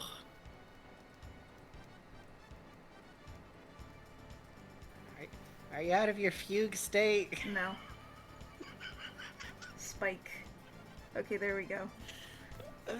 Spike is fucking pink hair kid. Oh, yeah, you're right. Okay, then who's Brooke? Oh, I know. DJ Pone 3. I'm leaving. I'm getting streamer divorced. No, wait, who is... I already had to live through Chat, this who era is of DJ Pone Tumblr. 3's wife? Fucking Vriska, I don't know. No, the gray one, the gray one. No, oh, swear to God. I'm gonna drink my coffee. Octavia, there we go. Thank I you. swear.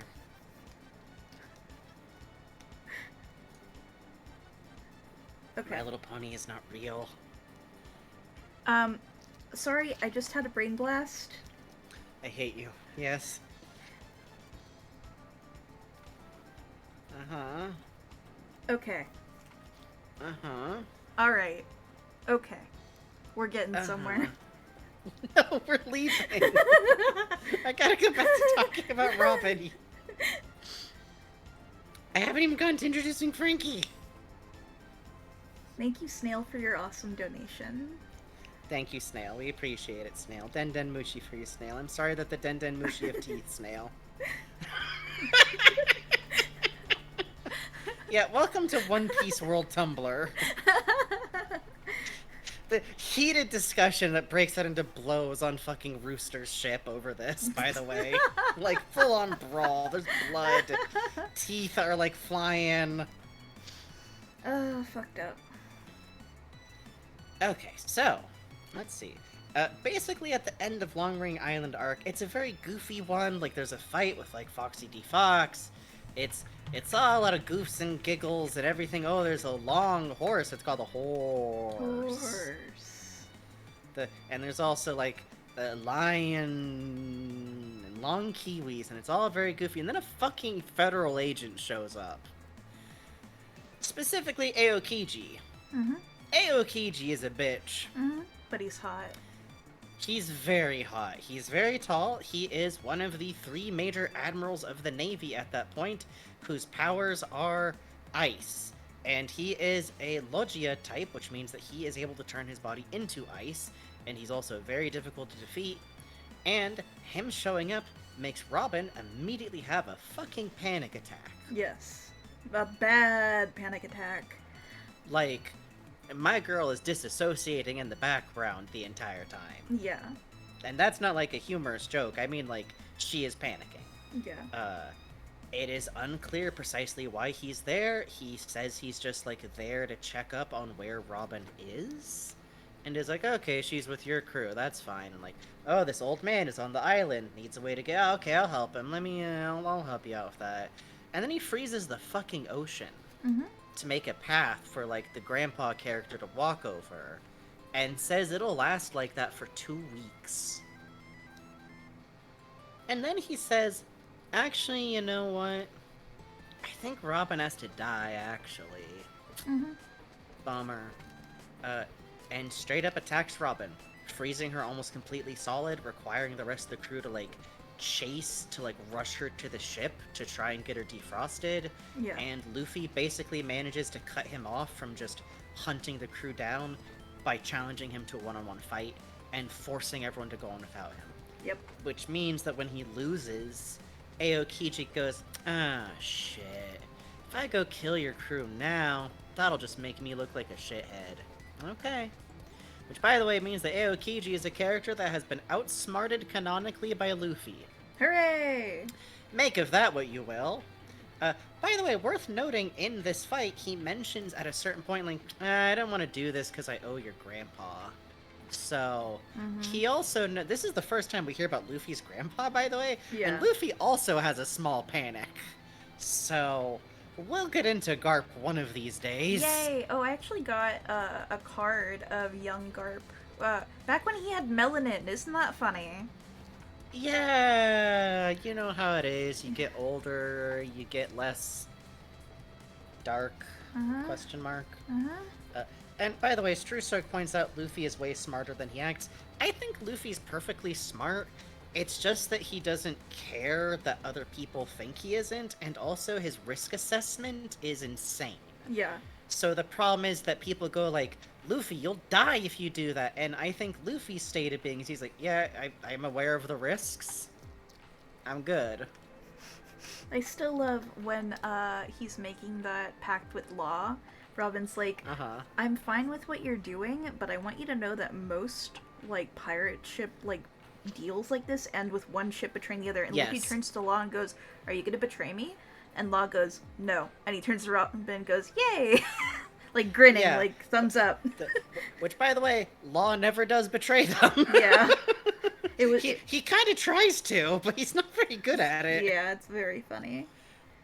But yeah, so they do manage to, like, rescue Luffy and Robin and get them defrosted. They manage to move on, but, like, this is the first hint we get of, like, Robin's got some kind of past that has one of the most powerful dudes in the Navy claiming that he needs to take, like, personal responsibility for her. Because he, like, let her live when she was a child.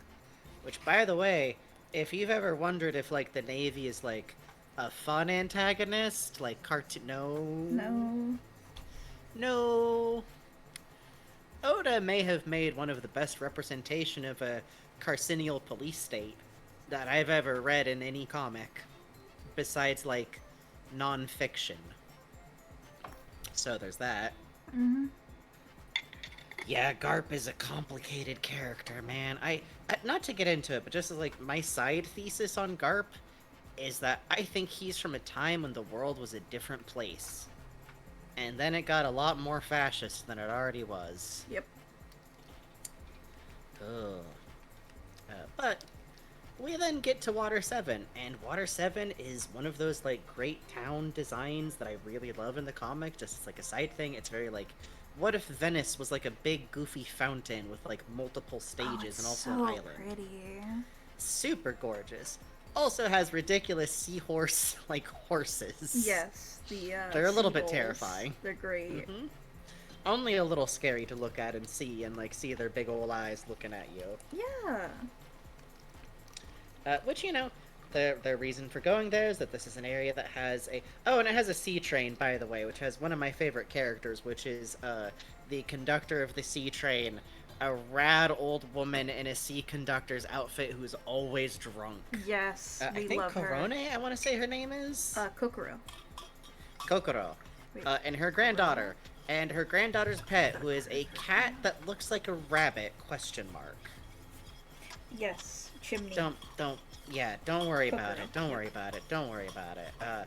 Who is, by the way, one of my favorite, like, kid characters, because she always reminds me of the one Futurama episode where Bender adopts a bunch of kids, Oh my and in God, the commentary, you're right. in the commentary they talk about like, yeah, we realized when we were writing this that we have to have the kids be like having a great time the whole time, or else like Bender looks like a monster. So we just had them the whole time like, yay, yippee, this is great, we love this.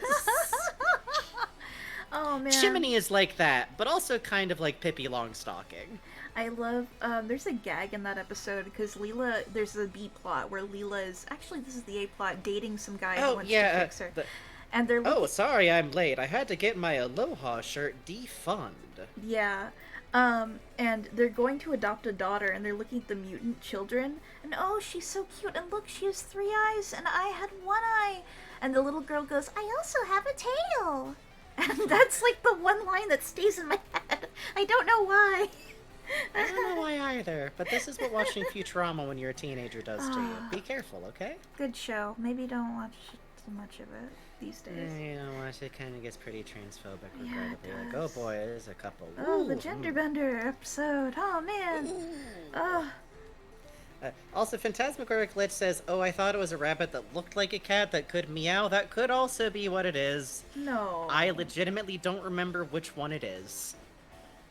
It Don't is- worry. Yeah, it's a rabbit that looks like a. Well, don't worry about it. Are you sure it's not a cat that looks like a rabbit? I'm not. No one's sure. But point being, like, this is the arc where, like, oh, they're gonna get, like, they're gonna get a ship's carpenter, and they're gonna get Mary fixed, because, oh boy, Mary's not looking so good, but they got all this money from, like, being on Skype, and they're gonna go out and get an exchange, and, like, there's a solid beginning of this where, like, I think you could assume that it's just gonna go like any other One Piece arc, like, oh, we're gonna meet all the fun like ship's carpenters, and they're like really cool, like local hero guys. There's like this guy named Kaku who's like super cool and has a nose like Usopp's and does like parkour. And then there's some nerd with a pigeon, but like you know he's Whatever. you know kind of. And there's Polly who's got like ropes, and like I can just imagine like watching, like Shout out to reading, Puzz. watching. Yeah. Shout out to Puzz. Shout out to Puzz. Shout out to Puzz. I can just imagine like reading that part and being like, "Whoa, which one of these cool ship's carpenters are gonna like join the ship?" And then suddenly Usopp gets fucking mugged. Yeah. And also some strange masked figure to like focus this discussion on Robin, because we've talked about Usopp. Walks by Robin and says something to her. And I think it's literally just like they say cipher pole. Mm-hmm. And in the middle of shopping with Chopper, she's just gone. And the next time anyone sees her again, it's Sanji, while looking for her, seeing her across a waterway, appear just long enough to go, I'm leaving the crew. Don't look for me. Bye. Ugh. I had fun. And it's one of the most, like, just this terrible moment where, like, Sanji literally tries to, like, swim across to, like, get to her in time, and she's just gone. And pretty much immediately after that, suddenly the mayor of the ship, who runs the fun, like, shipbuilding place, is shot in the middle of the night. And also, they've been told that the Mary cannot be repaired, which is just fun extra, like, side stuff. There's a lot that goes on in this arc, and a lot of it's sad. And homoerotic. Well, homo. And homoerotic. But again, we talked about Usopp.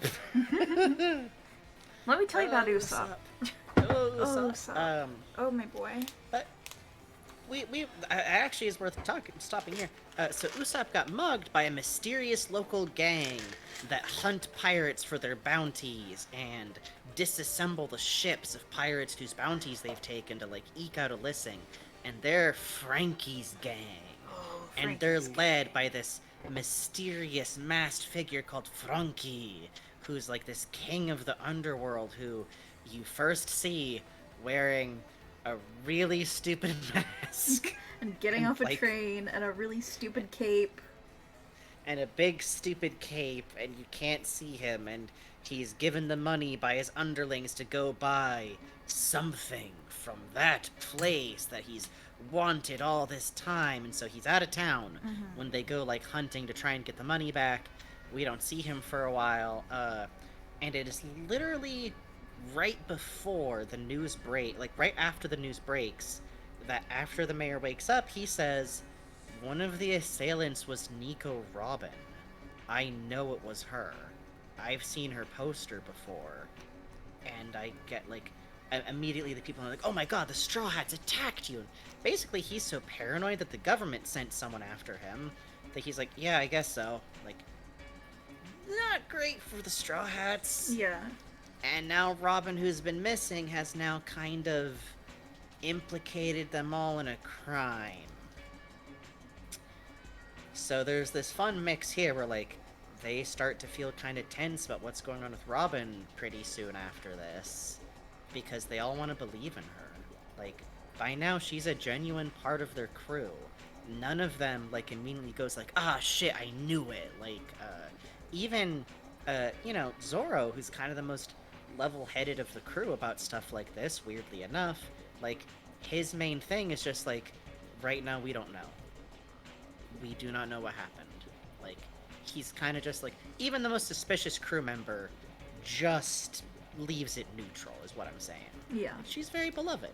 And then a hot, tall bitch named Franky interrupts stuff in the funniest way possible. Oh, man. By just showing up on top of a building, theme music blasting in media res.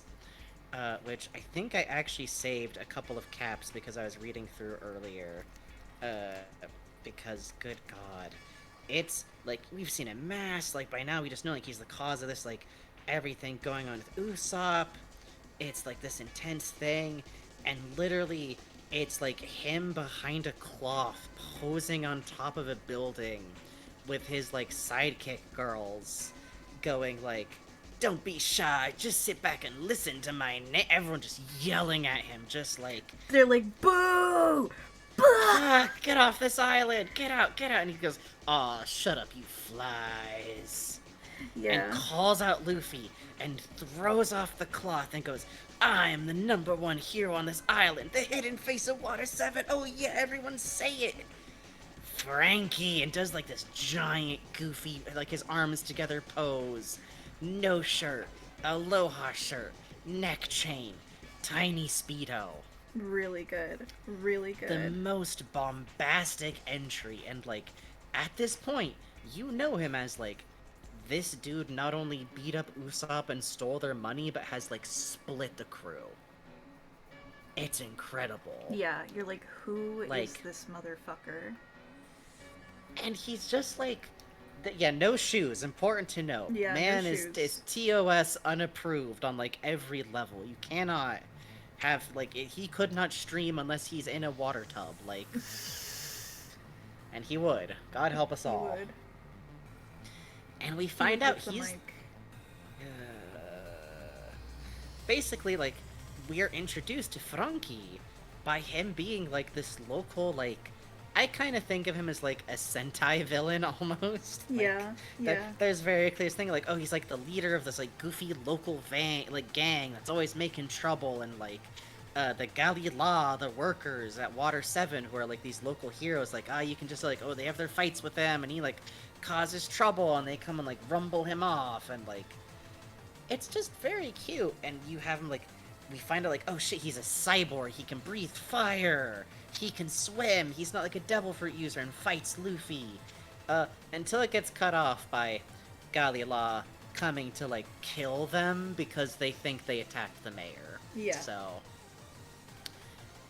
he actually gets pissed at them about it too, which is really funny. Yeah. He's like, fuck you guys! You're interrupting my fight! Like, at one point he's like sipping tea at a little table, going like, ah, yeah, that's great, get him! How many times, like, he just flips the table, just like yelling at them, like, did you make that table for this gag? Fucking king. You did, didn't you? Fucking king. We love him. We love him. And here's where, like, Robin's kind of missing from the group for a while the others basically, like, Luffy refuses to believe, even when he hears it from the mayor, like, I don't know what happens with Robin, I don't believe that she did this. They all want to find out what happens with her. They go through a lot to, like, try and get to talk to the mayor again, to, like, figure out what happened, find her and talk to her. And in the background, Franky decides, these fuckers, they, like, destroyed my, like, hideout because they got revenge for Usopp. They, like, fought and I couldn't fight them. I know, I'm gonna capture this Usopp guy of theirs who's left the crew. And then the next time we see him, he's, like, crying from Usopp's story. Yeah. Like, he did kidnap Usopp, but he mostly just moved the ship to a safer location. Yeah. And Usopp explained, like, I'm not on the crew anymore, and told him why, and he's just like, it's such a sad story. Like, the full-on, like, bawling, playing the guitar. Usopp's like, man. Which is just, like, really endearing. It's like, the swap on him is just, like, basically immediately, he's just, like, a big goof. Like, there's a moment earlier I forgot to mention, but, like, when he's at the bar to refill... Okay, hold on. Mm-hmm. So he's a cyborg, and he runs off of cola, as in, like, the soda, and he refills it by having a big hatch on his stomach that he opens, and it's got, like, a fridge in there where he puts bottles of cola.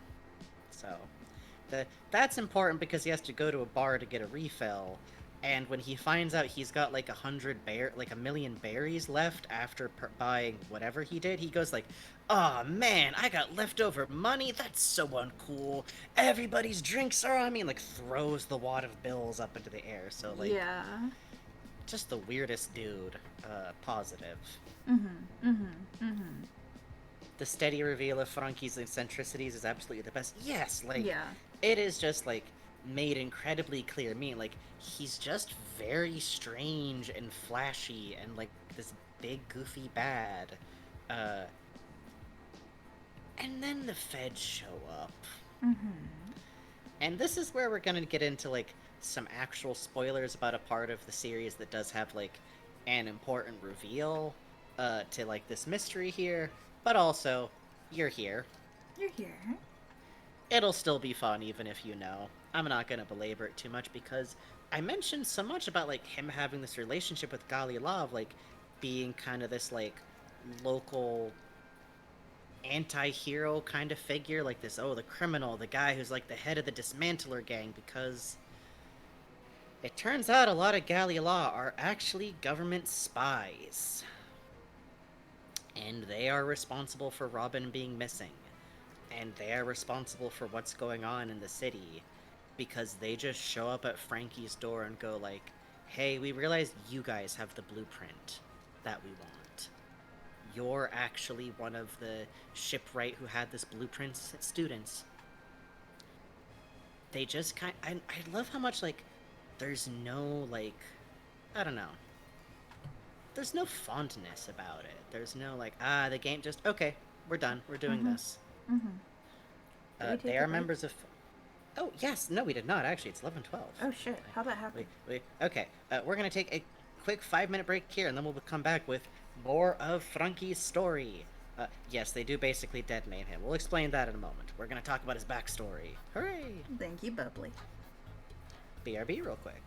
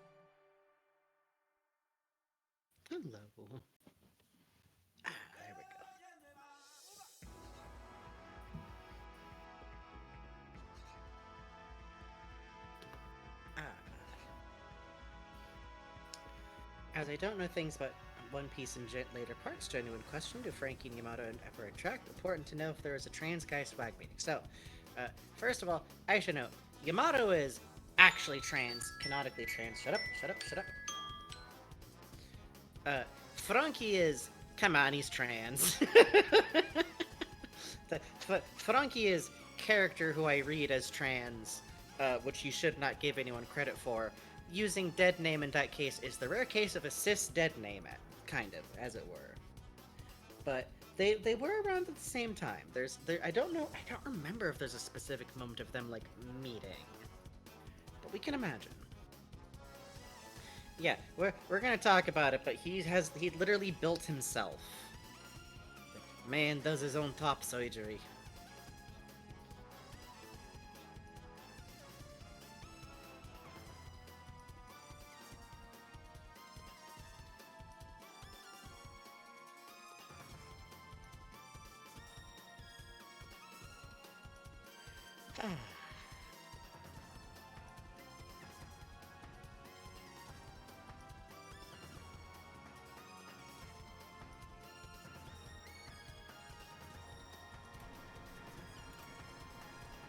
Hi, sorry about that.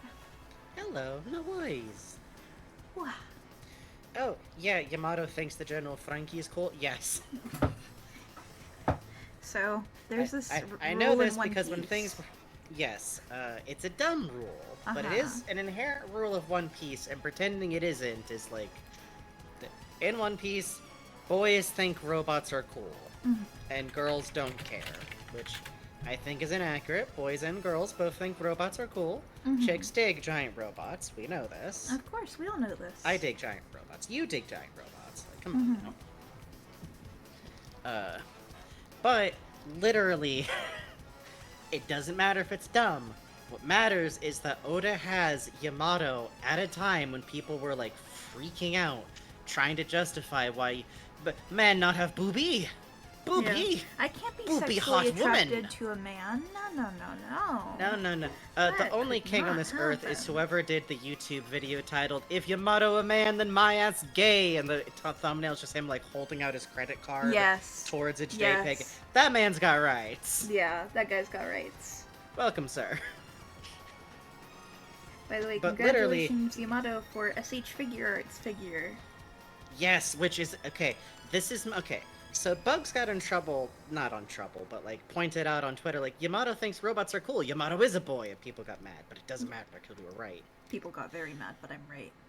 My dumb theory is that in One Piece toys, there's the boy toys where they're doing like cool battle stuff, and then there's the girl ones where they're like sexfully posing with a chair, Yeah. and Yamato gets boy Reiju. toys. Oh, Reiju, you'll have a good figure someday. Robin. Yamato only ever gets posed doing cool battle shit, Yeah. and got a posable figure, which previous to now has been like Luffy, Zoro, Sanji, Yeah. Ace. Yamato has been gender affirmed by anime capitalism. Hooray!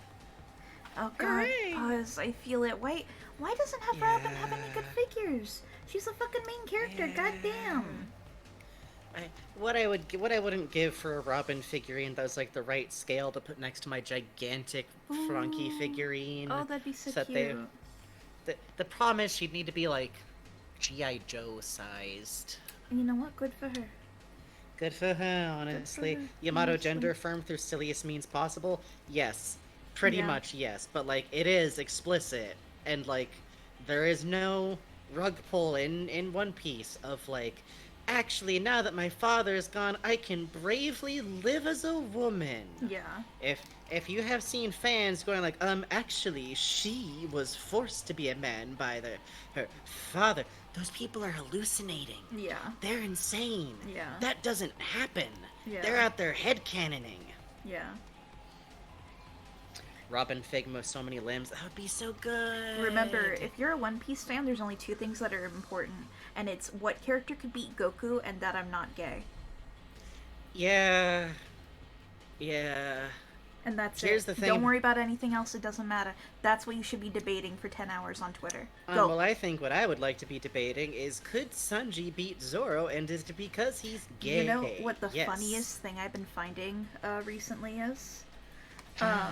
We're doing an RP on the side right now, where Yeah. Mihawk features. So I had to figure out how to write Mihawk. So, I've been looking at Mihawk art on the side, been seeing how people approach Mihawk. The funniest fucking thing I've been finding is that there are people who are obsessed with Mihawk versus Shanks, and they, call Shanks a fraud. They say Mihawk's a fraud. They say that, because the world government guy uses a sword, that's actually the strongest swordsman. It's so funny. It's just, these, hundreds of dudes just arguing back and forth about these two fucking guys. This might be controversial, and let it be known, I'm never the kind of person ever who's actually a shitty dude who's homophobic is gay. I'm not even accusing these dudes of being homophobic. Let's be clear, I'm making a pure objective value judgment that if you're doing this, you're this close to shipping them. Yeah. You're this close. Yeah. You are going to stumble across the wrong piece of fan art of these men tenderly exploring each other's bodies, Yeah. and, something's gonna click. I don't know. Yeah. At that point, there's just something, you've transcended something. Let it be known that Zoro has never failed to be at Luffy's side for... is my fucking favorite one. My favorite variation of that. Hell yeah, Yeah. brother. Yeah. I'm looking forward to meeting Yamato. Yamato's great, Oh, and you need Yamato's to. I've so talked about this fun. before.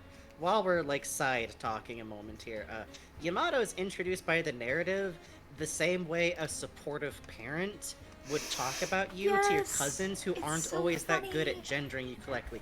Literally, introducing, oh, by the way, Tommy, he's gonna be here soon, so you guys should be ready to see my son. My son is coming over.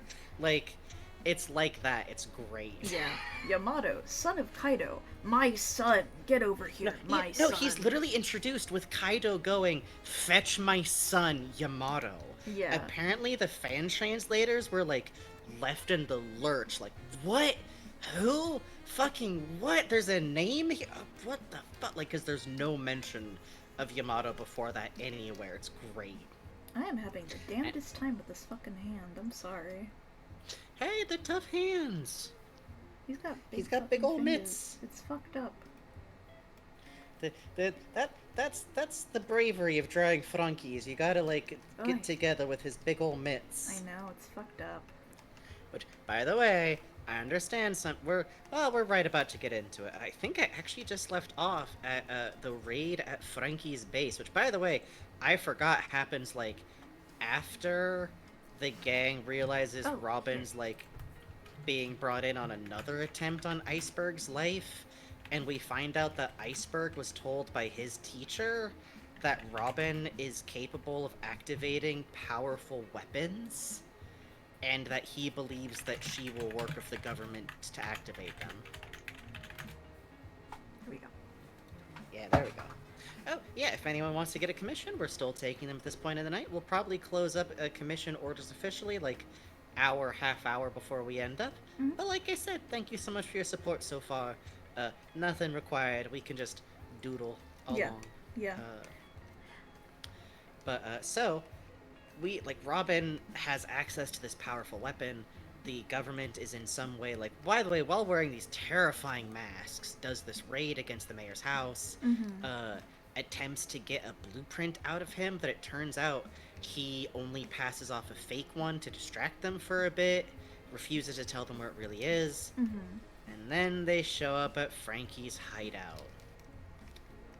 And Franky's hideout is the actual original place where that shipbuilder, who was Iceberg's mentor, who built the sea train that is why the island has all this popular commerce and people coming through, and Iceberg built up the shipyards after it got invented. Franky's hideout is there. Franky was his second student. Franky's original name is Cuddy Flan, and he was Iceberg's co-student who was presumed dead. And he's who has the blueprint. And they're gonna bring him the fuck in for it. Mm-hmm. And I think, do we go straight to the, like, flashback to his past there, like, when they grill him? I think we I do. believe so. It could also be an impel down. No, it's not an impel down. I think they really do, like, do it, like, right here, basically. Okay, yeah. If this is a little ahead of time, well, this is the context for the scene, which is, we find out that Franky, when he was a kid, was the student of Big Tom, who is this giant fish man Oh, yeah. who rules. He's a and cowfish. it's just like this. Yes, he's giant, and we also find out that Kokone, when she was young, also worked with the shipbuilders. Kokoro. Important to note here, yeah, Kokoro. What did I say? Korone? Kind of. I'm never gonna get this right. I'm sorry. That's okay. What is it again? Kokoro, like heart. Okay, Kokoro. When she was young, she also worked with them as shipbuilders. It's important to note, her and Tom are not actually romantically connected. She had a different husband, who was just like a normal human who we don't ever see, and that's like why she eventually has a grandkid. But she worked with them, and she's very much like a secondary parental figure to the boys, which is Iceberg and Franky, whose name is actually a nickname from Iceberg based on the last name Flan. It's Fran. Franky. Yeah, That's where it Flan. comes from. Yeah, which cracks me up. it's really good. Flanky. Flampy. Hell of a name. And basically, back in the day, Tom's, like, big dream was making this, like, sea engine, and he taught the kids how to do stuff, but Franky would just make battleships over and over again, like, just iterating on designs, like, Yeah. I'm gonna make a battleship so cool. And by the way, he's still dressed like that by then. It is important to know. He is wearing that only, even- like, swim trunks. He is, like, literally at one point, he's, like, going out in the town, and, Kokone says, like, you gotta put on pants or you're gonna get arrested. Yeah. Which is very cute. And he just makes battleships that, like, Iceberg always kind of gets on a case on. But, like, Big Tom, like, is like, let the kid do what he wants. Which, side note, he's there because when he was a kid, he was on, like, a pirate ship that his parents ran, and they got annoyed of him and just threw him off. Yep. Like, so, we don't really know much about his parentage besides that. That's what he says happens when he's a little kid and gets found by Tom, like, on the scrap pile that they work in. And he kind of got adopted since then. Mm-hmm. And what happens is that a government agent arrests Big Tom because he worked with Gold Rogers. Because he built the ship of the Pirate King. Yep.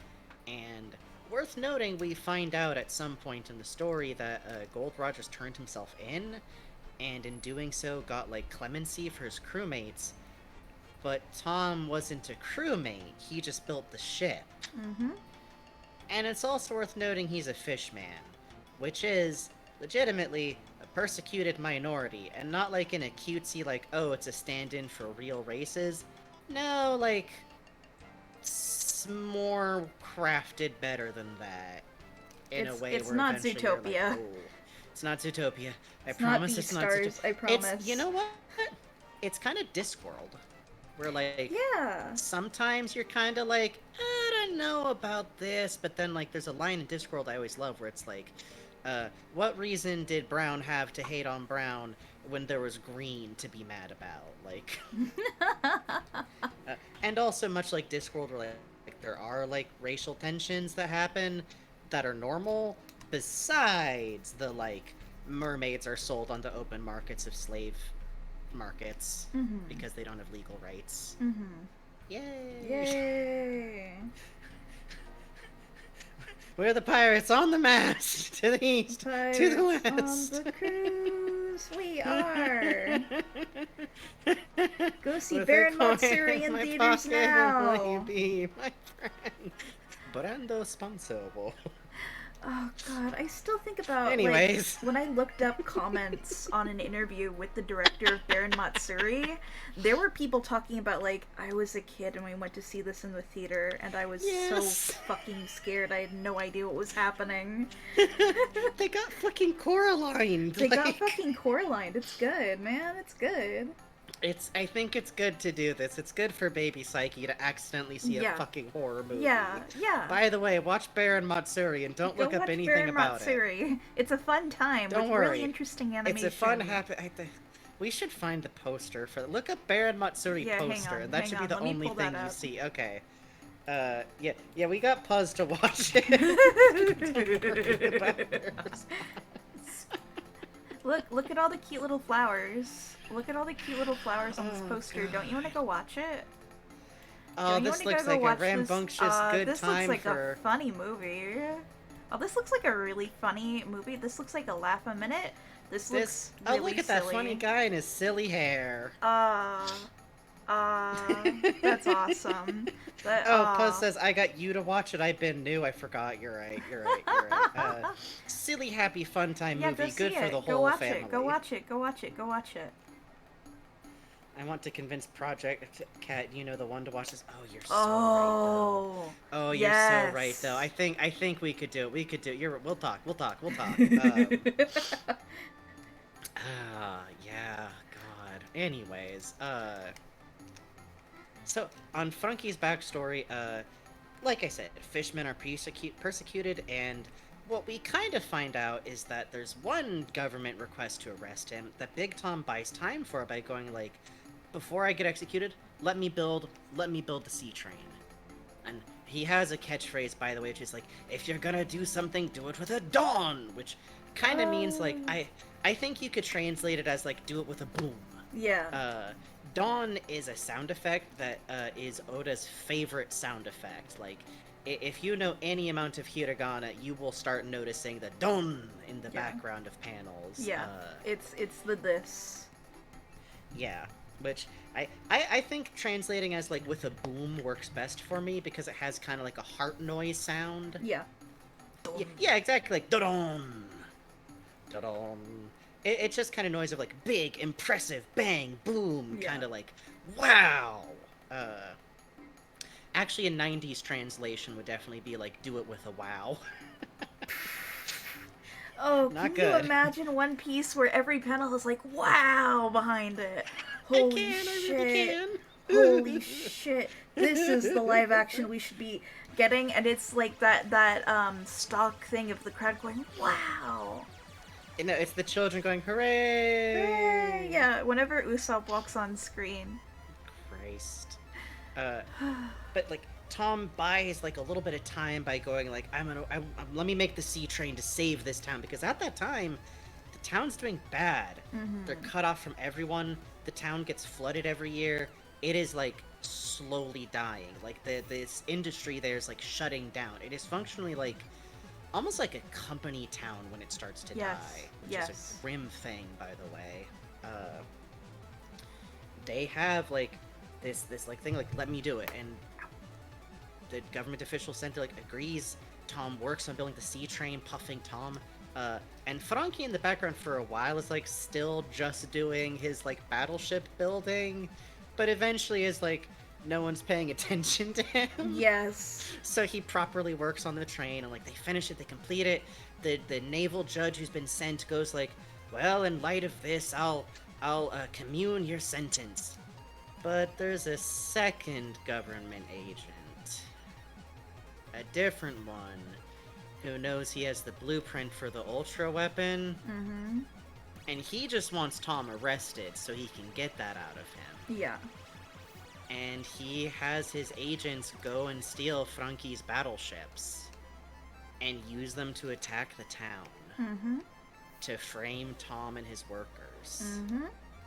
And it works. Mm-hmm. 100%, because what the Navy says is true must be true, because they are the authorities.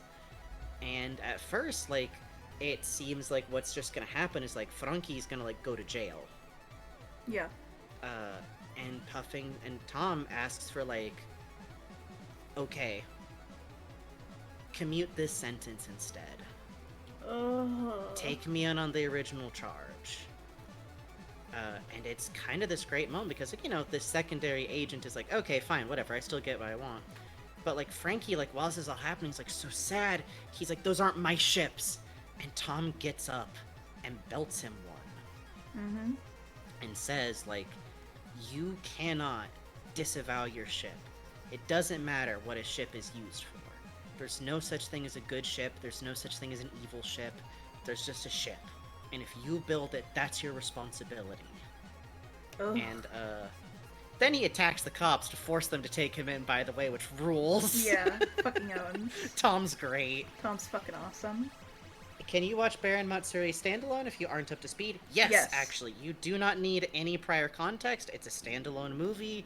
All of the movies, some of them are really bad. Don't watch some of them are really bad. Anyways. No. Watch the one with Chopper's the king of the animals. It's good. It's not. That one's not even the worst. It's not even like fun bad is the worst part. That's the biggest it's just kind of crime. like it's like the joke little kids movie from that Bluey's episode. Fuck. Why am Magic I pine. different? I can't do it, I can't! But you can! Magic pine cone! Anyways.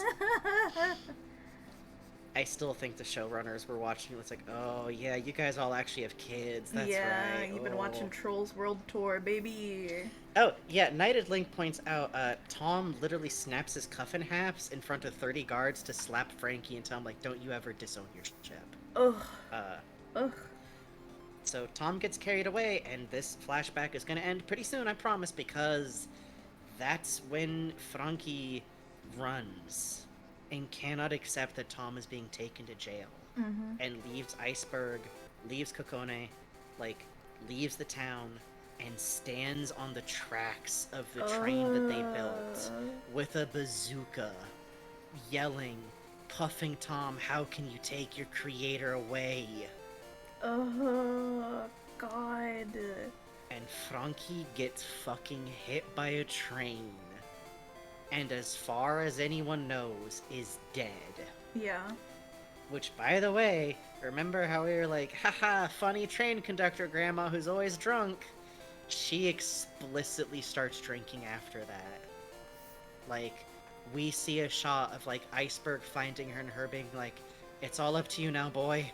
You're the only one left. Oh. This town isn't done being saved. Oh, God, it hurts. It's so intense. Because, like, you know... Jesus we- Christ. You're like, funny You- grandma. And then it's like, oh, she started drinking because she lost one of her best friends, and the same event killed her adopted son, as far as she knew, for a while. Yeah. And, like, I think even after... Well, the spoiler alert, he comes back. I just think she never could, like, quite recover enough, it seems like. Yeah. And, worth noting here, by the way, like, we go into this knowing that Iceberg does become mayor of the city, and he works with the government on ship contracts, and has rebuilt the city, mostly. Like, he does take on that goal, and we find out what happened to Franky is... he washed up on, like, a derelict battleship that was just floating in the ocean, like, basically half dead, and he rebuilt himself.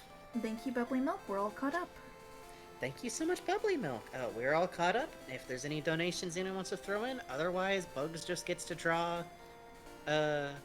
funny power couple. Yay. Or One Piece related things. Yay! I drink a little coffee for a second. Yeah, but the Bugs take a little break first. Is this one of those situations that, like, make you doubt that anyone is truly dead after dying? No, because there are some people who are dead, like 100%. Franky's situation, I would actually Pickle? compare to, like... Oh, pickle. Oh yeah, no, Thank it is you. wonderful. They're Thank so you. cuddled. And I like how you remember that Franky's got goofy little calves and legs. It's important to me, you know? It's part of his physical balance, is the thing. Am I following his shoulder? It should be fine. Anyway, please continue. You're fine. What was I going to say? Oh, yeah, with Franky, I kind of tend to think of him, like, living through that as being, like, a pure will situation, kind of like what Zoro has going on, like, just, like, refusing to die through, like, grit and luck, and also, like, because he's really good at building stuff, and it's important to note here that, like, Oda's universe is very much, like, kind of a mad science universe in Yeah. many places. Yeah, extremely. Like, someone so good at building ships they could rebuild themselves as a cyborg works here. Yeah. Because it's like, and Franky's very much implied to be like kind of a genius builder in a lot of ways, and he rebuilds himself. And it's important to note here, canonically, he could only reach his front, Yeah. so his back and ass, So his specifically. back and ass. Smile. If there's any part of him that is still just homegrown human, it's his back and ass. And if you're Yeah. looking at him and you're thinking, what? Just listen. Yeah. Don't worry about it. Don't worry about it. Just Don't worry try. about it. Don't worry about it. Just don't worry Don't about worry it. about It's like, it. Don't wait, does worry that about mean it. he'd be shaped that way no matter what as he grew older? Listen to Don't me. worry about it.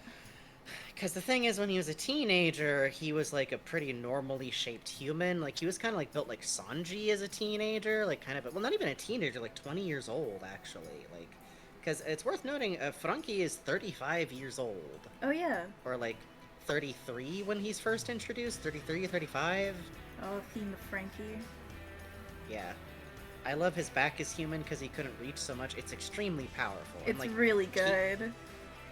which, by the way, worth noting, it takes him a couple of years before he makes it back to Water 7, we should know. Mm-hmm.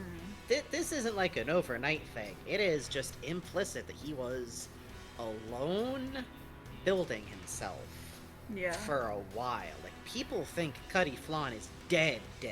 Yeah. And it's also worth noting here that a detail about Franky's rebuilding himself is that when he was making his battleships as a kid, or like as a younger adult, he would number them. And they would be a Franky battleship, I think, like, X number. Mhm. His body has the final number on it. He considers his own body to be, when he builds it, the last battleship he'll ever make. Yep. And Which when is he comes back, yep. really funny because Oda has done in the SBS section, which are like viewers write in questions. He's been doing this Very series silly. of like bad end versus good end characters in like 10 Yes. years. And for Franky, one of his bad ends is like BF-50, and he's like a steamboat. Yeah, he's just like an actual whole ass ship with like little robot legs. Yeah, it's fucked up. You're like, Which damn, his, Oda.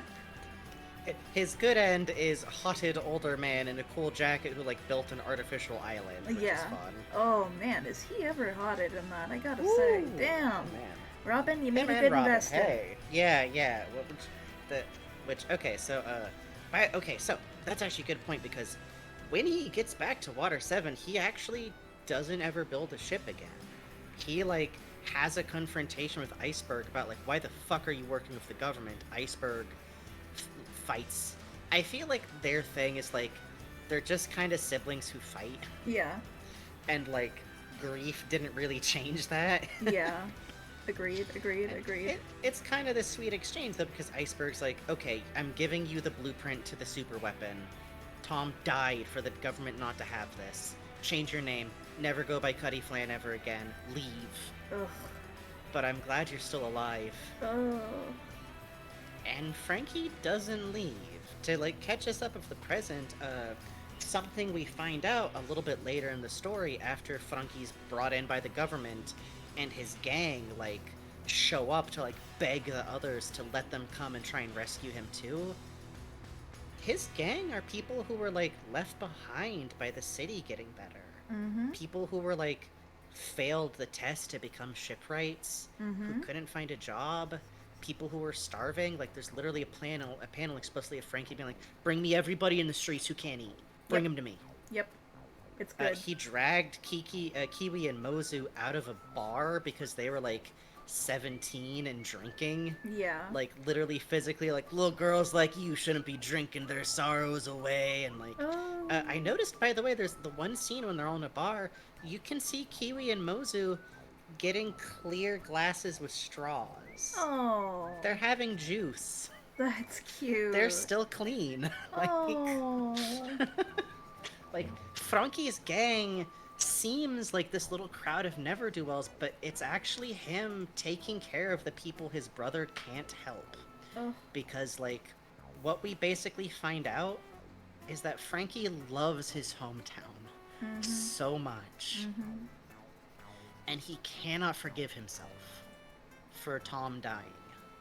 Yeah, it's the Franky family. That's very well said. That is the gang's name. Like, and he loves his town, and he's protecting it from pirates, and he's keeping the people who can't look after themselves safe. And his hometown doesn't love him back. Yep. Which I always love because that's very much like a parallel to Usopp's story. If you'll remember, Usopp very much the same way loved his home island so very much. And it is my belief that for both of them, they needed to leave their island so they could keep loving it. Yep. Because their islands didn't really love them back the same way. Yep. Like, Franky is pretty much rejected by his home island because, like, he's the goofy bad guy, and him and Iceberg don't really see eye to eye, and there's always going to be the grief and guilt of Tom dying between them. Like, what fixes that? Can anything? And as it is, now after all of that, after Tom dying for him, back in the present, he is brought the fuck in on that train. Yep. Which is where Robin is peacefully going along with these agents. And by the way, just to double back, I find there to be a lot of sorrow in his goofy local heroes turning out to half be fucking feds. Oh my god, Like, yeah. Those are his rivals. Those are like Iceberg's beloved workers, and half of them were always just there as spy. Like, literally the dude who runs the bar that Franky frequents, Bluno, turns out to also be a fed spy. And there's just, to me, there's something sad about, like, there's literally a line where he's like, gee, can't even tell who's the good guys anymore. Like, he takes it on the chin, but, like, there's something so sad about that. Yeah. Like, it never meant anything, apparently, to any of them. Like, this goofy, friendly rivalry, these people he fought, some of them there don't care anything about the city. They don't care. They were ready to kill Iceberg just to get a stupid paper off of him because their boss said to. With a super weapon homage. By the way, the government should definitely have a super weapon. Oh yeah. Sons of bitches. Yeah. Same thing for Iceberg and Polly. Yeah, Ugh, like, I it's know. also incredible. The poor Polly, like, Poor he's kind of a minor Polly. character in this, but I'm very fond of him. I am too. I love Gay and Spider-Man.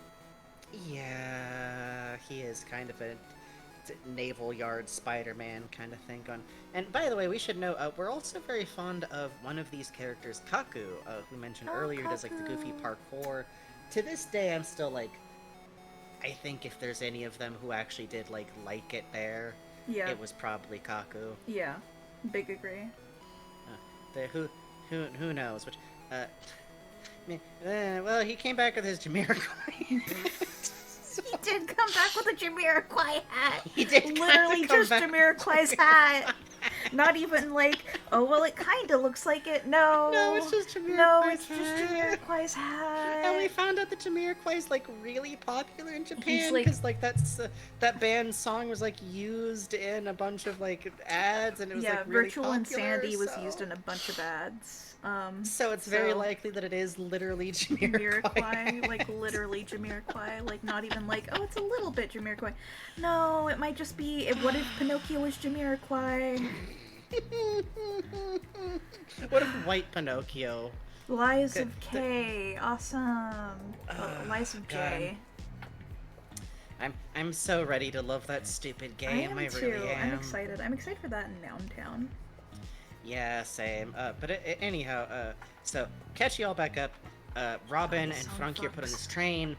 The Straw Hats like rush to try and follow it, but the only one of them who's able to get aboard is Sanji. And Usopp, by the way, was with Franky. Just kind of gets bundled up on the train with him, which poor Usopp.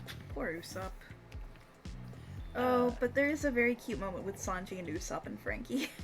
Oh my god, no, it's great because Sanji was the one person who like split off and figured out where Robin was being taken and goes on with it because, you know, he's doing his cool guy thing, his Yeah. Mr. Prince thing, his competency, except he did write a giant note over the train station that goes like, Only for Nami. Everyone else, fuck off. Message here. Yeah, really good. Absolute king. Very good. Great stuff, King. So he winds up on the train. He gets them all escaped, and they have this like 3-person like cool rescue mission just going down the length of the train. And we're not going to talk about the ramen guy. We're not. I going to kept talk the about card the of the ramen ramen guy, guy we're because not. the illustration is really good, and I'm mad. I'm mad. I'm like looking at like, fuck you. This is so good. Oh, you're gonna have to take pictures to show me later. Literally, hang on. Let me just grab it right now because I'm thinking about what to doodle. Mm-hmm. There's Polly, there's Chimney, there's Khalifa, there's Bushman. Oh, I have a really important note here, which is this is also when Franky reveals one of his most powerful transformations, the Centaur. The Centaur. And whatever you're imagining Franky turning into a centaur might look like, you're wrong. You're wrong, and if you're right, you have a terrible gift. Yeah. But you're definitely wrong. It's literally like they split up and they're like, okay, like Franky's gonna go on the roof, Sanji's gonna go through the train, we're all like teaming up to go and like get Robin out. And Franky, I don't remember, but it's great because Franky's just like, yeah, I'll come help. Fuck it. Fuck these guys. And like Usopp is like going on the side of the train with his like gadget kind of things, and he has a fight with like this weird fucking new baby. Yeah, he is a cat boy, but No. Oda has a hobby of No. he's a weasel. He's He's a sickle weasel. Oda has a hobby of making the worst cat boys you could ever imagine. Yeah. Like characters who you are forced to call cat boys. But like it's bad. Yeah. But like it's really bad. Like not really bad, but like pretty bad.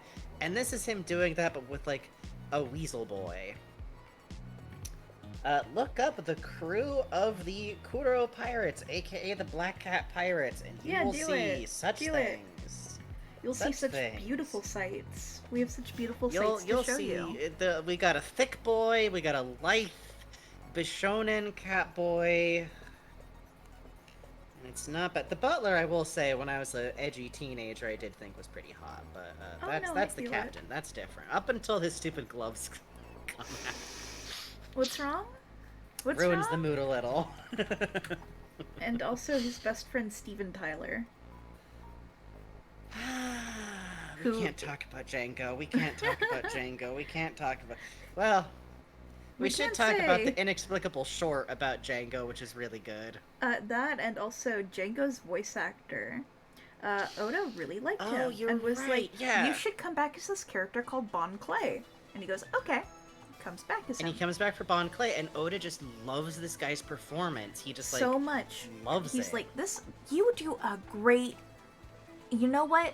I'm gonna make a character just for you in One Piece literally just to voice. He just decides to make a weirdo for this guy specifically to voice, and that is Franky, because at a certain point in development, his earliest draft of Franky is a fairy. Yes, which is why in Skypiea you see like a fairy working on the ship. Whoa, what could this mean? Yes, which never mind. Gets not different. We're doing something else. Don't worry about it. Which the absolute. Which, by the way, to double back on the Yamato thing, there was some absolute brain geniuses out there. But look, you see, in the original idea Oda had, she was going to be a girl, who then was like, "Oh, my dad wants." And it's like, yeah, man, Chopper smoked cigarettes and looked like a regular adult deer too. I don't know what you want. Yes, Nami you're had right. a cyborg arm. That was cool, but it didn't happen. Zoro is literally one of Oda's older OCs, Sanji fought just with recycled. guns. Oh my god, that's right. I forgot. And his name was the Naruto. And then someone at Jump went, actually, something's coming down the pipe, where you can't name that guy that. Which, if you're curious, by the way, Naruto, like, describes a spiral. Yes. That's why he's, like, Naruto Uzumaki. It's literally, like, his name is Spiral McTwirl, which is great. Yeah. And that's why the eyebrows. That's why the Yeah. eyebrows. That's why Yeah. That's why his eyebrow. His Yeah. eyebrow. And then Oda panicked, goes like, ah, fuck. Okay, Tea wait, time, I got tea it. time. What if it's like, well, you have tea time at 3:00, and that's Sunji, because if you want to make something time, you go like G after it, so it's Ichiji. That's 1:00. Except if it's 3:30, it's Ichiji Han, and fuck off, Duolingo. And if you want to say it's now, it's Ima. Gogo Ichihan. Jihan. Quit stunting on me. No, If we joke about this enough, it's a tax write-off. Anyways. Oh, you know? Technically it is, yes. Put more things on your tax write-offs, artists. Anyways. Getting back to the point. Franky does all this battle, he does all this great stuff, which we gotta pull over to Robin here from him, by the way, because Usopp, despite having left the crew... Wait, sorry, I take it back. There's something you need to touch Usopp- on. Usopp, we talked about Usopp before, but Usopp, very sadly doesn't show up in this arc Yeah, after very this. sad. But he finds this amazing person named Sniper King, who's definitely not Usopp with a mask he found in the back of the train because there was a masquerade recently. And definitely isn't just him wearing that mask, calling himself Sniper King, because Singing he his doesn't know own how to be... theme Like, he's definitely not, like, song. depersonalizing himself so that he can do something really brave, and also because he's Yeah. embarrassed he left the crew, but he does still want to help Robin, because Robin was a member of the crew, and he wants her to be okay. And he actually hauls himself all the way up to the train car she's in, and, like, straight up begs her, like, don't do this. Please. Believe in Luffy. Oh, God, And- it's such a good moment. It's a really good moment, and like Robin and Usopp kind of have like, it's hard not to read them as having like a particular closeness after this, because like Yeah. we talked before about Usopp during that episode. Like Usopp has this whole like crisis of like, suddenly it's not like fun and games, and I'm going to have to actually live up to like being on this crew, and I'd rather leave before I fail them. Yeah. I'd rather they hate me. Yeah. Like, I would rather, like, literally his cowardice actually snaps for this one time. And that's why he leaves. But, like, even though that's happening, even though he's having, like, that struggle, in this moment, what he finds to tell Robin is to believe in Luffy. And, like, try to get her to let them rescue her. Which, I forget if it's, like, made explicit here, but I do believe, like, this is maybe when she's talking to Usopp, might be when she's, like... I don't think she tells him, I did it to keep you guys safe, but I think she does try to, like, just go. Get out, no, go, leave, leave. Leave. I'm not disassociating 40 miles into the sky, everything's great. And with all this going on, Sanji and Franky do actually get up to about her car, and Franky straight up leaves himself behind with the feds to try and help her get back with her crew members on the train. Like, sight unseen, the only thing he knows about her is that he was told when, like, she was a kid, this person has the ability to use those dangerous weapons I told you about, gambles it all on her immediately. And regrettably, she surrenders herself back into Fed custody. Yep. Which is how they both get brought in the same jail room on the train, in chains. To the place where criminals vanish behind the doors of justice to fucking super jail. Uh-huh. Hope your ears don't show. Okay. Oopsie.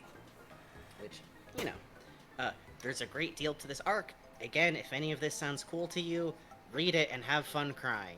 Yeah. It'll be great. It's great. Including dope, stupid moments like that time when Zoro cuts through a tidal wave. Yeah, good shit. Great shit. It's extremely great. It's like literally like they commissioned, like Iceberg helps repair like this experimental version of Puffing Tom. Oh, Franky bites the guards every time they get in range of him, let's be clear. Yeah, directly on the head. It's awesome. Directly on the head, it's really good. And I think that like the important moment to cover here is like, while Franky and Robin are like being brought in together, I forget if it happens on the train It or does. when they've both been brought into the tower for functionally like Franky is like, "What are you doing?" And there's just a moment in the exchange, either here or in the tower later, where Franky, to like in chains, bloodied from the fight, looks at her and says, "It isn't illegal to be alive." Yeah, being. Sometimes translated as, "It's not illegal to be born." Yeah, it's not a sin to be born. Yeah, which is this incredibly, like, it feels very much like he is the first person to ever say that to her. Yes.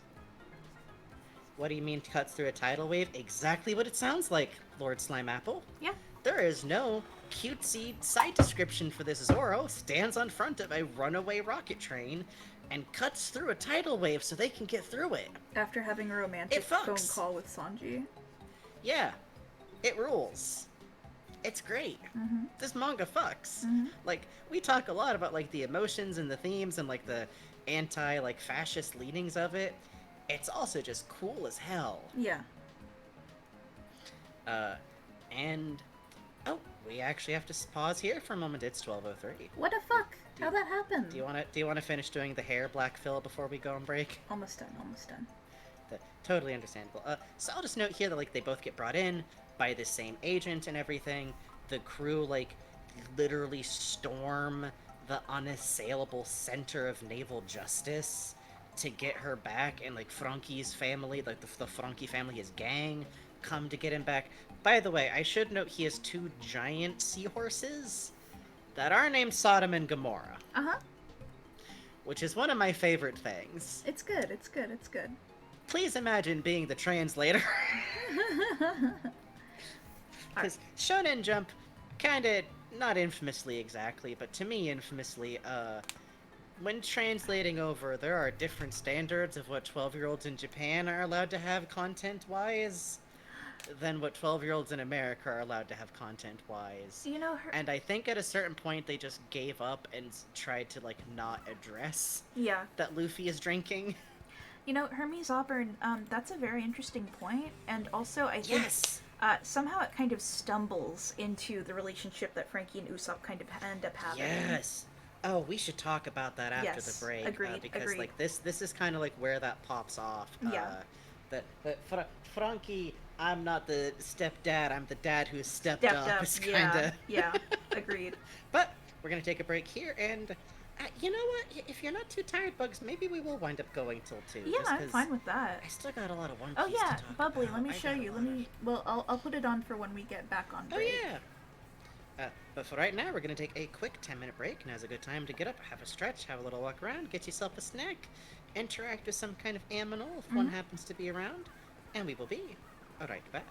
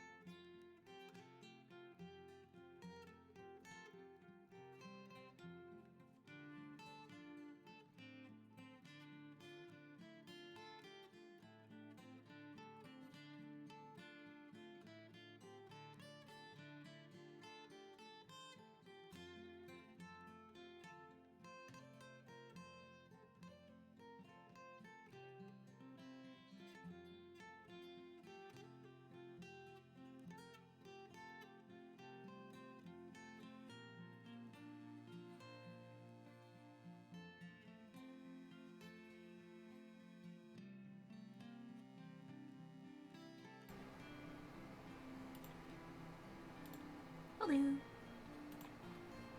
I posted on Twitter all the cool cards I got today. Now begins the part where I start alphabetizing them. Oh, but my burden is heavy. Ooh. Hey, Franky. There we go. Hey, I was looking through the cards I got, and I realized I got Patty and Carne, and their cards link up with the Zeph one. Holy shit. Canon. Yeah. Proof.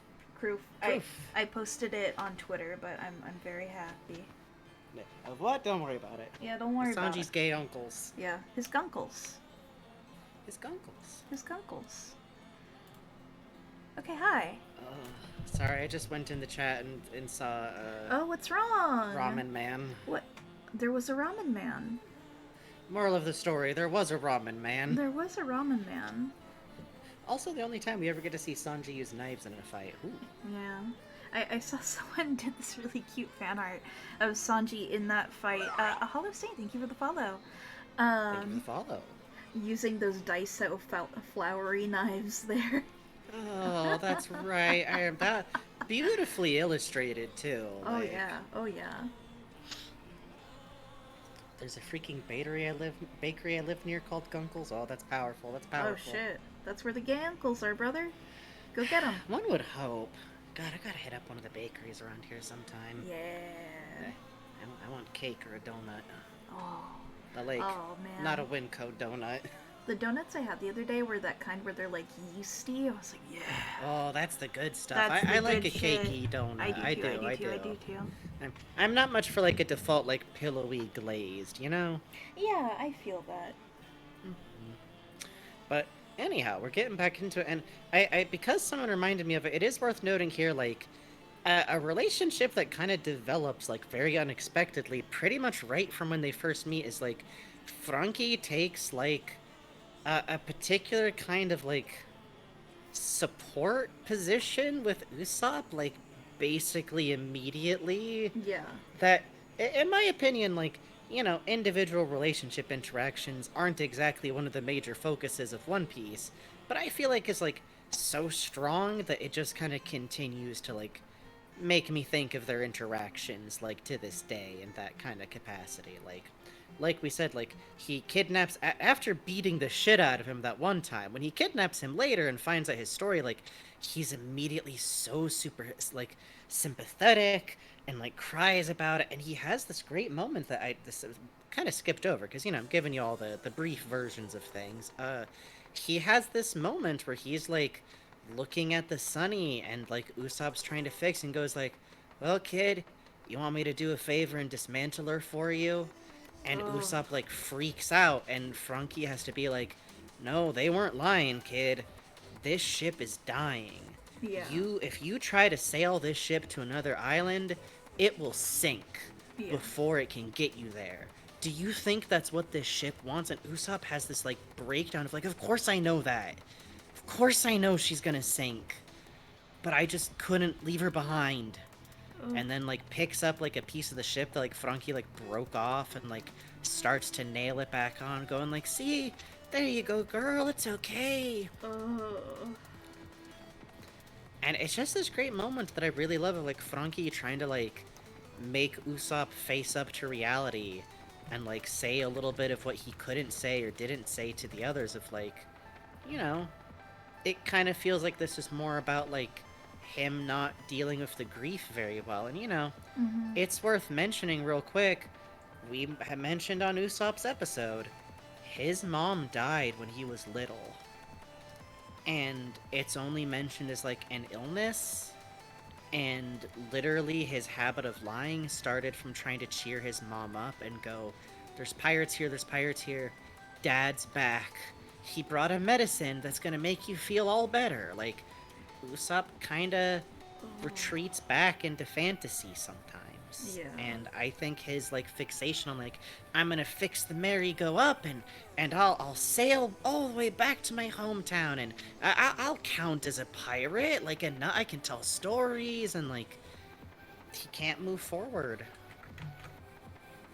And, you know, I very much think, like, Franky, like, breaking out on the train is a little bit like to have Usopp's back, and there's quite a few moments like after that where it just kind of feels like Franky's got like a dad or an older brother kind of relationship to Usopp, of just like often in their scenes where like if Franky's building something, Usopp will be his assistant because like Usopp's also a crafter and was who like had to repair the ship before they had a shipwright, and he didn't know how to. It's very cute. He's like his assistant a lot. They like do little projects together. He loves like Franky's like robot cyborg powers. Luffy does too. It's like a big thing they adore. And it really kind of goes with like, you know, Usopp trying so desperately to get Robin back, even though he's not a part of the crew anymore, and like wanting her to not give in. It's very sweet. Like, you know, I'm not the kind of person where like, oh, this is a found family, so time to categorize everyone into nuclear family roles. Yeah.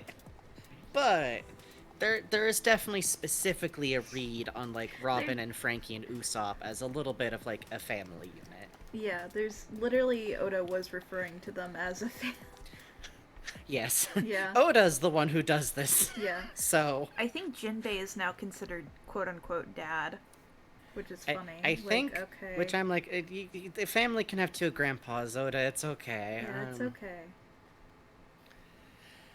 Which eventually I'm gonna get to sell you guys on Jinbei and Brooke. Yippee! That'll be fun. Is it the elderly man version of pairing up the hot ones? Yes. Yes. No further questions. But yeah, so let's see, we're at oh, they get recaptured. Franky is like the first person to tell Robin it's not a sin to be born. And it's especially noteworthy because again, like, he is one of the people who knows, like, there's a reoccurring factor in this of people calling Robin, like, the devil child. Like, that is the name on her poster. I'm with you, buddy. Hey, Ten of a Fugitive. Welcome with the raid. Hope you had a good time. We're talking One Piece. There's this reoccurring thing of, like, Robin being called, like, a devil child, and the agent bringing her in, just, like, lording it over her, like, oh, you never should have been born. Really, I'm just correcting the mistake of you being allowed to run around. And we find out when he's bringing her in, the deal was that if she turned herself in, the Straw Hats could leave the island safely. And now that she's in chains, the guy literally goes, oh, but they did get off the island safely, so our deal's fulfilled. And basically, they were never gonna be safe. All she wanted to buy was safety from the Navy. And she makes it pretty clear, I think, even when, like, talking to Franky, like, it's also that, like... Okay, so when she says goodbye, something I was reading on break is, like, I forgot that she says, like, there is a darkness in me that would eventually have destroyed you. Oh, Even though I don't deserve it, thank you all for being so kind to me. We absolutely hate the Navy, yes, because, like, Robin has internalized. It is made clear that there is something about her where, like, inevitably she will be betrayed. Inevitably she will bring harm to the people around her. There's something inherently, like, wrong with her because she's just lived this way so long. And this is kind of where we find out. Because it is in the tower when this guy starts lording something called a buster call over her as a threat, which he clearly thinks is just some kind of magical Navy, like, comes and destroys my enemies button, which is literally a golden snail. We're not gonna worry about that. Does that mean it's a naturally golden snail? I guess we're not so. gonna worry about that. We're just, listen, it's One Piece. Maybe it's, like, specially bred to have... And it connects to a silver snail. It connects to a silver snail, which goes directly to Navy headquarters, for, well, total destruction, basically. But, does the flashback literally start, like, when the crew catches up to her, like, on the wall, or is it, like, a bit before that? I believe it starts there, yeah. Yeah, so basically, the crew is, like, coming for her, they're coming through, like, the stronghold of the Navy, everyone is fighting through it. Usopp is fully unrecognized by Luffy and only Luffy and Chopper because you know, they just see Sniper King, who, by the way, is a theme song, and you should Yes. please go on YouTube and Please look go up look it up. Sniper King theme song. It's really good. It's very very good. It's so powerful. It's literally just a whole fucking Sentai theme. And remember, Usopp's voice actor is also like Inuyasha. Yeah. So he can do he pulls his voice into like this very calm, commanding, heroic, somewhat polite watashi using kind of Yeah. voice, which is very Really funny. I think at one point, like, when I think like Franky gets like annoyed by the Sniper King thing, and Sanji's like, "Look, he's kind of going through it right now. Just let him have this." Everyone, but like everyone, even like the Gali Law dudes are like, "Oh, it's the guy who looks like Kaku." Even Franky family is like, "Oh, it's that kid we beat up." But that's fine, because Luffy's kind of the only person he needs to fool, I suppose. Yeah, So. it's easy. It's easy. Worth noting, to this day, canonically, as far as we know, Luffy still does not know that Sniper King was Usopp, and it is, like, even money that by the end of One Piece, Sniper King, or at the very least Sniper Island, where Sniper King comes from, which by the way is in your heart, is going to be real. Yeah, that's true. Like, no question. Like, Usopp has a curse. But anyway, so at this Navy stronghold, they managed to get through. Like, they can at least like see her through a window. Yes, Hermes, you're right. Yeah, he's just singing himself, and no one else hears anything but him.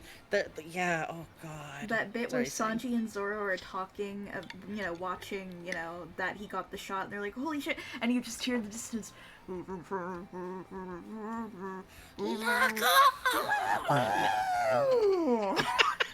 Zoro's like, "Oh man." Does he have to sing?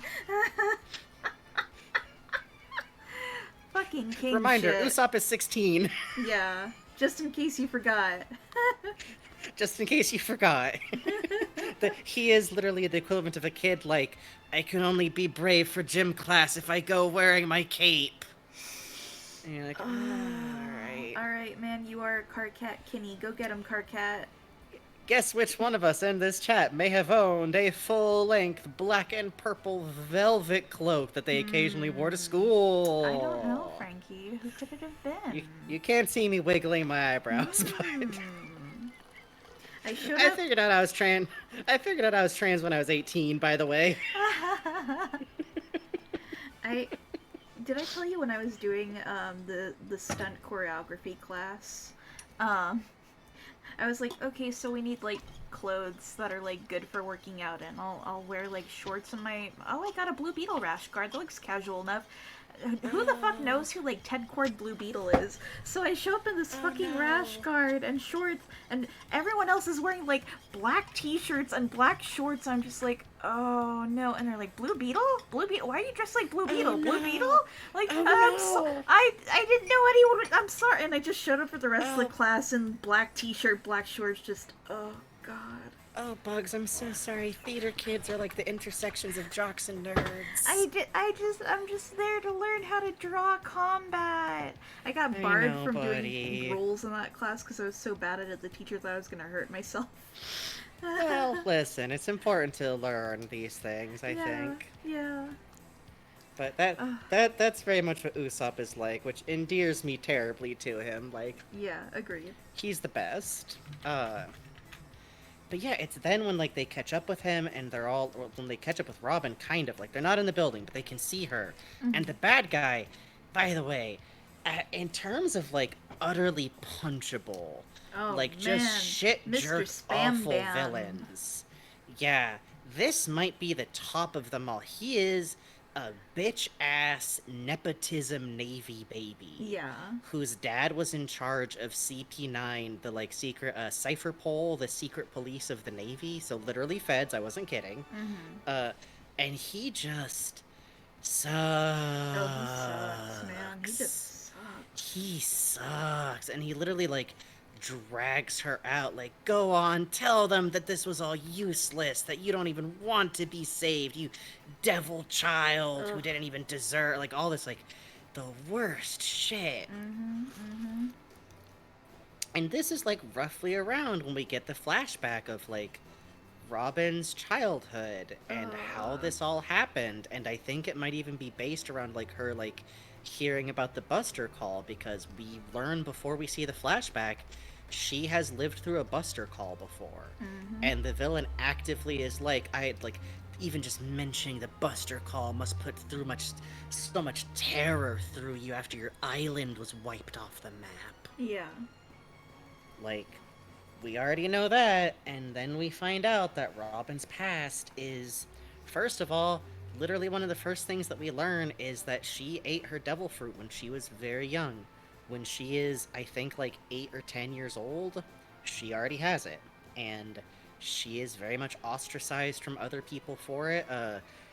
The first thing we see is, like, other kids yelling at her and taunting her and throwing a rock.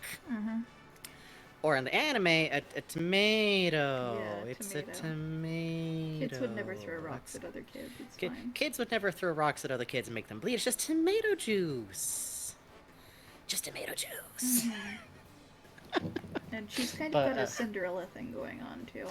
Yeah, like, for whatever reason, she was left by her mother in the care of her mother's brother and his wife, who's terrible, and their child, who they dote on, while she is literally, like, has to do the chores, and, like, she comes home to an empty house with a note, like, oh, we're taking out your cousin for her birthday dinner. There's bread and jam for you on the table. Don't use too much jam. Yeah. Which is like, true, like, real, like, fairy tale level of, like, Yeah. just sad. But we find out that even though, like, her home life is terrible, she has one refuge of people who love her when she goes to return a book to the library, and all of the scholars of the library have a surprise birthday party for her and, like, burst out to, like, wish her a happy birthday. And there's a cake. And by the way, the head of the library has hair shaped like a 4-leaf clover. Yeah. And you're just gonna have to cope with that. You know how To it be is at honest, the that might library? be the most. To be honest, yeah, actually. Yeah. Maybe the most realistic concept of an elderly historian anarchist. We'll circle back to that last part in a moment. Because they, like, congratulate her and say, like, oh, you did so well on, like, your last test. Now we consider you, like, a full librarian like the rest of us. You're so smart. You're just like your mother, who was one of our comrades. And she's super excitedly like, does that mean I can come research the secret things in the basement? And that's when the record scratch hits. Because she's not supposed to know what they're studying in the basement. Because they're all adults who can, like, agree to do something dangerous that risks their own life. And she, a child, has found out that they are studying the poneglyph language, which is a forbidden research subject that is automatically illegal, and pursuit of which makes you a criminal in the eyes of a government. But because, like, she loves them so much, she wanted to be a part of what they were doing and used her powers to, like, spy on what they were doing in the basement. And it turns out she's learned it. And, like, she wanted to be praised for it, but they're all just horrified because, like, she could die.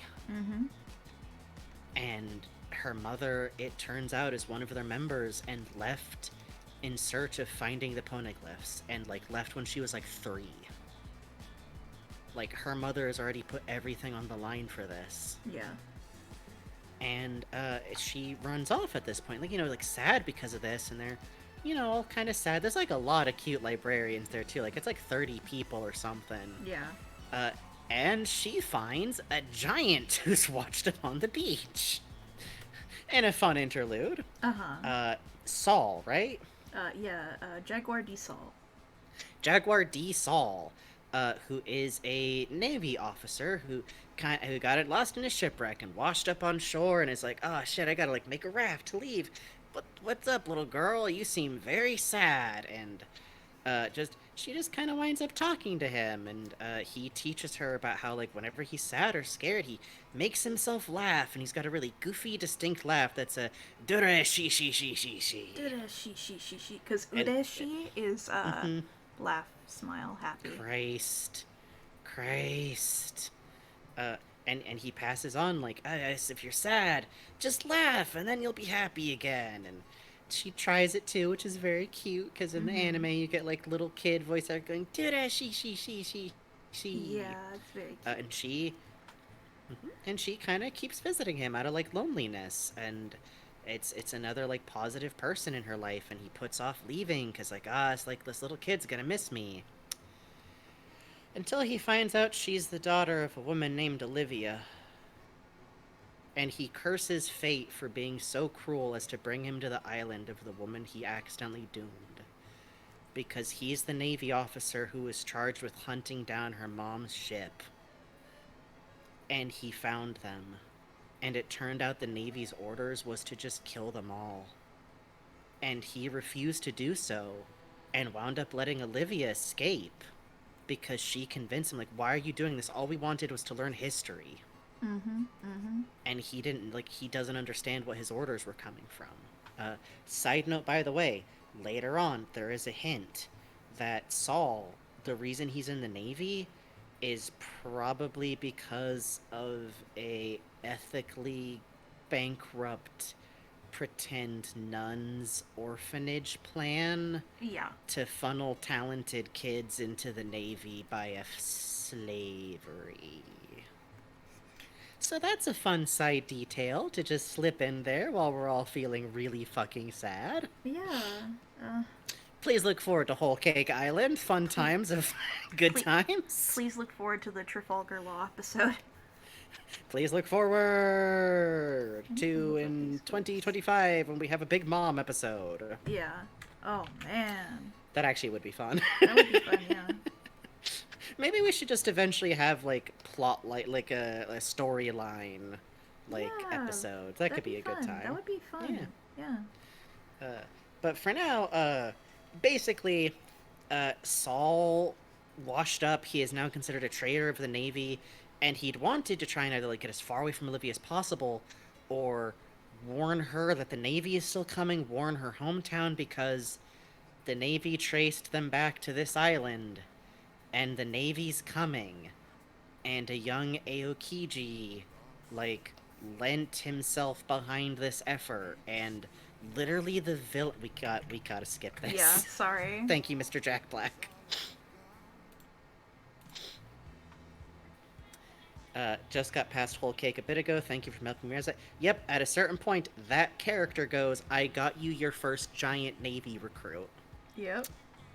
It is implied fairly strongly that giants are only members of the Navy if that happened, if they got, like, forcefully adopted, because the main tribe of giants, ain't tight with the Navy. Yeah. Whee! Wee. But yeah, the problem is Olivia's coming back, the Navy is trailing her, and a lot of events happen that are all very grim, but the upshot of which is the Navy full-on decides to destroy the library on the island. They're going to take in all of the researchers, who do their very best to try and hide that Robin knows the language. Like, just, like, if she can get out of here, she can escape, she'll be okay. But Robin sees her mom Yeah. in the chaos of everything happening, and, like, it's a rough scene, let me tell you. Yeah. Because Oh, Robin's man. mom, it literally is like, I can't let them know she's my daughter. I don't have the right to be your daughter. I have to do this. And Robin yells out, it's me, don't you remember? It's Robin. Please, I know you're my mom. And then I learned the poneglyph language. Aren't you proud of me? Like, Oh, kid. Oh. which means Robin's kinda damned herself. But also it means that there's no reason that her mom can't go give her a hug. Like, in the chaos of eventually a Buster call is Now called available on the in the island. Heartbreaking Figure series. Hang on. let Oh me my pull it up. god. Oh God, why do they have this figure series? Would you like to have an anime figurine that makes you cry every time you look This at makes it? you fucking sob. I have the bottom one in this image, by the way, sitting To next be to fair, me. it's one of the only ways to get a good figurine of Korra. Yeah. Yeah. Yay! Buy now. It was an Oh. Ichiban Kuji too, which means you have to buy a blind bag and hope the figure you want is in it. Oh my god. Just yeah, keep that on screen for a moment. A Buster Call is literally a special alarm that you pull, and the Navy goes, okay, the Buster Call signal is coming from this island. Pull up every Navy warship we have, and bombard the island with high-grade cannonry fire until nothing is left. Mm-hmm. Which, by the way, means everyone on that island, including Navy officers. Mm-hmm. Which the people who press the button don't really understand that the Navy will not hesitate to kill the Navy. Yeah. And in this case, actively sink in a civilian ship trying to escape just in case even one person escapes. Uh-huh. And I think the main villain of the arc Water 7 so far, doesn't his dad die in the Buster Call? Maybe. I think he either does or he almost does. That sounds Yeah, about straight right. up salt the earth tactic, which, by the way, the Navy is fond of, we find out later. Yeah. Oh, the Navy And, like, big love salty earth tactics. Navy loves to do that, which Robin, like, points out, like, it is just erasing an island to do a Buster Call. But during all of this chaos, she manages to at least have, like, a little bit of time with her mom, and the librarians, I feel like I should note here, spend the time when the island is burning and being bombarded, taking the books from the library and throwing them into a lake. Mm-hmm. Because at least then there's some chance they'll be preserved, which, by the way, is actually viable, even in real life.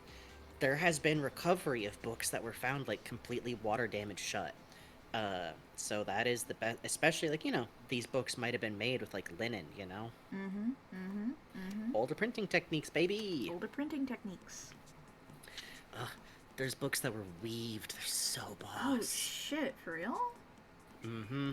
Damn. With the advent of what we would now think of as computer-programmed looms, which use the first punch cards. Damn. That's cool. Yeah, they're really intense.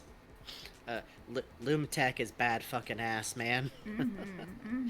But, so, in this flashback, basically what winds up happening is, Saul finds her, grabs her, and runs for the ocean. Like, in this big, like, devastation, she is, like, held and carried, and he runs into young Aokiji, and has this great moment, which I love, where he goes, like, is this what you think justice is? Is this really the Navy's justice? And Aokiji makes the split decision to let Robin live. Mm-hmm. And, like, makes a path and says, okay, get in that boat, row that way, you'll find an island eventually. I'm not gonna help you ever again. And then he frees And- his jaguar. Yes. And, well, that's kind of the origin of Robin spending, like, literally the rest of her life fleeing the Navy. We find out she took care of herself the whole time. There was never anyone she could rely on very long. Every time she would find someplace that, like, seemed safe, otherwise, like, perfectly nice people would find out about the bounty and conspire to turn her in, like, over and over again. Inevitably, as a teenager, she started specifically seeking out pirates to live with because, since they were also criminals, worth noting real quick, pirates and criminal basically might as well be the same word in One Piece, Yeah. which I think is very interesting from a sociological context, but at any rate. So, you know, pirates might betray her, but it almost feels like she starts seeking out people where, like, she won't care if they betray her. Yeah. Exactly. Like, I know you're gonna, so at least it's not, like, breaking my heart over and over again and, like, feeling like I have a family for a moment. And then, I think it's implied to be, like, when she's, like, kind of young still, like 19 or 20 is when she meets Crocodile. Yeah, I would say so. Thereabouts. Yeah, like she's pretty. By the time we meet her, she's about like 29, and it's implied she's been working with Crocodile for a very long time. And Crocodile's the one person where he's like, "Yeah, I know exactly who you are, but I don't care. I need your skill to read, so work with me. I'll give you a different name. No one will touch you." And that's the closest thing she has to like a stable scene. Theme, Which theme of crocodile. Weehaw! I think you'll find that man right there named Alligator. Oh, Quite the episode to see out of context. Oh, you see. Oh, Phantasmic Glitch said you've seen that scene out of context. That's. I tell you what, that's the thing. Is like, with One Piece, even if you've been spoiled, this shit will still hit. Yeah. And even if you see this stuff with no context, it's like, ugh. Yeah. It's very good. Which, by the way, like, we now have some context. Obviously, there's the pun that Nico is the sound effect for smile. Mm-hmm. So if you watched our Earthbound stream, when someone went, smile, smile, that's why Bugs went, Nico, Nico? So, just think, we could have lived in the universe where 4Kids dubbed her Smiley Robin. Oh yeah, they gave her an inexplicable country accent because she showed up in that because cowboy she wore hat. a cowboy hat one time. Fucking incredible. Oh, man. But yeah, like, I feel like there's a direct link there of, like, why does Robin always have this serene smile? It's the one thing she held on to from one of the few people who, like, loved her when she was a child. Like, just keep smiling, just keep laughing, it'll get better eventually. Which I think Saul even has a line which I super adore, because it winds up being parallel with Sanji for reasons we'll talk about another day. Smile. Where she goes, like, somewhere out there's people who'll be good to you. Like, like, somewhere out there on the ocean, there's people who'll love you. Like, Oh, it hurts. okay. Oh, it hurts. I'm just gonna lay down and, like, whine sadly like a dog. It's really good, and, like, this is the big flashback that then, like, brings us back to the current time where, like, I think this is when she, like, outright says, like, please, I don't want you guys to wind up hating me. If I stay on your crew, inevitably the Navy's gonna go after you. I'd rather they take me. I'd rather leave while, like, you're still my crew. And this comes to one of the greatest moments in the series. Oh, man. Where, like, Spandam is holding it over their heads, like, you don't want to get in trouble with us. The whole power of the world will come crashing down on you. Don't you get it? Just leave her. And Luffy goes, Sniper King, fire at that flag. The world government flag. Damaging, which Spandam held over their head, like, that flag that even so much as damaging will cause war. Luffy declares war on the government. Yeah. Basically making it so that there's nothing that they can do. There's nothing that having Robin on their crew can do that's any worse than the trouble they're already in. Yeah, exactly. Honestly, a huge contender for best One Piece moment. I would say so. I think even after, and that's not even to say that, like, moments since then haven't been good. It's just so good, and it's such a strong thesis statement of, like, absolutely refusing to bow to power to allow someone to be persecuted. Like, straight up. Yeah. Yeah. Huge agree. Which it is a running theme, but could not be made any more obvious than, even in the face of what is supposedly legality, even in the face of, like, the government, even in face of anything. Like, it's just so good. And that, of course, brings us to the moment in Robin's... Again, I think this might be one of the moments that, like, even if you don't read One Piece, you might have seen. Luffy telling Robin, tell us you want to live. And Robin, like, breaking into tears. Please, I want to live. I want to go back to the ship.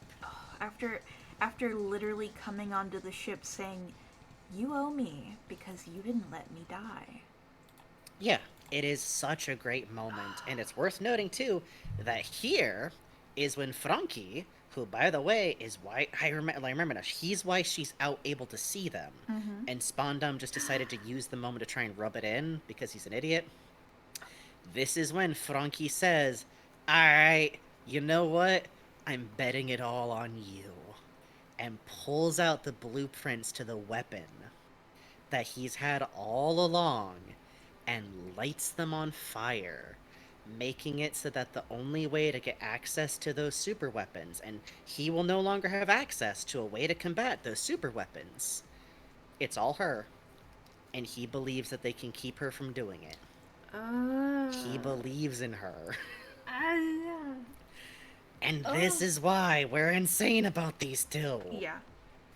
Because literally, like, okay, like, let's, like, we'll get into this, because, like, I'm almost at the end of this arc, pretty much. Like, we're not at the end of this arc, there's a lot more, like, Robin actually getting rescued, Usopp's talents saving her at, like, the most clutch moment. Oh, yeah. And, like, my favorite bit, where I think it's, like, Zoro, like, outright says, like, we need you to do what only you can do. That's what a crew is. Oh, God, to Usopp. It's so good. Yeah. Or, like, Franky coming in after her, like, the entire way. To say nothing of, as a quick Usopp aside, the fight that Luffy has, and Usopp coming in the clutch. Oh my god. Oh my god. It's so fucking romantic. How are people not shipping these two? You're fucking killing me. Sure, the sky may be filled with smoke, but you can still see the blue sky and the blue sea. Luffy and Usopp literally had a friendship to enemies to lovers arc. You're killing me. I know. But he's black. Yeah, at the looks end of the goofy. day, he does look a little goofy, and that's what makes people go, no, no, no, Luffy kissed Law, no, no, no. No. Anyways, but like, you know, here I'd like to stop and let's, like, mix comparisons. Like, these are both people who had the thing that they loved be turned against them. Like, Franky and his battleships, which were used to, like, hurt the people he loves the most, and, like, turn the community against his mentor. Robin and the language and the librarians being, like, hunted down for it. They both had those things turned against them. They both, like, basically, like, Franky made himself a weapon. Robin was forced to be a weapon. Yeah. Like, Franky has known this idea of, like, this devil child, like, you know, since her wanted posters were out, but also, like, when his, like, mentor told him, like, yeah, she does hold the key for something real dangerous, and that's why we got these blueprints, just in case the government ever gets their hands on that, someone's gonna need to be able to fight them. Yeah. And just the fact that, like, Franky, like, not only is the person who's, like, you deserve to live, but also is, like, openly, like, bets everything on her. And then we come to him being brought on to the crew, which is also romantic. In a different way. 'Cause, you know, they do eventually rescue her. It rules. She literally slaps the shit out of her captor, and it's the greatest. They become the first crew to ever bring back a pirate once they've been arrested and, like, brought to that island. Ever. Bar none. Creating a huge weakness in the government. And they get Robin back. They get her back to Water 7, and Franky goes, you know what? I want to build you guys your ship. I use that money I stole from you to buy this, like, amazing magical wood, like the jewel wood from the Atom Tree, which is this hyper tough wood. And, which, because we're skipping over a little bit, some stuff happens with the merry-go, and don't worry about it. Don't worry about goes it. up Go on a read the farm manga. upstate. Mary's up in Maine, sailing with all the other ships. Yeah. Mary is sent on an awesome Hawaiian vacation, and it's so cool, and we'll never hear from her again. Because she lives and during that Dragonite time. points out, like, the man who knew that a weapon could kill him could never stop loving weapons. There is something very romantic about, like, Franky, who was taught, like, a ship or a weapon isn't good or bad, it's just a weapon, and Robin being considered a weapon, and him not considering her evil.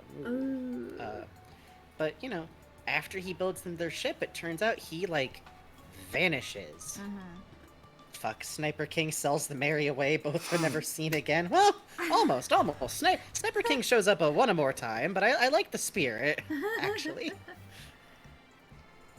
But it turns out Franky is like, I'm not gonna join. Why would I join? I gotta take care of my stupid gang here. What are they supposed to do without me? And nobody is listening to him. Yeah. None of his crew And literally is. literally his gang come to, like, see the Straw Hats and are like, please take Franky with you. Yeah. We know he's always wanted to go sailing. We're not smart, but we love him. He took care. Like, it's really Yeah. cute, but like, and like, Luffy also wants him to come, and it's just this very cute moment where they're all just like, okay, we're gonna make him, and thus begins. Franky balls out, Streak flashes the city because they steal his panties and run with them. Uh-huh. Which, by the way, the anime specifically deserves an award Holy shit. Yeah. for the Holy amount shit. of on-the-fly censorship. Yeah. Yeah. Which, by the way, I will pause here and Theme of mention... Franky Panty. It's great. It's good. Great. I'm glad. Here I will pause and mention, great music to be doing this too. Uh-huh. Franky is the only character in One Piece who actually has an ass. You may have seen, there was a funny That's like little goodbye. content, and this is not like a call out, but like there was like, oh, One Piece man with the best Yamato should not have been on that. I love Yamato. He's What fat. ass? What ass? What ass? I got a Yamato I think figure right here. There is no ass. I think if you watch enough anime, you forget what an ass looks like. Yeah. You're out here looking at some drywall going like, oh, they're making them Genshin boys thick. Like, something wrong. Franky has an ass. We see all of it. God help us. God help us. We do. They literally... they pants the man, you're right. Why do you think Franky wears the panties? Can't waste that thing. I actually think they're compression wear. Yeah. Okay, here's the He has thing. more ass when they're off. It's the problem. Given the way they like look and the light hits them and stuff, I've had to wear that kind of wear for swimming, like when I was on swim team. That shit compresses you. That shit makes your belly go in tight. Yeah. Like, My man's wearing like he's wearing Spanx out here. Like those, that's Yeah. compressing his hips. yeah. His Like hips. his hips. He's tucked.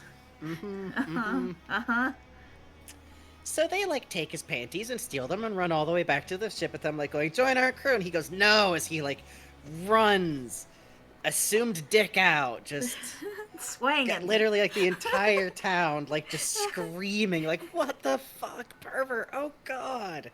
Which, by the way, shout out to the background character, which is a princess from another country. Love her. She's got a pair of binoculars out. And she's having a great time. She is. She is. Good for her. Her. And they like run him all the way out to like the ship where the Sunny is, and he's yelling like, I can't go with you, this is my hometown. And then Robin decides, actually, you are coming with us. I don't know how to genteelly. Well, when a woman loves a man very much, No. Sometimes. Start over. she may use a grapple hold. To get around TOS concerns, Uh-huh. she has him Uh-huh. by the castanets. Uh-huh. And that is literally how a whole ass member of the crew joins, is like yelling because they're being... There's like repeated shots In the anime of like fruit in the anime of like, no, they'll be crushed like grapes. grapes, and then you just see pictures of grapes on the vine being like plucked off. No, they're going to be smashed like walnuts. Walnuts, and then you see just being plucked off. No, they're juicing him like an orange. Orange.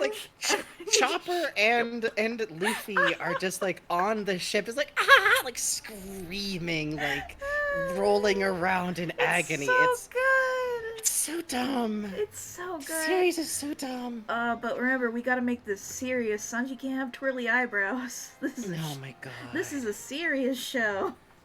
But which is worth noting here, by the way, like can't this, be like like a Franky starts like crying and starts admitting, like, of course I want to go sailing with you all. Obviously I do, but and it's revealed at the end where it's like, I think Nami is like, Robin, you gotta stop, and Robin's like, I'm not. I haven't been for a while now. And Franky's still going like, ow, oh, my balls, oh, Like ooh. wailing, crying, Yeah. writhing around as the his crew agony. shows up and like throws all of his luggage at him. Wait, did we mention the Sunny? I mentioned it in brief, but like he is the designer of the new ship, and after the merry-go is dead, as dead as a ship gets, he designs their new ship, which is actually named by his brother Iceberg, who builds it with him. It's implied to be like in as little time as like a week, I think. They just like work solid the whole time, night and day, and it's got a lion as the mast, or we're told it's a lion. Oda just loves drawing badly drawn lions, and I think that's. And Iceberg goes, "Oh, it's gonna be this sunshine," as it boldly goes forth. It could be named the Sunny Go. And Franky goes, "That's stupid.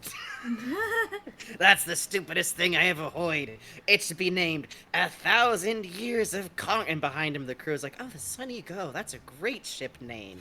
Yeah, the Sunny Go." Well, on that note, it is 1 a.m. Let's take a break. Oh, God in heaven. Yeah, we're gonna take a break here, and after this, that's pretty much their whole story, so we're probably just gonna devolve into explaining why we ship them. Yes. And talk bullshit about them, and oh, my theories! Oh, your theories. I get That's to talk about my theories. Yay! Oh, that's going to be fun. So stick around unless you need to go to bed. If you need to go to bed, go to bed. Never stay up for goofy streamers. Yeah, like, what's wrong with you? I don't know. I guess if it was like What's some wrong with kind of you? like Germa or Wayne Radio TV, like live kind of thing, like that. But we're just drawing. We're just a couple We're just of weeks. drawing. The only thing we do that's like that is our resurrected emulation of Kingdom Hearts Union X, the defunct phone game, which we somehow got working on a modern computer, and it's definitely not us playing puppets. No. At all. But for now, we're going to take a quick 5 to 10 minute break, and then we'll be back to finish out the stream. Be right back.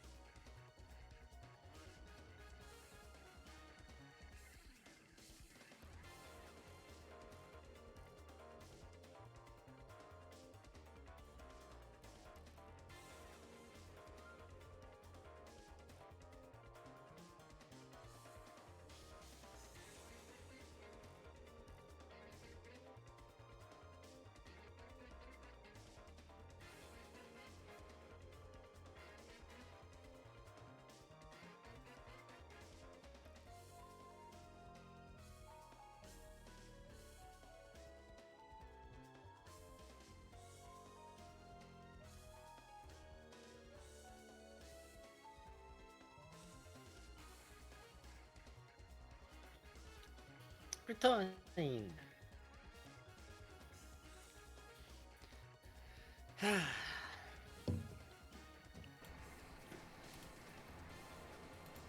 Hi, thanks for the follow, Audrey elsewhere. Hey, thanks for the follow.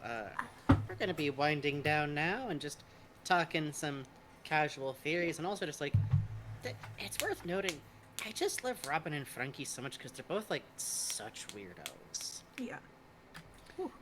And you know, they spend like they kind of go through a big part of Thriller Bark together later. There's the bit in Punk Hazard where he's like laying across her lap. Even like in the Wano arc, they like meet up while they're doing their spying in Wano, which is very cute. Yeah, it is cute.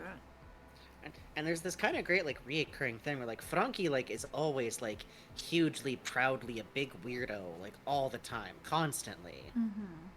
But there's a great reoccurring gag I love where like Robin has this habit of like saying something kind of grim and scary, like, you know, like it's like, oh, I hope Luffy's okay. Yes, I suppose if he was eaten by sharks, the water would be red now, though. Yes. Yeah. Just kind of grim things.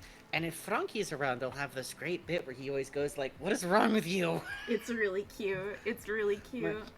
Robin's weirdness is like kind of overcomes his weirdness, so he actually becomes like the straight man in the situation. And there's also like so many covers where like they're in the rain and Franky's holding his hand over Robin's head like an umbrella so she's not getting wet, so or cute. Ooh, I she's love like them. sitting by him and reaching up to touch his chin. Like it's just such a good like background chemistry that like I truly think they're meant to be read as romantic. It's just that like that's never gonna be much of a focus in this manga. Yeah, which, this isn't like, and then Luffy has 6 babies with Nami. Oh my god, I've told this story before, but when I was in middle school, I was like so used to like manga compet stories that I literally was like, yeah, I know how this goes. Ugh, Naruto is interminable. Oh man. Oh man. You know what I love the most is let's make sure the girl character's arc is all about how much she like boy.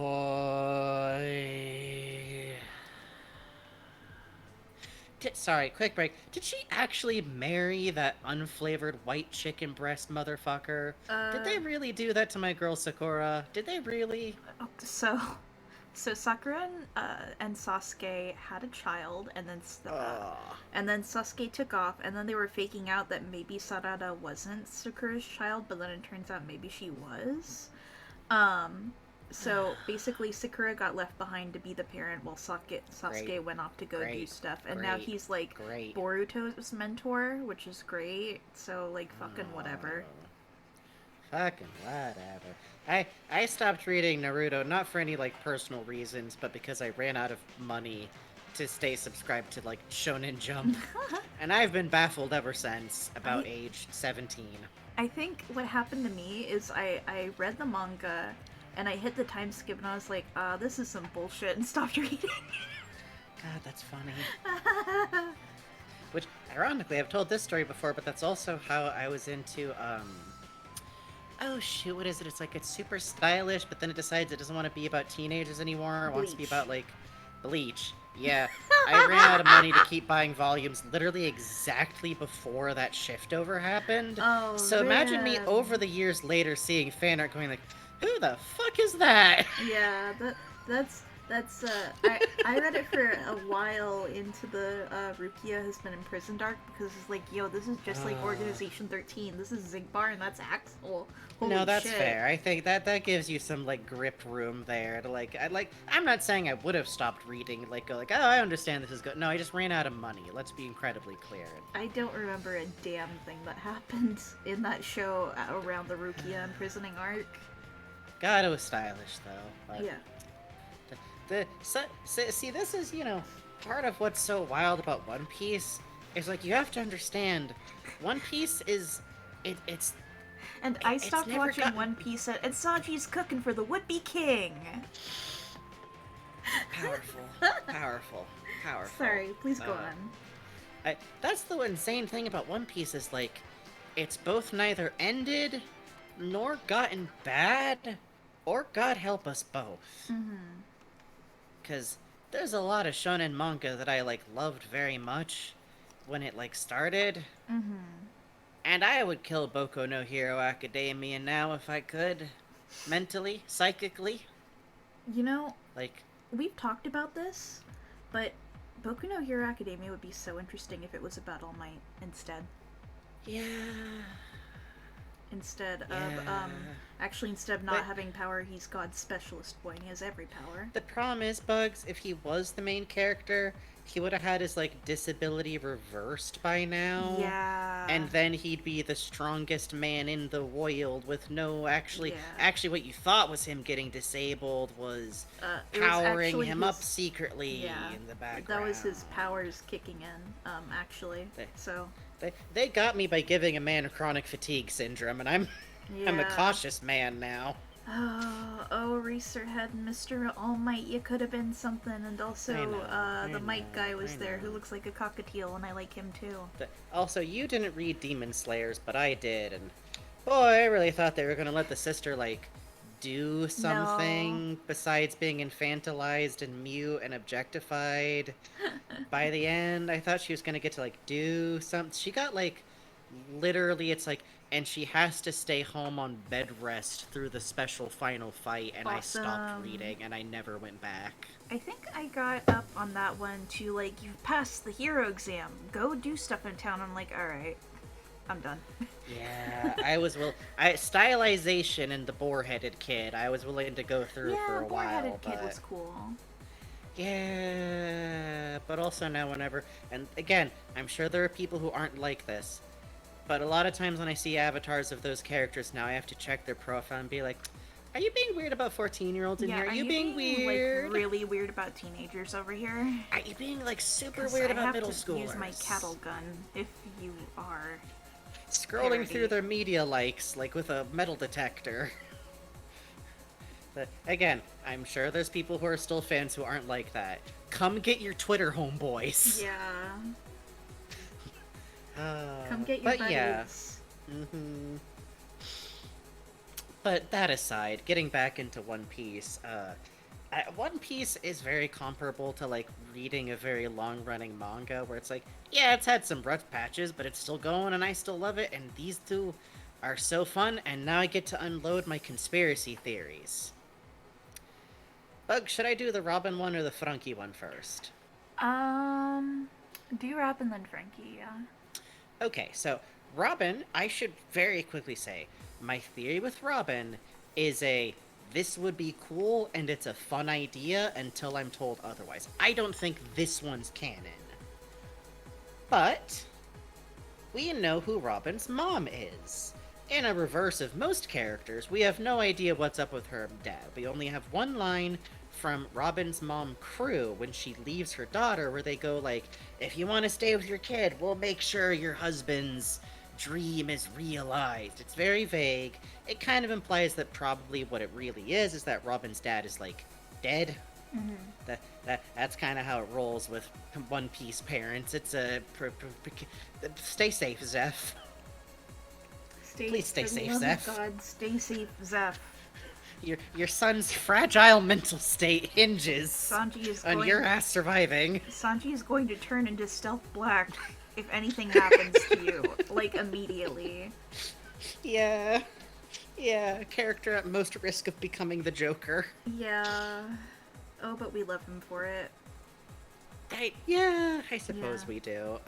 Yeah, Improbable says, message that specific bitch, please survive. But in Robin's case, so we don't know what her dad looks like. And to give a very mild spoiler for fairly recent arcs... Wait, did I have this theory before we saw this? I forget. Bugs, you would know better than me. What are you referring to?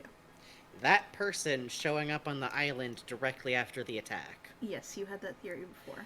Okay, so this theory initially was just based on a couple of short things. One, very slight resemblance, especially around the profile. I've talked before about my theory that I think Crocodile is Luffy's biological gestator, because calling a trans man a mom feels weird. Mm-hmm. Yeah, everyone's relationship is different. I have like read stories from specific trans people like, yeah, my kids still call me dad. They know I'm a woman. I've been dad since they were babies. Whatever, leave me alone. Uh, which I think is cute. Side note. But in that case, I compared a lot to like, okay, if you look at Crocodile's profile and Luffy and Crocodile's expressions, they look very similar. Luffy's hair is more like his dad, Dragon, who we've met. But there's a character who does kind of look like Dragon. And imagine my surprise when we found out that after Robin's home was destroyed, someone who came to see what happened was Dragon, Luffy's dad, and that is actually what made him form the rebel army, was a direct response to the cruelty and banality of wiping out a group of scholars. It literally radicalized him.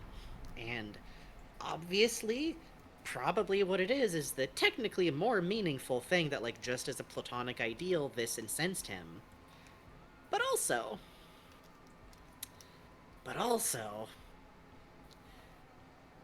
it's very explicitly made clear when the time skip is beginning. A member of the rebel army tells Robin, hey, we've actually been looking for you ever since you went missing when your island was destroyed. Explicitly at the command of our boss, Dragon. We only gave up like 5 or 10 years ago when you vanished entirely. He's always wanted to talk to you. And again, this could just be because Dragon's a good guy. But also, what if Dragon was her dad? What if Dragon was Robin's dad, and he's actually the right age for that, because he would have been about 20 when she was born? And also, what if Luffy was her half-sibling? Because in the one picture that Oda drew of her with short hair, she has exactly his hair texture. And I can tell you personally speaking that very thickly hair, once it's long, lays much flatter than when it's short.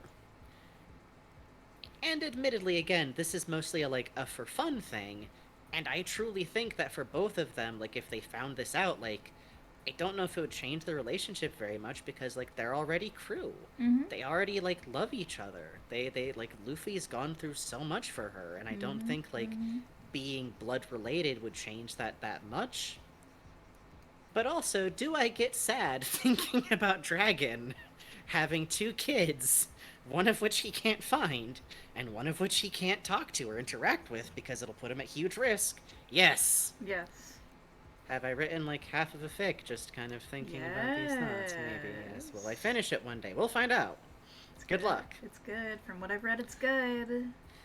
I want to put another scene on it before I put that bad boy out there somewhere, because right now it's kind of it's a thick lit a little bit, but so that's theory 1. Again, I don't it doesn't really feel like Oda's type of plot reveal necessarily. Yeah, Oda isn't very much for the, like, actually, you know, outside of, like, Sanji, you know, your blood Yeah, relative like which, and even then, that's like, I think he's not really one for like, all this time these two were actually related, because like, I don't know if it would add much, and like I said, like, in principle, like, no one needs to be personally connected to be affected. Sorry, I'm fluffing a pillow that's like gone completely flat on one side. However, my other theory, I think I might actually have a shot at. Especially since it's one that's like not uncommon in the theory. I'm not the first person to think this. It's a little bit the same level. Which, by the way, imagine my shock to find out that Crocodile as a trans man is also an incredibly common theory. Yeah. To such a point that there's like really hilarious, like, well, if you look at this picture of Crocodile as a child, does that look like a little girl to you? And it's like, do you think girls like just have a bow appear? Yes. Sure, it's like a 6-year-old, man. You'd be surprised. You'd be surprised. I think I saw that little girl on Venice Beach once, a knife and all. Like, but my other theory, which is about Franky, is here's the thing. We know Franky was from a different pirate ship. Sure, we've been told directly that pirate ship came from X Quadrant, which I will note goes completely against the rest of this. However, I think Oda's fine with lying to us if it's just what someone in a plot would say. We find out later that there is a pirate named Charlotte Linlin, and she is Big Mom, head of the Big Mom Pirates. A 40 fucking foot tall woman, by the way. She's great. She's the best. She's like one of my favorite villains in the whole series. She is so fucking scary and so fucking silly, and the worst type of people hate her in the fandom. It's great. She is ridiculous and she rules. And she also has a nightmarishly large family. How nightmarish? She has had 2 to 5 children every year for 40 years, and all of the major officers of her family are her children, all of which, outside of there being like triplets and like twins, which there's a lot of, were had by different parents, or by different fathers, who she then usually killed. I think there's like one confirmed survivor. Yeah. Who... Listen, man, I get it. Yeah. Honest to God, even without like, at whatever the age, I'm like, I understand being husband number 39 and going like, there's I some could kind have a of shot. rolling noise with the microphone. Oh, I'm so sorry. That might have been me just adjusting something. Let me mute and fix that. Sorry about that. Sorry about that. I think it was just me pulling the wire where it got stuck someplace. Sorry about that again. No sweat, no sweat. All good now? Yes. Okay. Very spider-core woman in a way. I don't know. I think Oda just has a certain understanding. Salute the brave men who took their one shot. Yeah. Rip to them, Which, but know. I'm different every single time. Really good. Yeah. Especially because, like, she sought out, like, kings of nations, or, like, this. There's so many different, just... Well, again, who can blame him? But the point being, all of her kids are, at various points, like, given devil fruits. Most of them are, like, officers. A lot of her, like, top officers are some of her, like, eldest children, including Peroin, who I hate. I hate him. I keep getting fucking SR cards of that guy, and I hate him. I got the full card art version today, and I handed that to Jake. I do not want that man. I do not care if he is worth money online. I do not want that man in my house. No, he's terrible. He's, like, Pero means lick. Yeah. So his name is, like, Lickthony. Yeah. And his skill is hard candy, and he's the worst. He's It's the great. fucking worst. And then, you know, there's officers like Karakuri, who... Hey, Mr. Dog Tooth, I wish what's good? I wish you weren't 40 years old, so there's, like, almost no one I can... I'm, like, holding up next to Mihawk. Going, Yeah. Zeph? Zeph has his harem. Leave him alone. Hello, Flower. They could use a really big man. Okay, Flower Heart. Sanji comes back to the Barity and it's like, no. No. Leaving, going back. Never mind, you're dead to me. I'm a woman. Okay, bye-bye.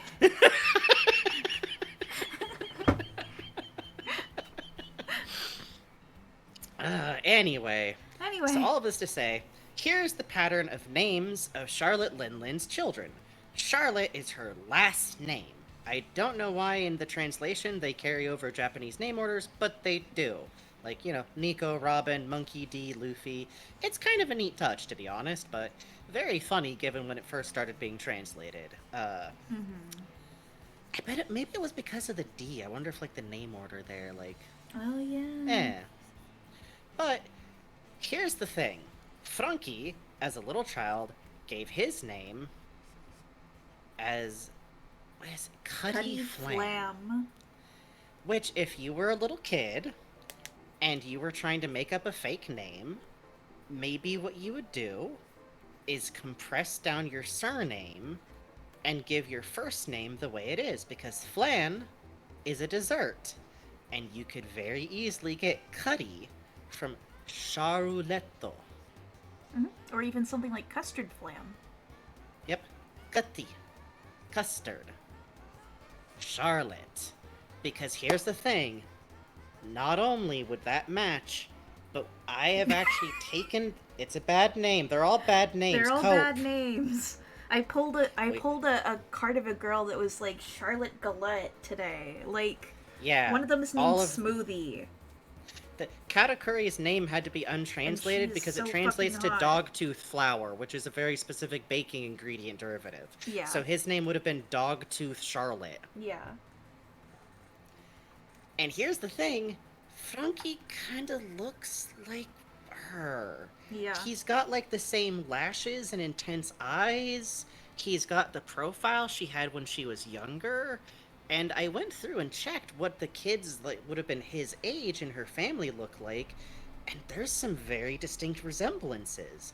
One has basically the same body type as him, and another one has like a very similar face. There's also other kids that are like older or younger, where one of them has like half blue and half pink hair with like the same eyes and jaws as him. Mm-hmm.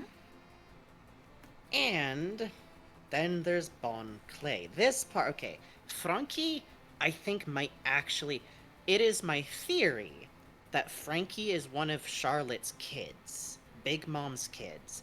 Unconfirmed. Theory that I think might be true. Theory that's just for me. Bon Clay goes by Bon, or Bonbon, or like Bon Chan to be specific. Mm-hmm. His name is supposedly Bentham, but I don't believe you. Here's something funny about Franky and Bon Clay. Yes. They are both visually based on Jim Carrey. I hate to admit it, but yes. They also one of have them the is same Ace voice Ventura. actor. And the other One of them is Dumb and Dumber. Yes. And here's the thing, is that Bon Clay, if his name wasn't actually Bentham, he chooses to keep going by Bon, even when he's no longer, like, a member of the organization where the name was used in. Mm-hmm. He also looks a lot like some of Mom's kids. The kids that would have been born the year that Bon would have been born look a lot like him. I think that Bon and Franky might be half-siblings. And it's a very fun... This is one of those, like, it's a fun connection to make. Mm-hmm. Because, like, they have the same voice actor, they sound very alike, they're both big weirdos, Mm-hmm. they both read as very queer... Well, okay, no. Calling Bon queer-coded is like calling a house on fire a little warm. Bon is gay, Bon is queer, gay, gay, gay, gay. Like, Bon is in the 90s gay, like... Bon is an escapee. You know, Franky, I think the birdcage might be a little queer-coded. Yeah, exactly. It's like that level of, like... Franky, I just look at as a trans man and go like, yeah. Yeah. Yeah, there's nothing more trans than building your own body and making you the perfect He image did his of own you. top surgery, and literally, we didn't even get into the fact that after the time stamp, like, this is his post-time skip design, he decided he wanted to look like this. Yeah. He decided, I want big fucking giant metal gorilla hands, and Yeah. it rules. It fucking owns. And there's people out there who don't like it, and I say you're weak. Embrace the Tonka truck. Uh-huh. Admit what a genius Oda is for making robot arms that are just squares and spheres. Like, holy Yeah. shit. Yeah, I think Oda said before that a lot of his design mentality is like it needs to be a design a kid could draw. If a kid was drawing, you know, their favorite One Piece character, you know, the kid like Oh, it would be Sanji. totally recognizable. Like, little head, big shoulders, big circle, big square. Like, Mhm. like, yeah, exactly. Like, you put the spiral on there. You know what you do. Like, I liked for a moment there where he was just the pants. that's all you need, baby. It don't matter. Oh, Flower Heart, we talked a lot at the beginning of the show about how we feel about the One Piece live-action trailer. The Bad. long and short of it is that we were probably never going to really like a live-action version of a cartoon thing, but also we think it looks very sedate in a way that we're not super down with. Yeah. We think it looks very brown, might be the best way to put it. Chopper's drawings of his daddies. Wow. Christ. Okay. And by the way, you may ask, like, oh, well, what would it mean if, like, Franky and Bon were siblings? Not a lot. Not a lot. Not really anything. But it would be be funny. cool. It would be really cool. It would be cool. I really love the idea of, like, oh, but, because, you know, something that should be noted. Big Mom is probably still alive. Yeah. Because there's specific language cues that Oda tends to use if someone's actually for realsies dead that do not get used with her. Yeah. And I think it would be really funny if after Franky was like totally absent for whole cake, if she came back Yeah. and there was like a what a funny way, like she comes back like, I'm gonna destroy you this time. Flan? Fuck.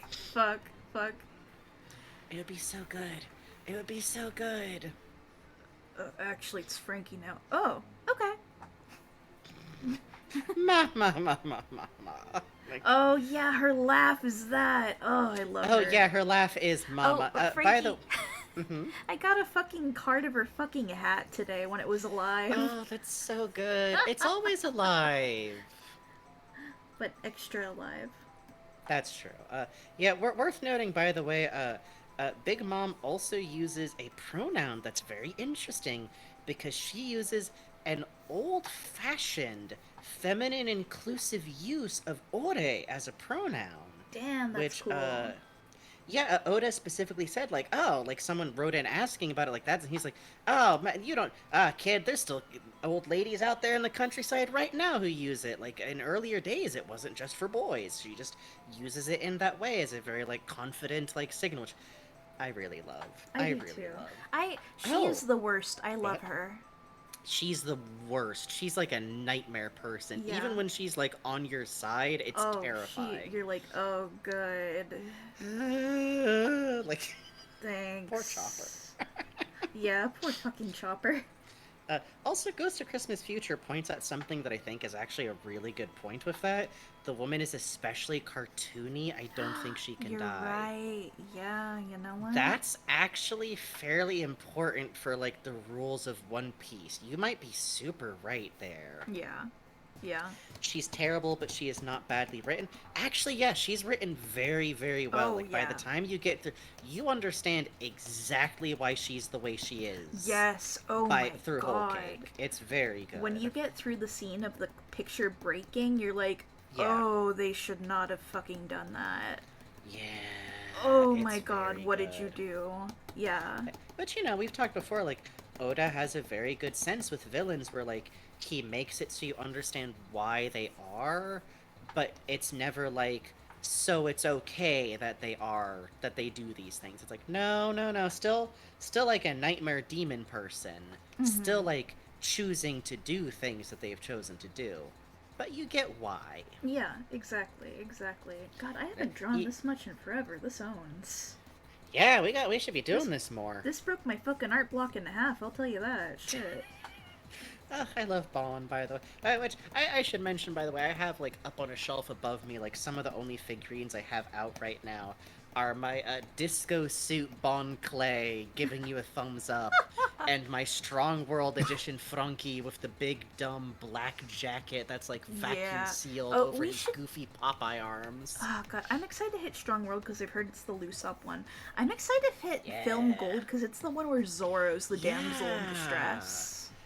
Also, Film Gold is the one where, like, Oda wrote in, like, the flying pirate. I don't know if I And know what and that's also about. that's where Sanji gets his awesome full leather bodysuit with knee pads, no reason outfit.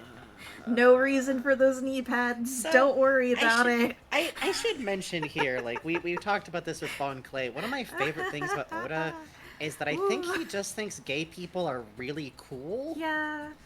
I don't know if he always, like, researches No, I why don't. some things are part of I- gay fashion. I'm willing it into being that Sanji will have a magic earring Ken moment. His awesome new necklace. I was just thinking there has to have been an assistant that's Hang like on, let's look desperately pulled him aside, like, wait, no, sensei. up magic earring Ken.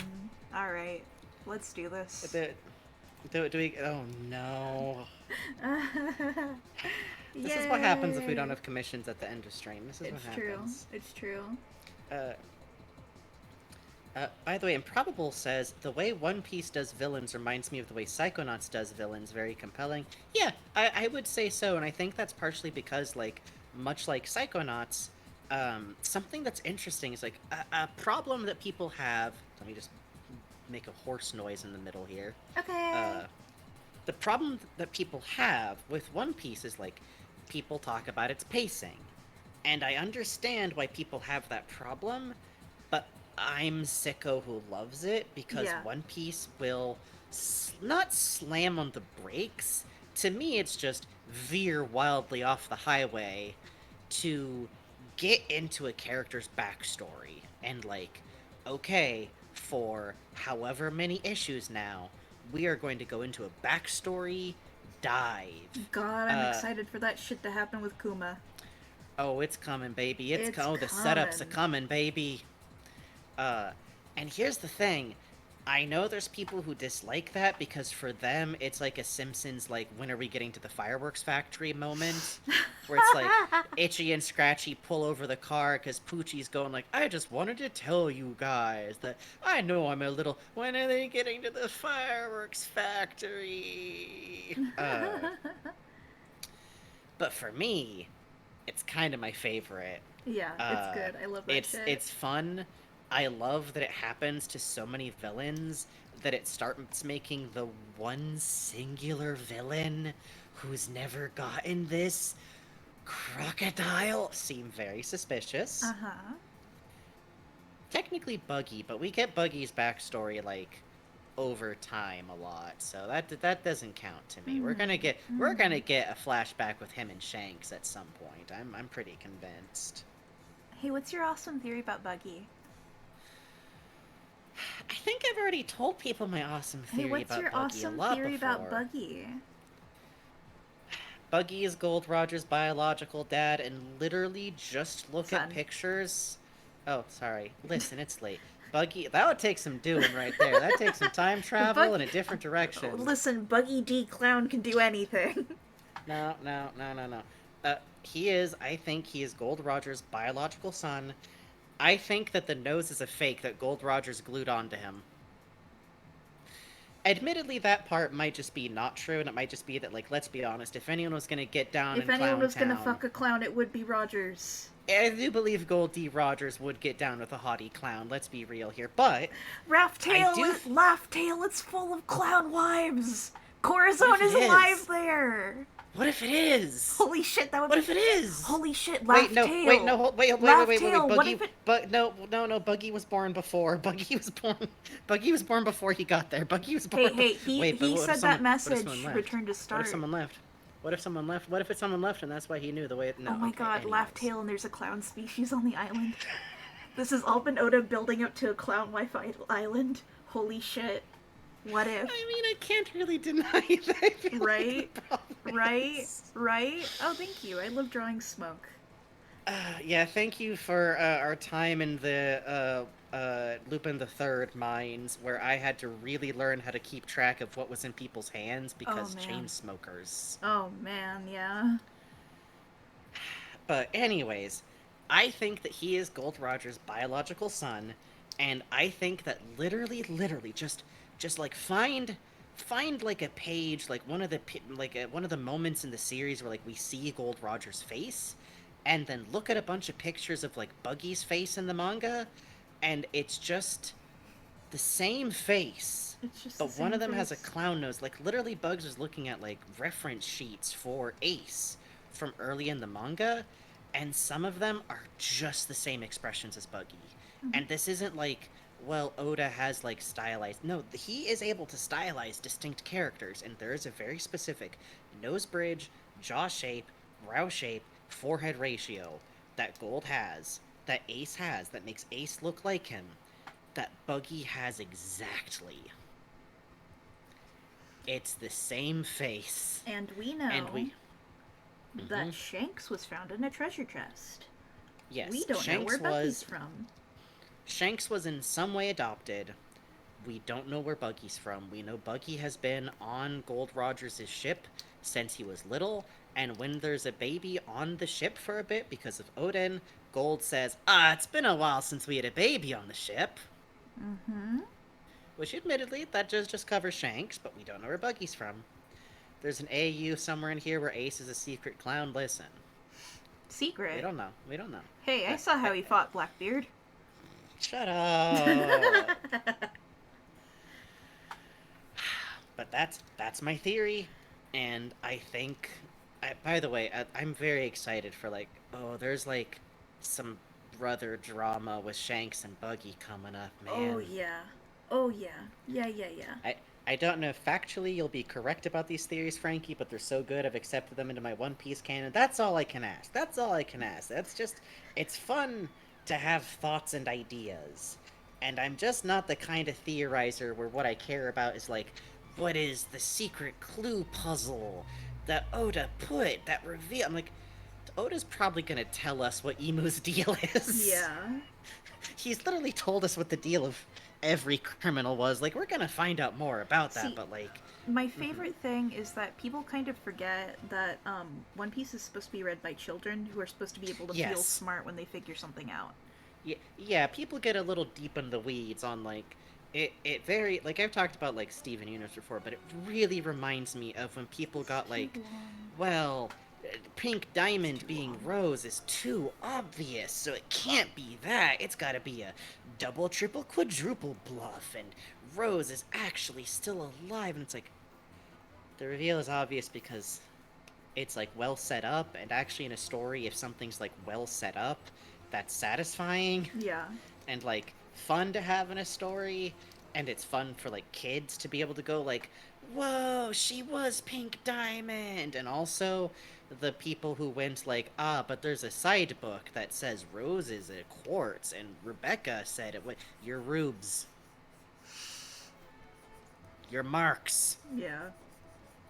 You believe a creator? When they deny a twist, is that twist? What's wrong with you? What's wrong with you? What's wrong with you? Never believe anyone. I promise. Don't I'll believe lie me. to everybody's. I'll lie to everybody's face. Yeah. Like, I ain't saying shit about the projects I'm working on, Uh-huh. but I'll lie. Uh-huh. Not the bugs, but I'll lie. I'll deny anything, everything. I'll deny your mother. Like, come on now. I'll lie to Frankie about what happens in Kingdom Hearts when it's fine. Yeah, I've done Bugs it actually before, I'll does do it literal. again. Bugs actually has literal clearance to Yeah. lie to me about Kingdom Hearts to Yeah. keep me from learning any secrets. Yeah. It's good. It's a good system. Will not It's a drive good me system. insane. No. Answer my riddles, boy.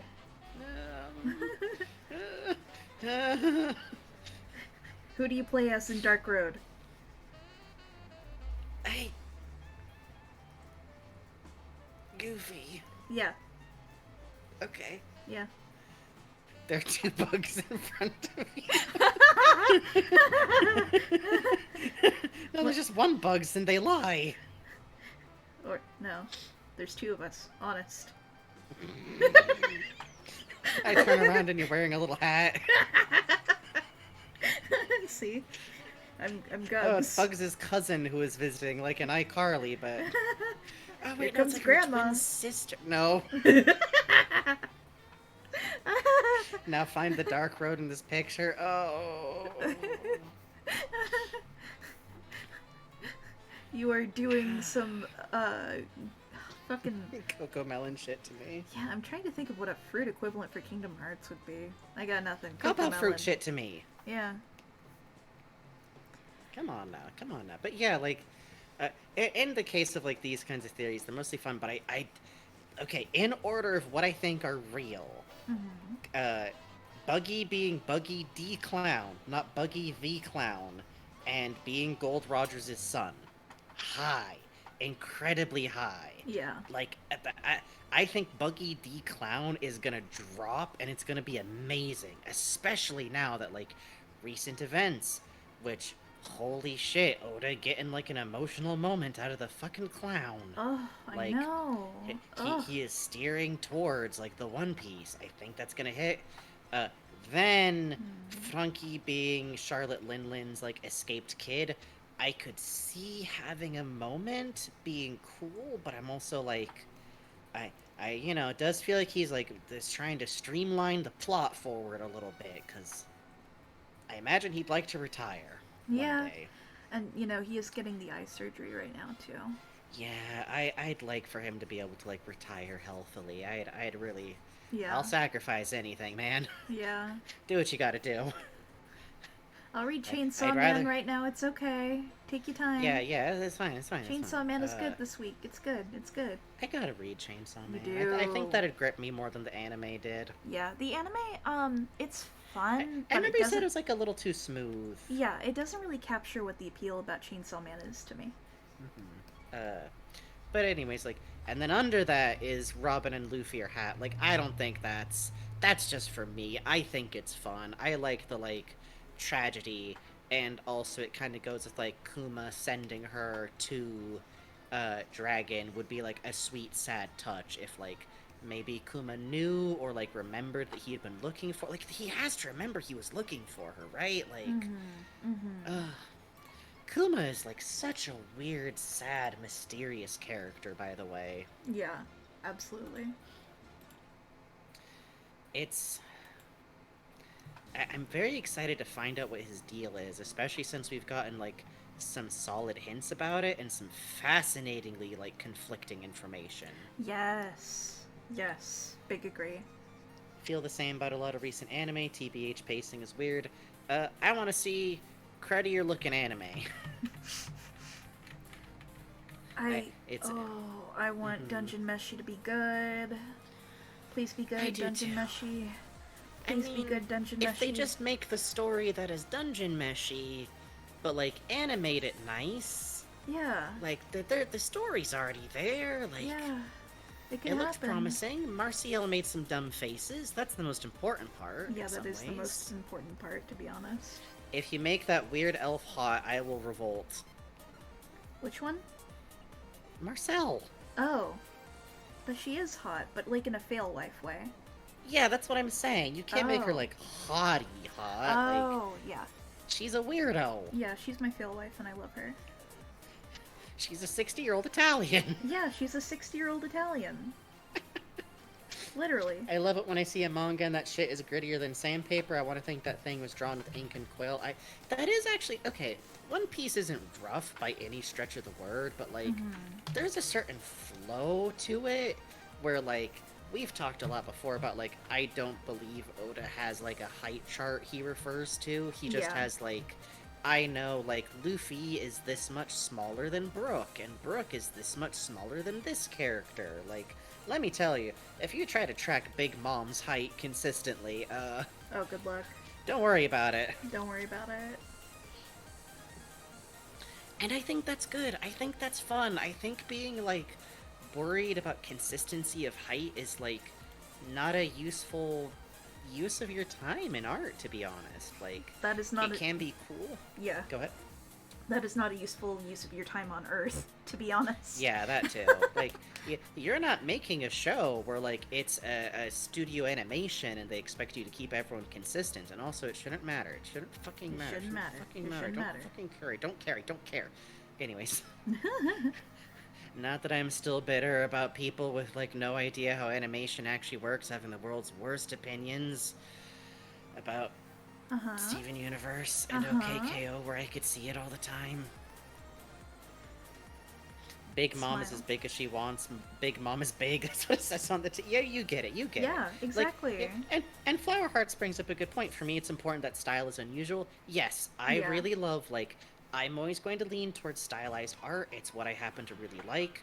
And I think that something that's like stylized and flows or like has like there's only so many things you can focus on art at once and get it done.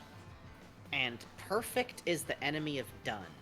Yep. Like that's a phrase you've probably heard a lot, but like if something has really good composition and really good pacing and really good story, that's Mob Psycho 100, baby. Yeah. Like Mob Psycho 100's artist is great. His sense of action and pace and emotion is wonderful. And I don't care that he's not rendering like super carefully. Yeah. Sorry, you're saying? I'm gonna be honest, when the ending of Mob Psycho 100 popped off, I think it hit so much harder, so much more than I saw for Yeah. when the anime covered that same ending. Yeah. Just based off like how it looked. Like, oh man. there's an emotional availability to rougher art that is so hard to try and capture with like better rendered art that Mm. you have to ask yourself, it's just like a good like trade-off, really.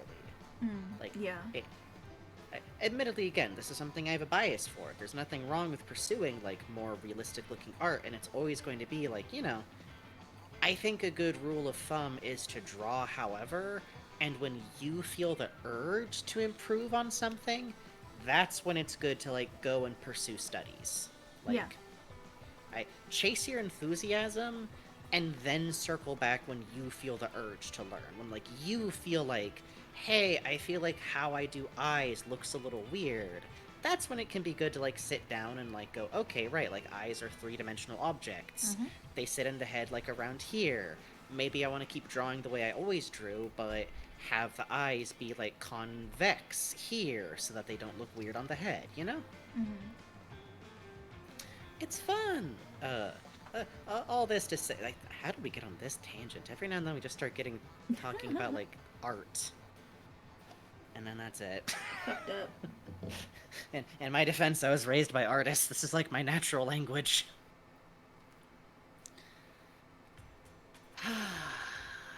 Let's see. Anything else with One Piece? Oh, also, it. I think One Piece also proves like you can really just make stuff about stuff you like. Like, Mhm. I I feel like sometimes people feel like to make something good, I gotta like make it like other things or cover specific topics, but like One Piece exists because Oda really likes like cartoony characters and pirates. Mhm. I think there's a lot to say for that, at least.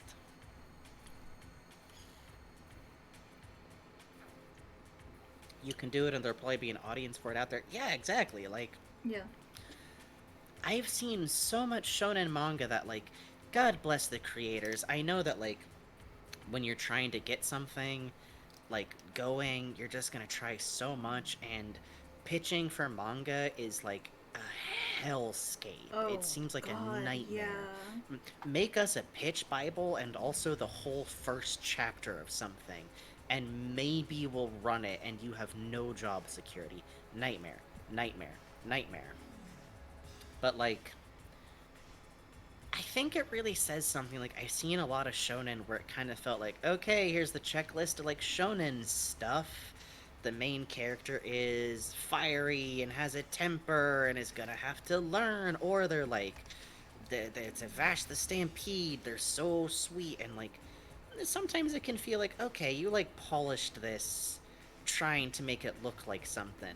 Mhm. And then there's One Piece where its main character is a dumbass who's kind of mean, but is always really cheerful and like determined, and you want to root for him. And like, there's plenty that One Piece borrows from other media. Like, we were talking the other day about how much Zoro's introduction draws very heavily on like samurai movie tropes, very directly. Oh God, I see what you're drawing now. Huh? Scary. Uh, which by the way, speaking of like all of this, Franky is such a fucking insane character to put in your highly successful manga. Like, the, it feels like Oda was like, I need someone who's really weird in the main cast. Let me do broad-shoulder, blue-hair, pompadour American man who loved Coca-Cola. Like, genius. Hooray. What a drawing to close out on. Hooray. Alright. Well, with that, folks, I think we're gonna bring today's info dump and draw to a close. I hope you enjoyed learning about Franky and Robin, and you should know that I was unable to fit in the stream alert weird girls and the weird boy she pulled by being autistic. Uh-huh. But we also probably could have summarized our ship feelings on them with just that. Good God, you To be people are really honest. drawing a lot of the Earthbound enemies. I'm sorry, I'm looking at fan art. No, yeah. So this is gonna be it for the drawing. We're gonna take a look at fan art before we close up for the night. If you leave in here, go to bed. Go to bed. Go to bed. Go to bed. Let me swap over to be looking at the fan art real quick. Load. Oh, Discord hates loading so fucking much. Discord strains under the weight.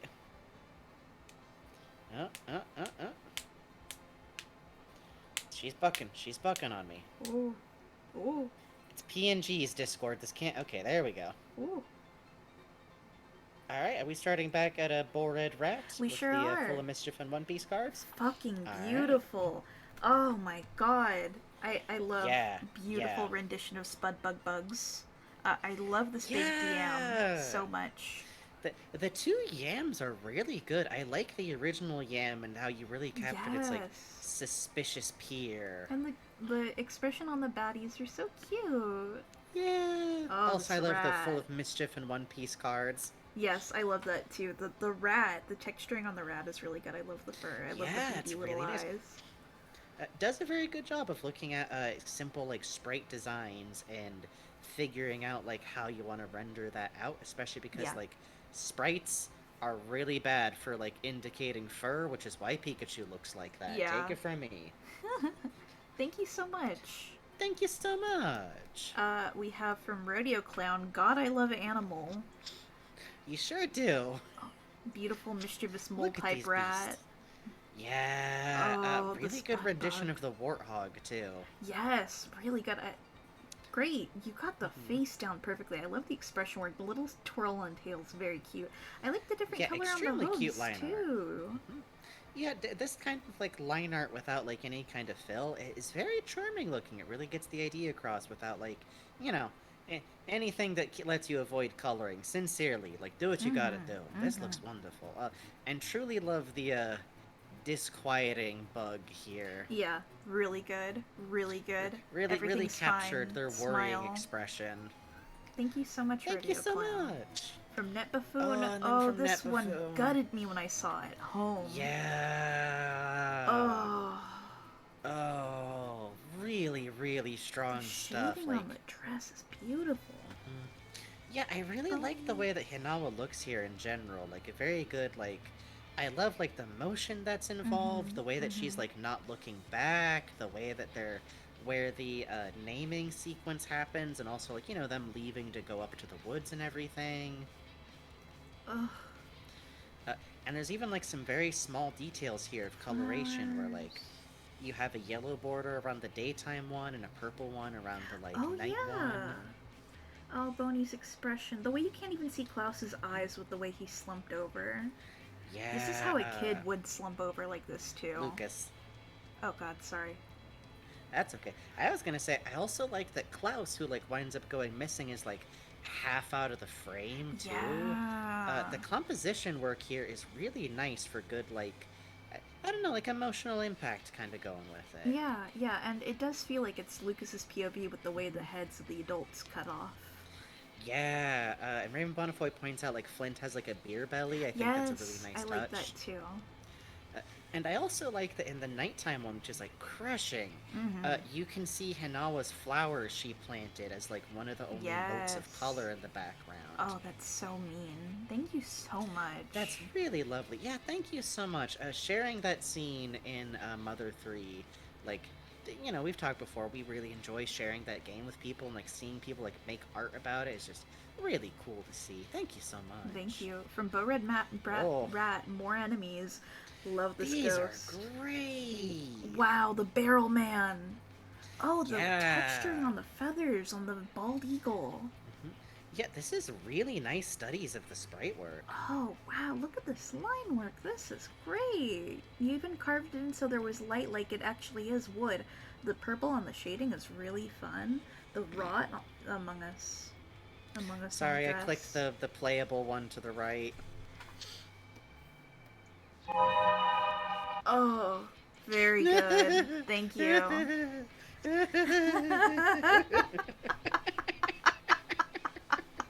Fucking upsetting.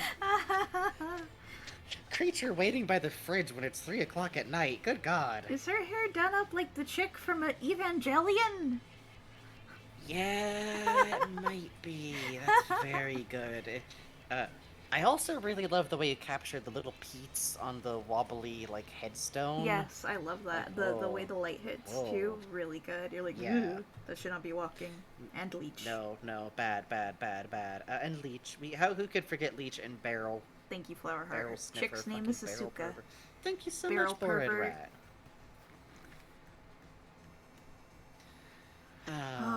Oh, hell yeah, Net Buffoon. Autism be damned, my boy can staple a wall. Yeah. No! Chilling on the weekend like usual. Watching SpongeBob and Scooby-Dooby-Doo.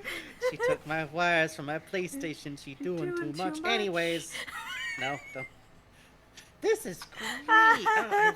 I really loved represents top surgery scars on his shirt. You're right. You're so right. You're right. You're not right, but you're right to me. You're right. In my heart. In You're my right. heart, You're right. And I really love the way you posed out his legs so that, like, you know, one is a little bit out to the side.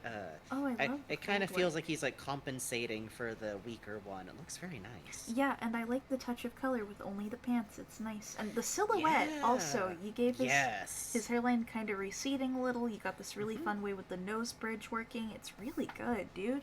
Yeah, and I like the way you made his figure be, like, a little bit chunkier than, like, it kind of looks in-game, because, again, something that pixel art, like, at that rendering isn't very good at is subtle differences in body shapes. Yeah, exactly. Really good, like, I can tell you, like, took a good, like, look at what his sprites look like, and I really like this as a rendition of it. Thank you so much. Yeah, wonderful interpretation. And also the ghost, like, soulfully bent over the piano is very powerful. Really good. Holy shit, Deep Sea Miles. Nice. Awesome Cowboy, I forgot to go to sleep. Oops, it happens to the best of us. It Holy happens. shit. It Look at happens. the color work here. Yeah. Oh my god. See, Cowboy this hat. is the outfit I love her cowboy hat outfit. It's so good to me. It's so good to me. Cowboy hats are so fucking hard to draw. This looks dope. Yeah. Oh. Yeah, this looks great. Really good. Like, I like the way you even got, like, her little goofy arm fringe. Yes, I like that too. Having that be Girl where it who's cuts having a off over normal there is time good. buying fringe bands. Ah, hi. Yeah, this could be my thing. Why not? Yeah, I could be a cowgirl. Whatever. Fuck it. This is wonderful. Thank you so much, Deep Sea Miles. Just Really good, like, beautiful. construction. Love the hair. Nice hit of, like, that way her hair, like, hangs, one-eye especially, like, covering, kind of so heavy, is, cool. like, very well done here. Yes. And I really like the colored boundary with stars. That's a great way to do, like, work that is, like, transparent background, because, you know, Yeah. sometimes you do something with a transparent background and then you throw it on, like, social media and go, like, oh no. Yeah. Oh no. Thank you so fucking Very much. cute. Thank you so much. Oh, my Where are we hand gonna is a send claw. My hand is a fucking claw. I told you we could end it. I No. want to say, you want to go a little longer? I You stopped said drawing yes. and then my hand went like, ugh. Yeah, I admit I might use a lozenge after stream. Who's to say? Alright, where are we going to send folks? We got a few options I'm eyeballing. Well, while Bugs is looking around, thank you so much for everybody who came by, and thank you so much to everybody who donated to get a doodle. We super appreciate it. I'm so glad you lurked in here, Emmeline is trying. Aw. We love getting the lurkers, and One Piece, listen, it's a good time. There's places to read it online, and literally the Shonen Jump app, you can use it on your computer, your cell phone, your iPad, and it's like $3 a month. Like, and you can just read it. You can just and read it. Oh, baby, it reads smooth. Thank you for coming by. Thank you for enjoying. I hope you enjoy One Piece. And for everyone who donated again, thank you so much. We really appreciate it. Thank you to everyone who got subscriptions. Thank you so much. But more importantly, thank you to everybody who came by or has been watching this, whether you're watching this live, talking in chat, or lurking. We appreciate that a lot. We are lurkers in other people's chats quite often. We also super appreciate everybody who's watching this on the VOD channel later. If you watch all the way past fan art, you're very powerful. Or forgot you had this on, or are like working on something else, get up and get a drink. Come on. What are you doing? sleeping to What are you this? Nightmare. It- Nightmare. Nightmare. Nightmare. Nightmare. Spot the white elf. Anyways. And of course, if you're watching this on the VODs, if you have a care to, leave a comment. But, like, not for engagement reasons. We really don't care about engagement. Bugs just reads me your comments like they're little pick-me-ups, and they make me happy. That's really... I don't give a shit if you click the bell and click the air. It's fine. It's fine. Okay. Do whatever you gotta do. It's hard out there. But we appreciate for y'all spending whatever kind of time you're choosing to spend with us and whatever kind of way you're choosing to spend with us. Thank you for coming by, and thank you to everyone who made fan art. Also, especially, rest your hands. Why are we sending folks? So Swirl Drop has gotten their hands on a bunch of PS2 demo discs, and is going to be trying out random games. So I'm sending you over to have fun with that. Oh, that sounds awesome. No raid phrase. Be cool, be polite, follow Swirl Drop's rules in chat if you can. Represent us well, be as supportive as you would be for us. And if it's your first time being here tonight, we have a little bit of a tradition, because to us, all of chat is just weird little creatures that are legally distinct from suit sprites. And at the end of the night, when it's time to put you all to bed, it's time to put the chatlets into their jar. So cozy a jar. Get in the jar. So sweet, Get in the jar. so sleepy. There's Get in little the jar. leaves in there, it's Get in the jar. warm. Get in the jar. It's warm. No, you can't steal the Get in one the jar. piece out of the jar. Oh, Get the in the one jar. piece is in there, though. Oh, the Get one in the piece jar. is in there. Oh, so Oh, you can find it. You can find it. It's definitely not a cracker. It's definitely not a cracker for you guys. They're fighting. To belong. No, They're get fighting. back here. Get back here. They're fighting. We should have used more than one cracker. Yeah. But what's the budget for that, well, man? It's a fucking recession. There'll be other chats. There'll be other chats.